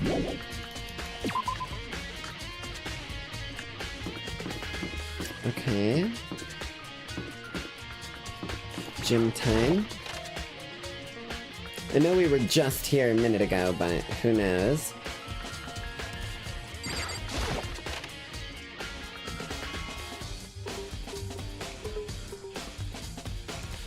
Empty. Okay.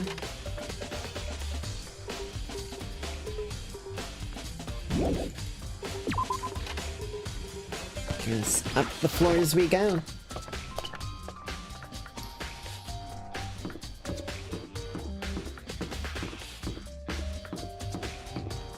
Wait.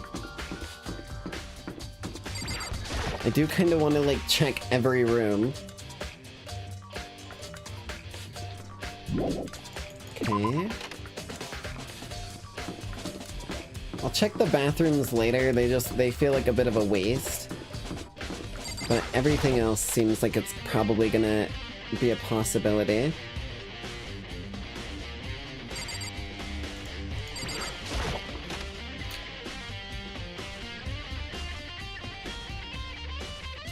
Oh, there's Byakuya. Oh, Byakuya. Listen, do you think we could talk? Byakuya? That's enough. I have nothing to talk to you about. Don't talk to me as if we're friends. Okay. Here is my theory. Monokuma dropped a hidden rule on everyone but me, making it so that if anyone, like, talked with me and, like, shared details with me or something like that that they found, they're getting punished on the spot. I feel like that's what's happening here. I was given a, like, thing that made me curious and want to talk to everyone, and then they were given, like, if you talk with him and share any of your, like, ideas on what's going on with him, you will be disqualified and executed as a punishment immediately. I don't know. Hey, Byakuya, wait! But of course he didn't, he just walked away. What the... Why was he acting like that? Like he was purposefully trying to avoid me. That's what I'm saying.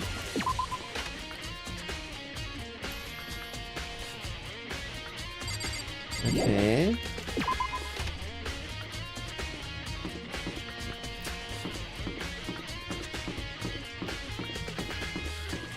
And down here is class 2B. Or not 2B. That is the question. Reality isn't everything. I mean, it is pretty heavily in some regards. Just do keep in mind that the reality of things can be that there is a fiction. After all, paradoxes are where the real beauty of the cosmos comes in. Or oxymorons, whichever name you prefer. I like them both, to be honest.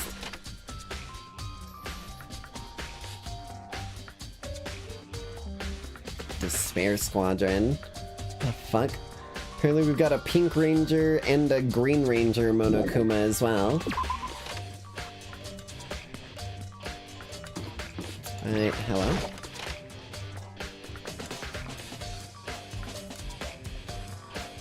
Getting tired of this, flick my nose.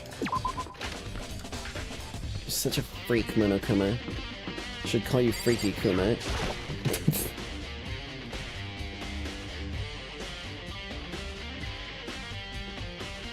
Okay.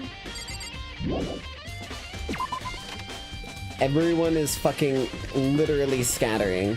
Like, they just fucking started booking it as far away from me as they could. Apparently we're playing Dead by Daylight now.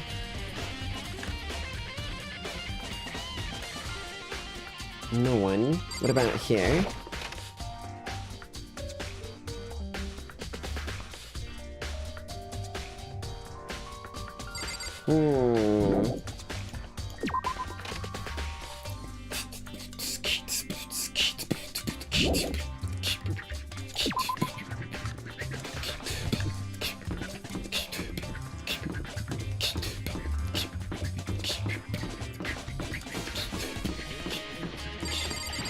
Literally gonna just scour the entire place from bottom to top like a fucking, like, SWAT team sweeping.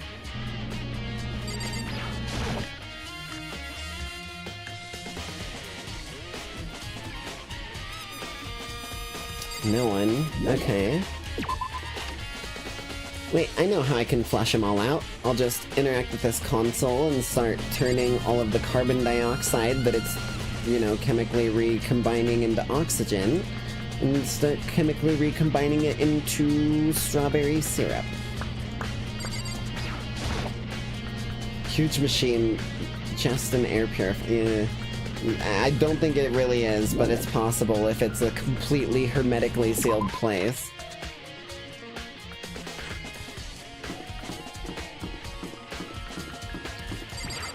Okay. You do actually need a ton of space to do the, like, shit that you need to completely, like, create oxygen from non-oxygen without, like, plants. An unbelievable amount. Definitely locked. Okay.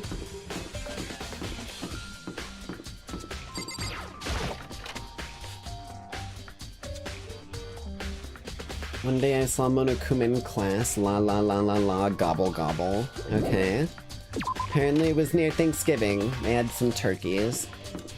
Showing off what exactly a bird of prey slash predation ends up looking like when it's in a out of its natural environment and just thrown into a school wild. Come play with me or gather up your coins and come play with me or I might die of loneliness, bruh. Okay. Should check the camera room.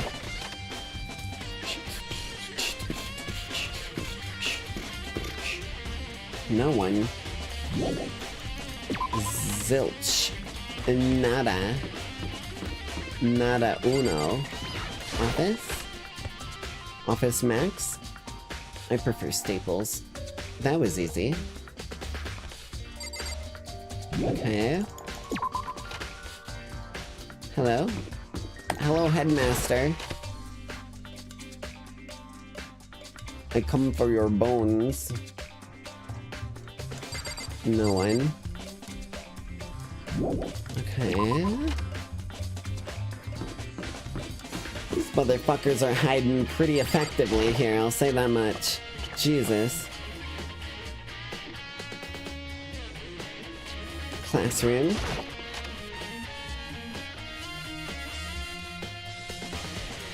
Nighttime secrets. No more. Stomp stomp. He's so dirty. They must be, like, getting all the dirt from their shoe on it.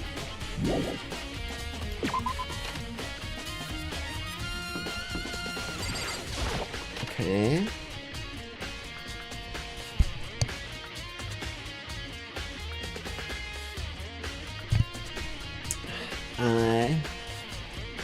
I'm gonna... bruh. Gross. Is that Kyoko? I think that's literally Kyoko going gross. That's fucking funny.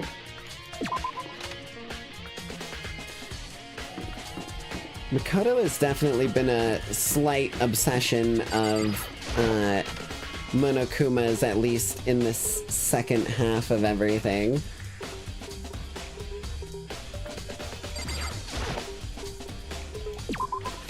Okay, well...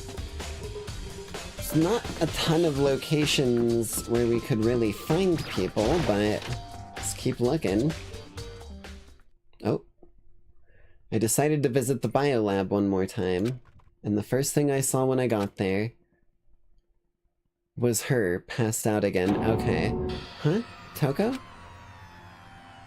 Oh, she saw blood. Okay, Toko. Hey. Toko, are you okay? No, no. She's not dead, is she? I should have guessed. I should have guessed. It's cold. It's super cold.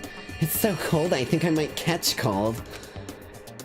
If you're taking naps in places like this, I'm sure you will. What? I was asleep? I must have fainted again. I bet you were standing there staring at me getting all excited, weren't you? No, I wasn't. Oh, then what? Hot and bothered? Straight up horny. Okay. So, why did you pass out? I don't know. Last thing I remember was me waking up just now. What did you do to Miss Morose? Oh, that's right. Your memory stops and starts each time you switch. Bingo bazinga! We should share some basic knowledge, but memories are very much separate. And don't say it like it's a bad thing. It's a blessing as far as I'm concerned. Because even if she forgets something, I totally remember. So it's like double the memory. No, it's more like half. Genocide Jack's memory has been added to the truth bullet section. But all I want to know right now is, where's my little darling? Tell me now or I'll slit your throat. I don't know. I'm sure Byakuyo's around somewhere doing his own investigating. Yes. By himself? I assume so. I knew it. I totally knew it. I'm a total pro when it comes to all things master. Anyway, I gotta hurry. I can't even imagine how lonely he must be right now. Oh boy. Well, she talked to me like normal.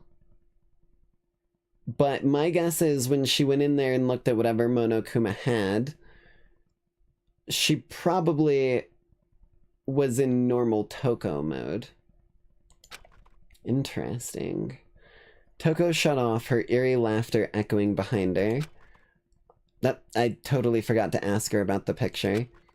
Well, there's no point in asking Genocide Jack anyway. Besides, I have more important things to do right now.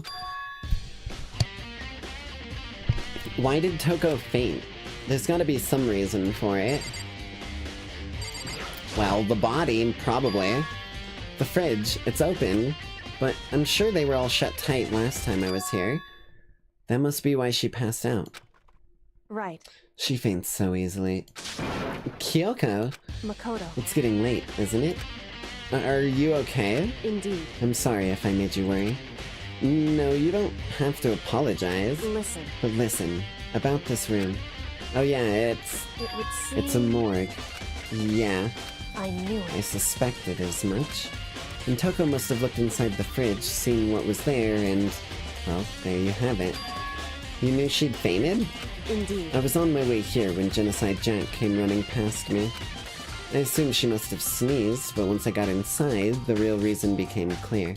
It would seem... I imagine she came here to investigate, and when she opened the slot there, That's when she saw the body inside and dropped like a bag of rocks. Why's everything gotta be so difficult with her?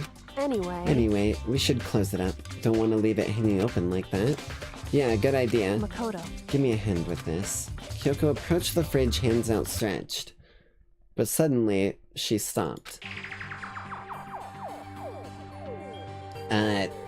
What's wrong? Listen. Maybe we should wait a second before closing it. How come? Because Mukuro's body is in here. Mukuro's corpse? Mukuro's body is inside the fridge. I see. Just like every other time, the mastermind probably brought it up here while we were in the class trial. The mastermind did it. Because they assumed we wouldn't be doing the class trial over again, I guess. So... You may be right. Either way, now I can finally get a good look at the body. Oh, that's right. Kyoko didn't even get a chance to check the body during the last investigation. Makoto. I need to do my own examination of the corpse as soon as possible. I'm going to find a clue this time, and I'm going to grab the mastermind by the tail. Okay, so what should I do? So then... Why don't you just wait over there? I'll let you know as soon as I'm finished. Just wait over there? That's it?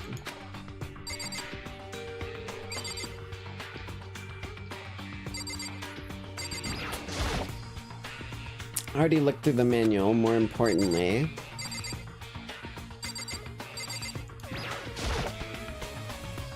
I should ask her about the group photo. Ooh. After all, she is in it too. Don't let me interrupt your investigation, but I wanted to ask you about something. What is it? It's about the announcement Monokuma made earlier. You mean the one about a hint or something? I didn't take him up on the offer. Huh? Why not? Because... The only reason he'd give us a hint at this point would be to confuse us, to cloud our judgment. I can solve this mystery on my own, without whatever hints he may have to offer. That is a good point. Wish I could go back and do the same thing, but what's done is done, I guess.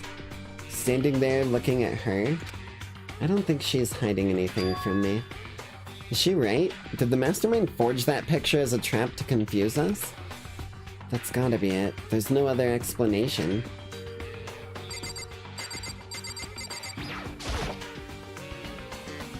Fridge for dead bodies. Makoto's too squeamish. There's a monitor in here. Don't have time for this? You know, I think I've seen a tarp like this before. Yeah, I already... Same one in the garden. Yeah. Yeah. Yeah. Okay. I swear I already had that, but alright. More importantly... Huh? I already did that. I already did this. Because... What?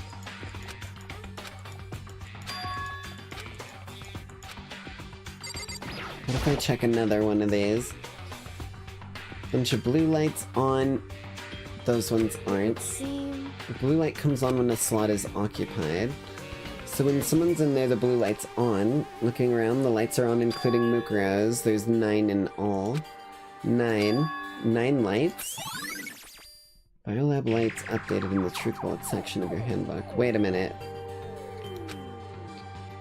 Whew. Okay, Makoto, I'm done. Already? Jeez, that was fast. Indeed. Anyone can do good work if they go slow. In that spirit, I'll make my report brief. Okay. Indeed. I paid careful attention to the wounds and the traces of blood, and it seems highly likely that the stomach wound and blow to the back of the head were inflicted after death. Oh! Oh. And the blow to the head. Really? Burnt tissue made things a little difficult, but I'm completely confident in my findings. So that means neither of those were the fatal injury, right? Then, was the fatal injury? Or what was? Due to the explosion, the identity is unknown. They were dead before the blast. Stabbed a single time, struck in the head, covered in wounds, but they were several days old. So the other wounds must have been what caused the death. But they were old. Is that right? Why does it say they were old? Because... All the Monokuma's file says is that they were inflicted at least several days ago. I guess I don't see the difference. Wrong. Well, the difference is immense considering the impression they give. Listen. You seem to be equating several days old with simply old. However... But that doesn't quite flow logically. Old wounds, it makes it sound like they've been there forever. Like they're not related to the murder. Okay. So they are then. But we all got the file right after she was killed. So if the wounds were at least a few days old... No. She just said the blow to the back of the head and the knife were post-mortem. So those wounds are how she died. So then... What if Mukuro herself wasn't killed within the last few days? What?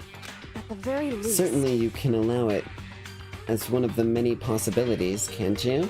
I mean, I literally lofted that as a possibility way back when we were in that case. Because I was like, you know, it could have been like an old body that someone found. One of many? Right. A detective doesn't have supernatural powers. There's no way to predict the answer from the beginning.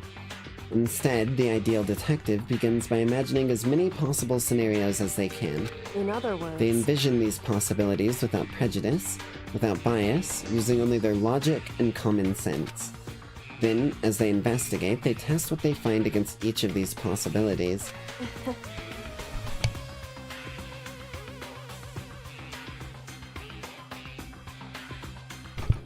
Of course, me telling you this doesn't mean you'll be any good at detective work. But beyond using that to solve this particular mystery, you should keep it in mind for the future. Okay. Hey. So if there's anything else you'd like to know about the condition of the body, now is the time. Come to think of it, there was one thing. Earlier when we were looking at the profile, it listed her height and weight. So... 5 foot 7 inches, 97 pounds, vitals were 31, 22, 32. Did I get that right? You remembered all that. They are indeed consistent with the corpse. So then... Indeed. And don't forget about the Fenrir tattoo. There's absolutely no mistake. Indeed. Our victim in this case is without a doubt Mukuro Ikusaba. Okay. Understood. And? Is that all you wanted to ask? Yeah, I think so. So then... Then it looks like we have no further business with Mukuro's body. Let's get going. It's kind of chilly in here. Wait, are we not gonna put the body back? Don't you think it's kind of sad leaving it out like this? Why? Sad? Did you forget? She was our enemy once. Part of the ultimate despair. But she still got killed. She's still a victim. Hey. Have you ever heard the phrase, you reap what you sow? Well, yeah. But still. You really are naive, you know that? It's really quite appalling. But she could have abandoned me. But she decided to help me instead. So, for someone like that, what does it mean to be naive? So then... I think we've done all we can do here. Back to our separate investigations, yes? Ah, hold on. I still have one more thing to do. Something I need to talk to Kyoko about. I need to ask her about the pocketbook that I found in the locker. If I don't do it now... Ooh, yeah, might be my only opportunity. Also, what was that truth bullet? Because... 7 lights? Right? It was some shenanigans like that. Lights. Oh, yeah. Total of 9. Wait a minute. Hold the fucking phone. Wait, whoa, am I crazy here? Wasn't there 16 students and we're at 6 left? There should be 10 bodies. 16 students. 1, 2, 3, 4, 5, 6. Hold on! Whose body are we missing here?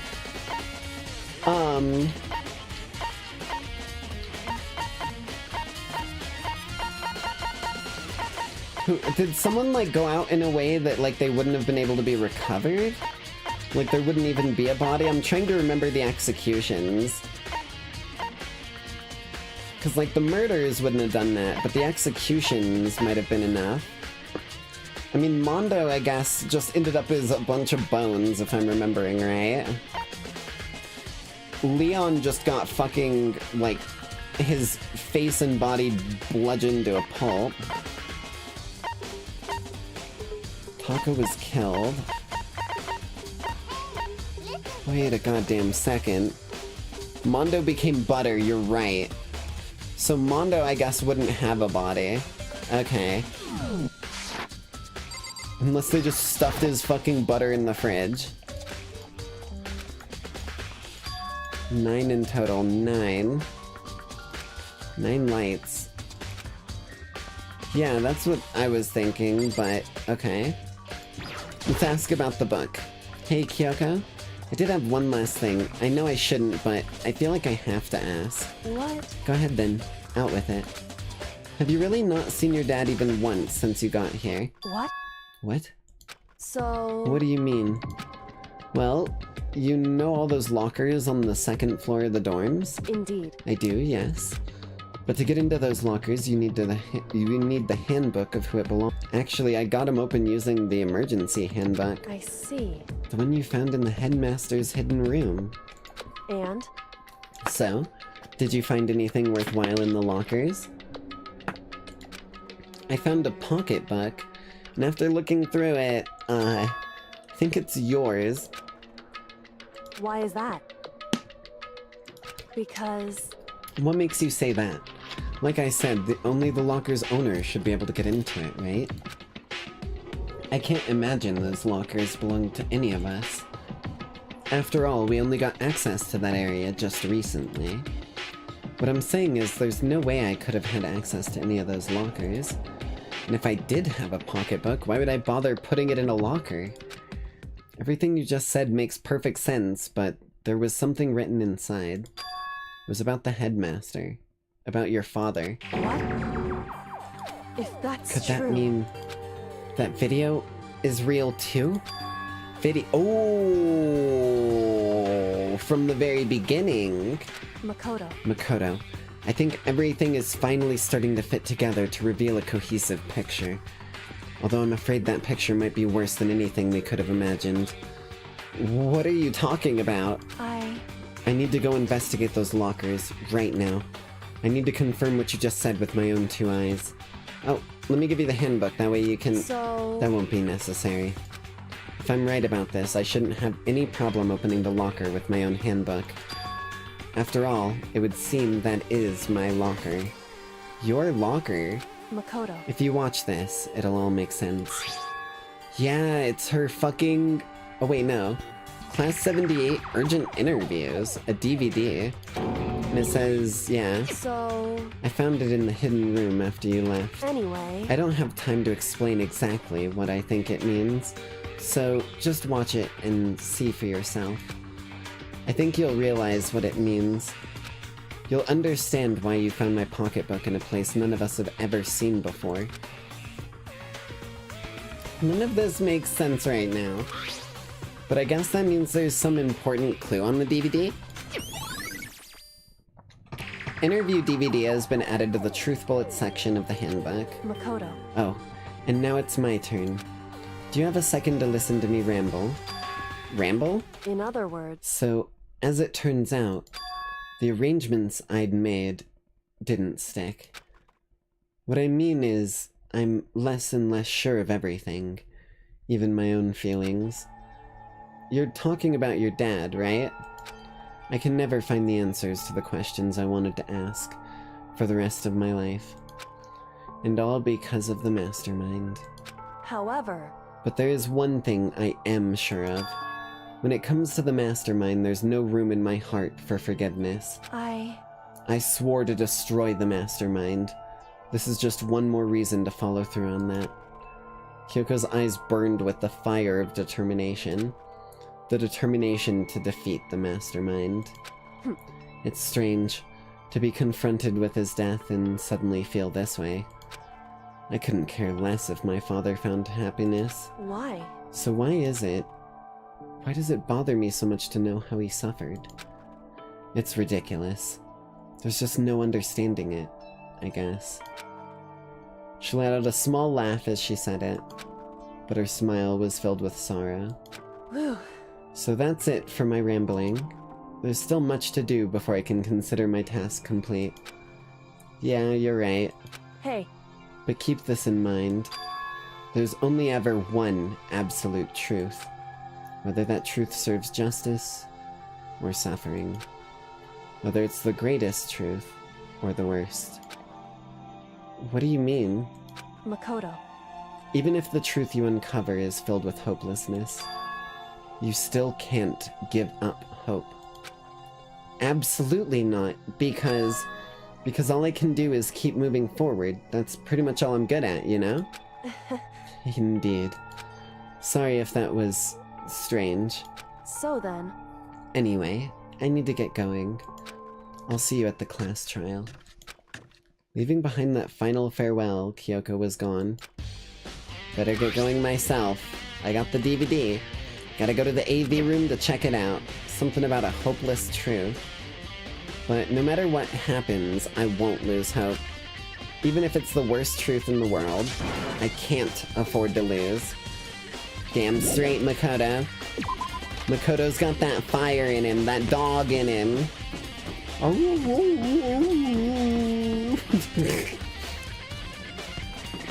All the way down.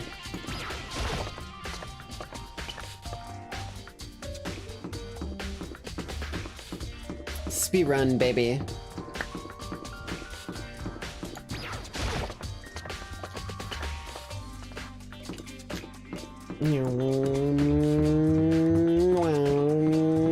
And another left turn. I feel like I'm playing NASCAR, bro.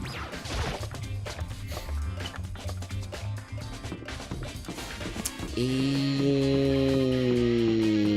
room. AV room. Where the fuck is it? It's on the first floor, I think. It was like the first incentive. Right here.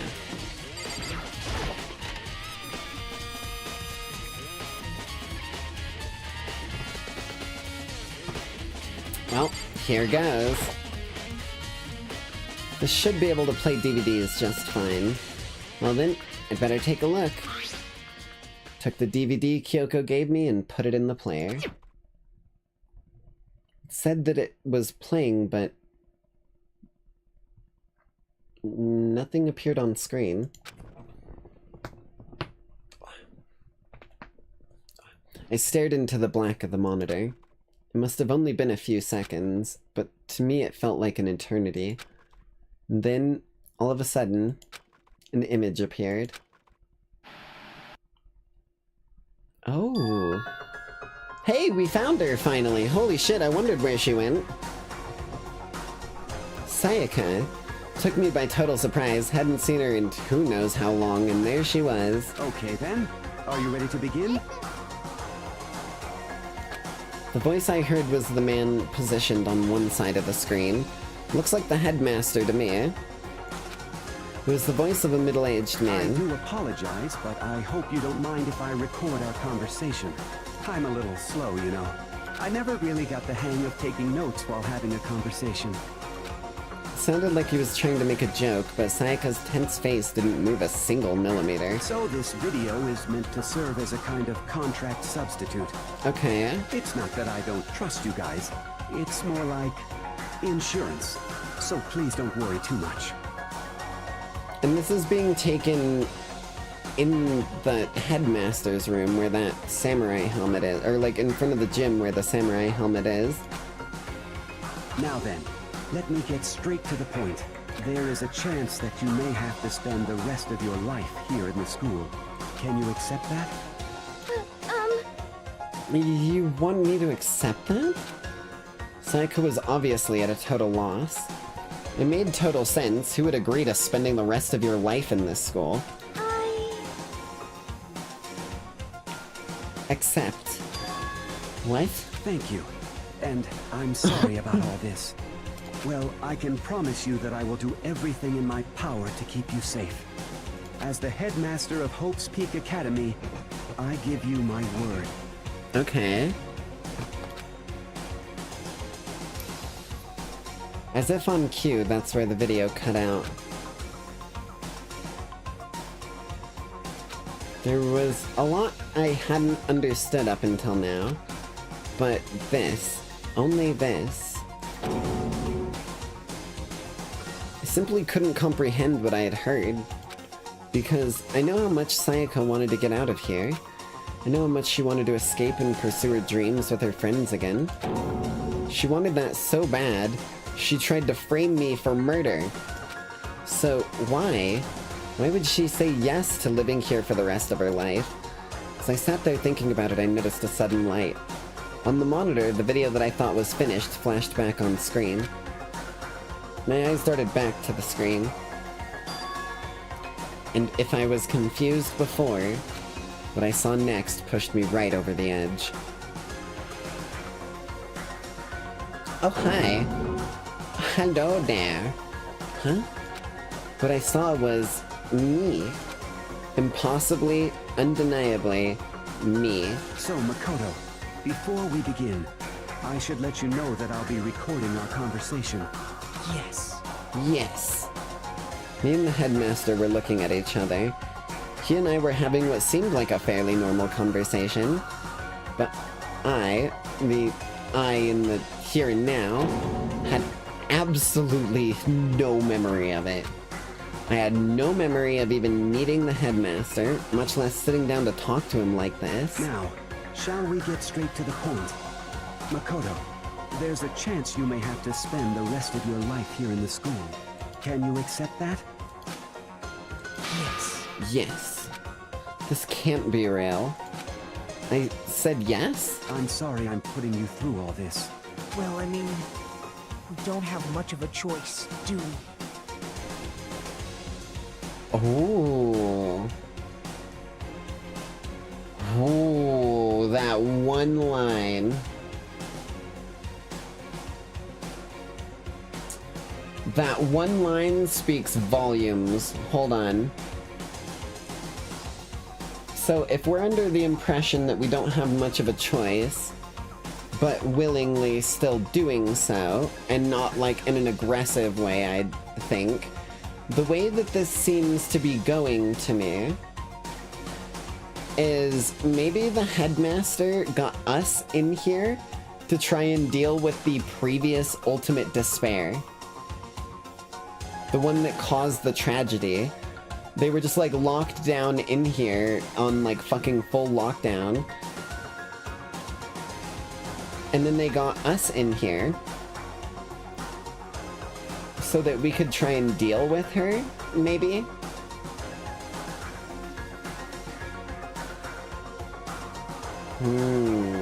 Okay. But I promise that as long as you're in this school, I will do everything I can to protect you. This feels like a sort of Suicide Squad type of mission. Like, you are the ultimates. I need you to help me take down the ultimate despair since you represent hope. Or whatever, right? But, like, where does the memory erasure come in unless it was like a Gigabrain, like, Death Note style Omega plan? Where it was like, she is going to get me, that is for certain. But I can tell you already that she is going to do this game show, and if you can defeat her, or like, I don't know what's going on here. As the headmaster of Hope's Peak Academy, that's the very least I can do for you.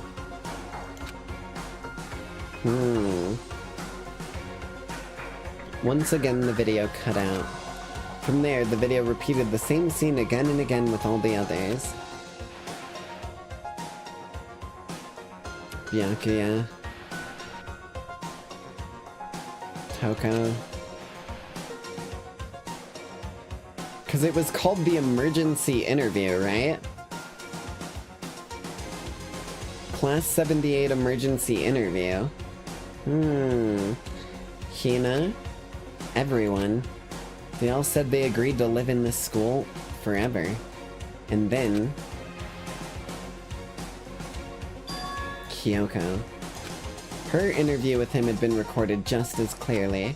Without a doubt, she had met him. She sat down with the headmaster of Hope's Peak Academy, her father, and when he asked her his question, she answered the same as everyone else. She accepted a life within the school. Just as Kyoko's interview was wrapping up, the monitor suddenly went black. Huh? It wasn't just the monitor. The DVD player itself had apparently turned off. Which of course meant that the DVD wasn't playing anymore. What the heck just happened? Say what? Oopsie. Looks like it broke. Out of service. What? It just so happened to break just now. Too bad. Now then. Now, then, when. Doesn't matter. Failure can strike anywhere, anytime. That's what failure is, right? Failure my ass, you cut the power on purpose. Well, whatever. Even if I watched the whole thing, it'd just be more of the same. He'd ask them the question and they'd all say yes. Couldn't help myself. I let out a huge exasperated sigh, but as I did, I remembered something. That's right. I fainted too, and when I woke up, I noticed a strange feeling of separation within myself. A disconnect. It would seem... Thinking back on it now, at that point my memory was gone. At that time, I'd forgotten. I couldn't remember why I'd come to this school, and I couldn't remember what my ultimate ability was. But what would make you forget all that? Hey. Strange, isn't it? It's hard to imagine it happened by chance. It seems much too convenient. A convenient outcome. Something that seemed to obviously work in the favor of the mastermind. So does that mean I've lost my memory too? What about the others? Have we all forgotten? Or...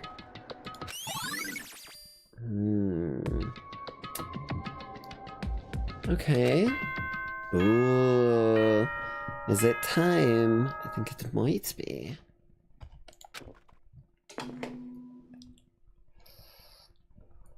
For anything that has a start, there has to be an end.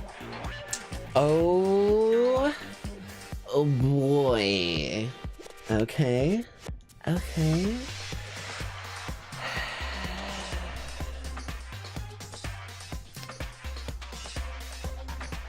And if the end comes, then that means it's time for a fresh start.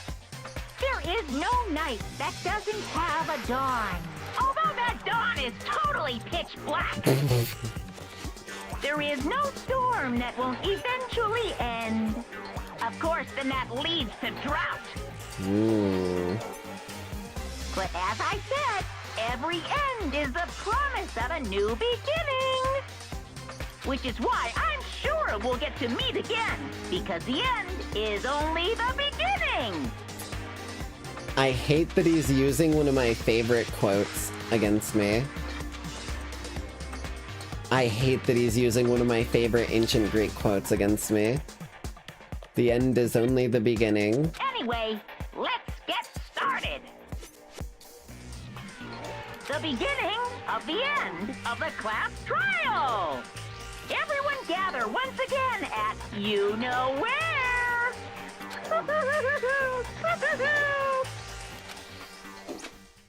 Well, it's about to begin again. The class trial is gonna start. The final class trial. The last time all our lives will be on the line. The last time hope and despair are on the line. I don't have a choice. I have to do this. Okay then. This is the end.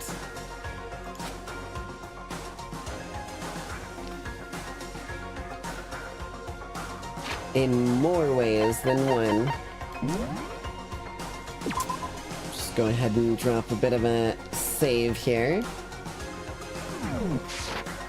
And this, Lackeys, is where we're going to be leaving tonight's broadcast off for the evening. Been going a good chunk longer than 4 hours, about 5:20 now. And we've got one more thing awaiting us before we are completely done with this little goober in my arms here.